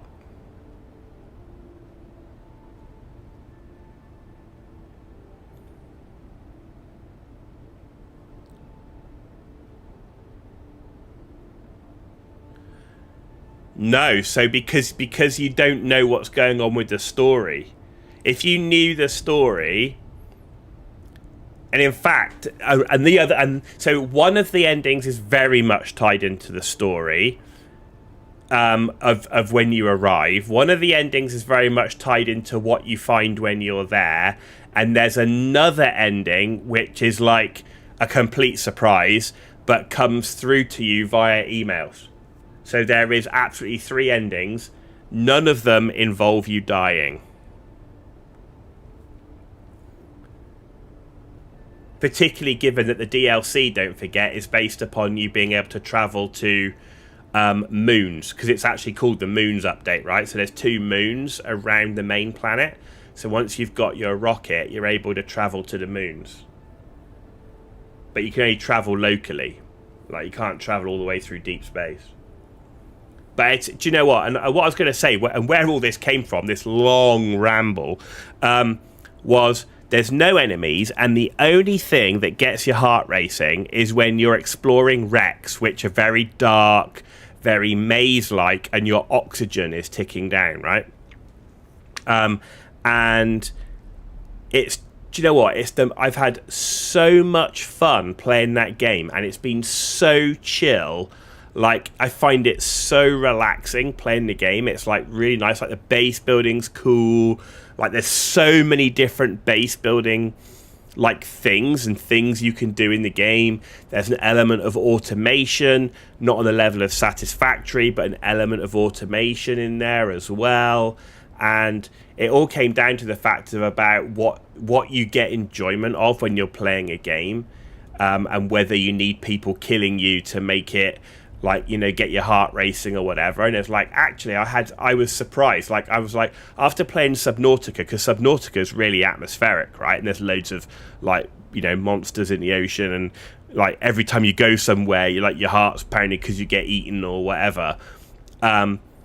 So you've kind of got that element. It's quite scary in that regard. But in Planetcraft, there's none of that. The only scary bit is when you're sat there going, my oxygen's running low and I don't know the way out. But it's very cool. It's a really cool, chill game. And do you know what? It was made by 2 French developers. That was it.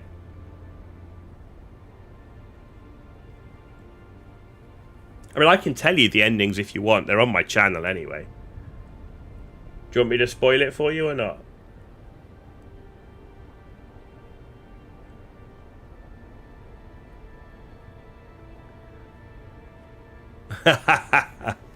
But yeah, it was made. There's only 2 devs made that whole game, and I had so much fun. I was so surprised. Like, I was like, there's no weapons in this game. There's no bad guys. There's no monsters. I'm going to be bored out of my mind. Man, it was fun. Link your channel when you're... Okay, let me see.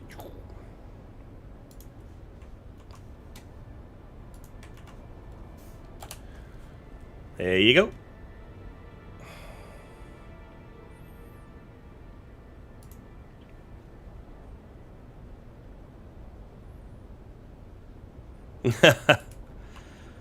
That's what you get when you get the people selling artwork and they go, oh, can you tell me your Discord channel?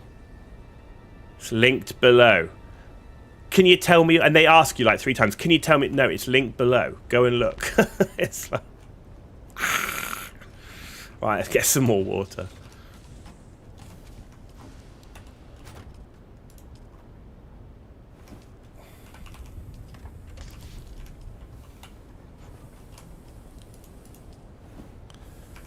But yeah, I really enjoyed the Planetcraft to the point where I played it. I played it most of the way through what was available in early access, and then when it was fully released, I played it all the way through to the end, and I did all 3 endings as well.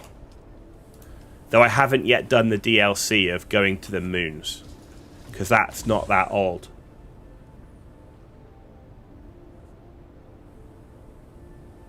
Planetcraft series, I've got... It should be the latest playlist, because there's 2. Yeah, 88 videos. Planet Crafter full release complete. That's the one. I think I need to go get some more corpses. Yeah, let's go get some more corpses.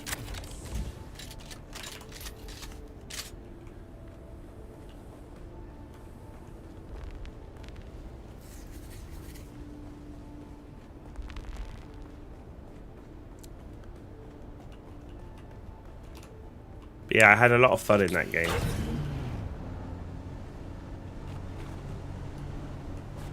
It's also kind of one of the reasons I was like, I'm doing a Starfield like offline playthrough at the moment. It's a bit like why I was a little bit disappointed with Starfield. Like I knew it was never going to have the RPG elements that you're going to get in Cyberpunk, and loads of people compared it to Cyberpunk, and I think they were dreaming if they ever thought it was a Bethesda game was going to look and feel like Cyberpunk with the dialogue and all of that, and I get that. And a lot of the planets are barren. But man, the spaceship crafting was really cool. Like, I really enjoyed the whole spaceship crafting, and I wish there was like more to the game that was of that quality.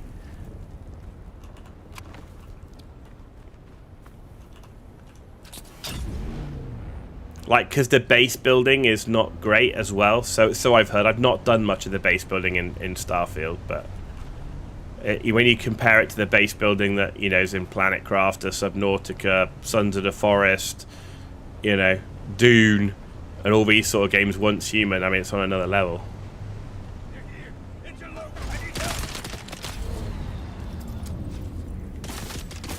Oh, that's not what I wanted. Oh, shit. Hey, look.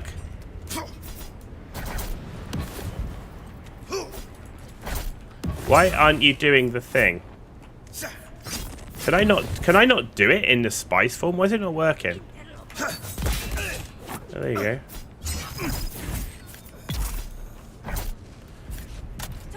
How weird. So here's a tip. Don't press the spice activation button when you're dicking around. Twitch is nice when you can just vibe and chat. Oh yeah, without a doubt. So like I say, this is why I love streaming and why I do it as a hobby. Total hobby. You know, I put hours into my streaming. When you think about it, I put hours into the YouTube channel, and it's purely for the love of video games and chatting with people about video games and all that sort of stuff. And I can get salty, don't get me wrong. I can get salty. I was pretty salty yesterday when I crashed out on this game, but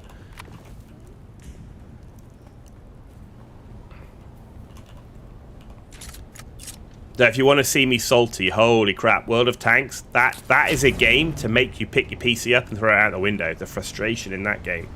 That's RNG on top of RNG on top of RNG. And when it's not going your way, oh my god, it can feel so bad. Jesus. No other word would you have come across and just vibed. It's true though, you're absolutely right. I mean, that is like that.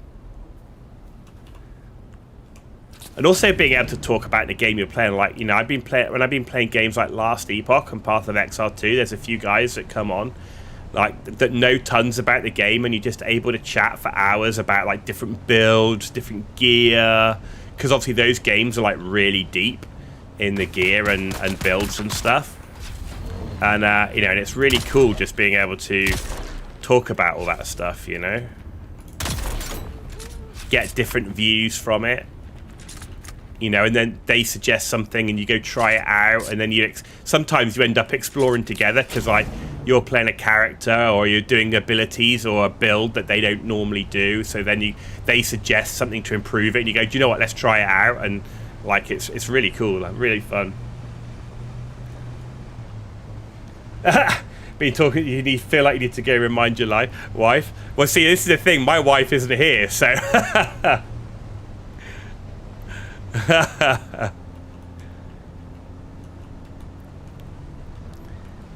yeah, she'll think you've got a bit on the side.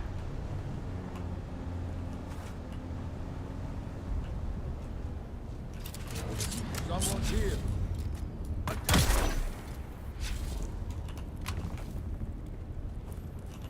And then you'll get me in trouble because she'll feel like I'm monopolizing your time.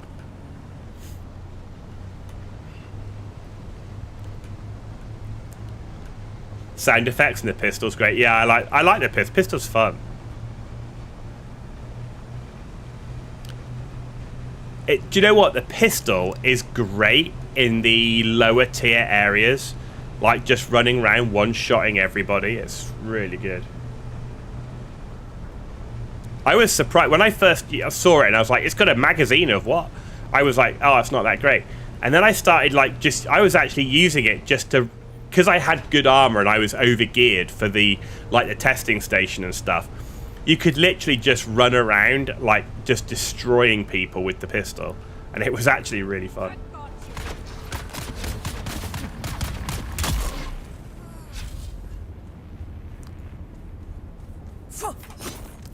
See, again, there's a delay when you've got the spice thing activated and you use the parry. I didn't know there was.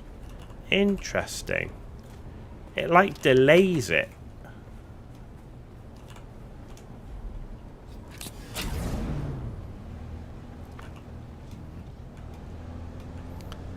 That's because you're one of these people as well that runs around with a sword. They don't make much of a noise. Have you ever used the Vulcan Gao, the big heavy weapon?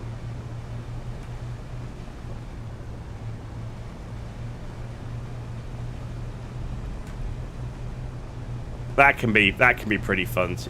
It's fun to use. You need to be teched into it though, because it's so heavy. You move so slow when you've got it, and you need to boost its damage and everything else to make it worthwhile. But fully teched into with the damage up and everything, it could be quite fun.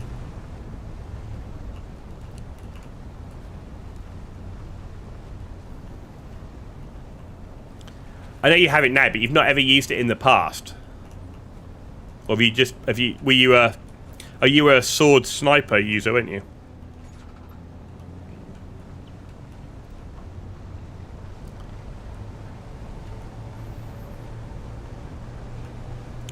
Whereas I've always been a sniper pistol user. Well, not always, but when I first started playing, I used to use a battle rifle, which was it was a triple burst battle rifle, a unique one, Aaron something maybe, but yeah, it was like a triple burst battle rifle, and that was that worked really well for me in the early game.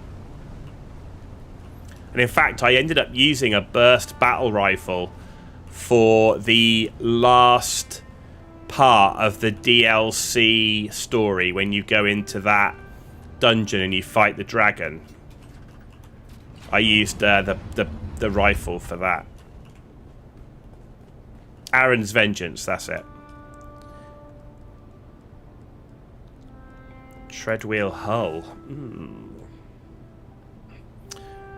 So I need this one first anyway, which is the chassis. So I can build one of those. What's the limit? Oh, it's plasteel stuff that's limiting. Okay, let's do that.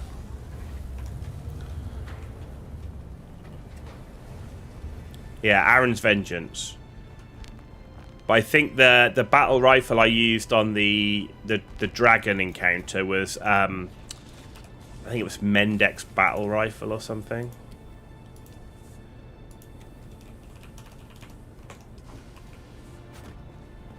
Which one is it? It's so I've got the experimental Vulcan.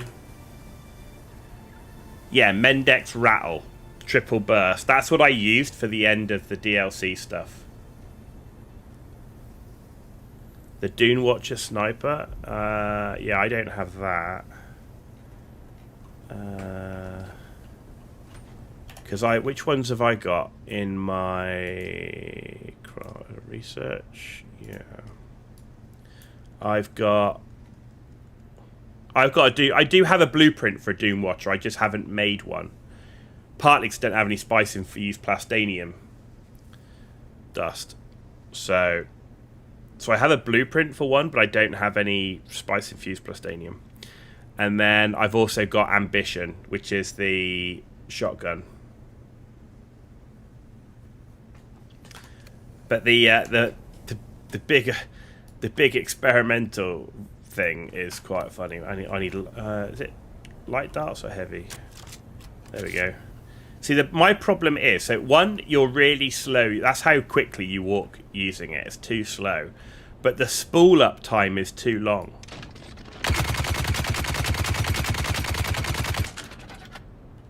And that's my problem. It just spools up. It just takes too long.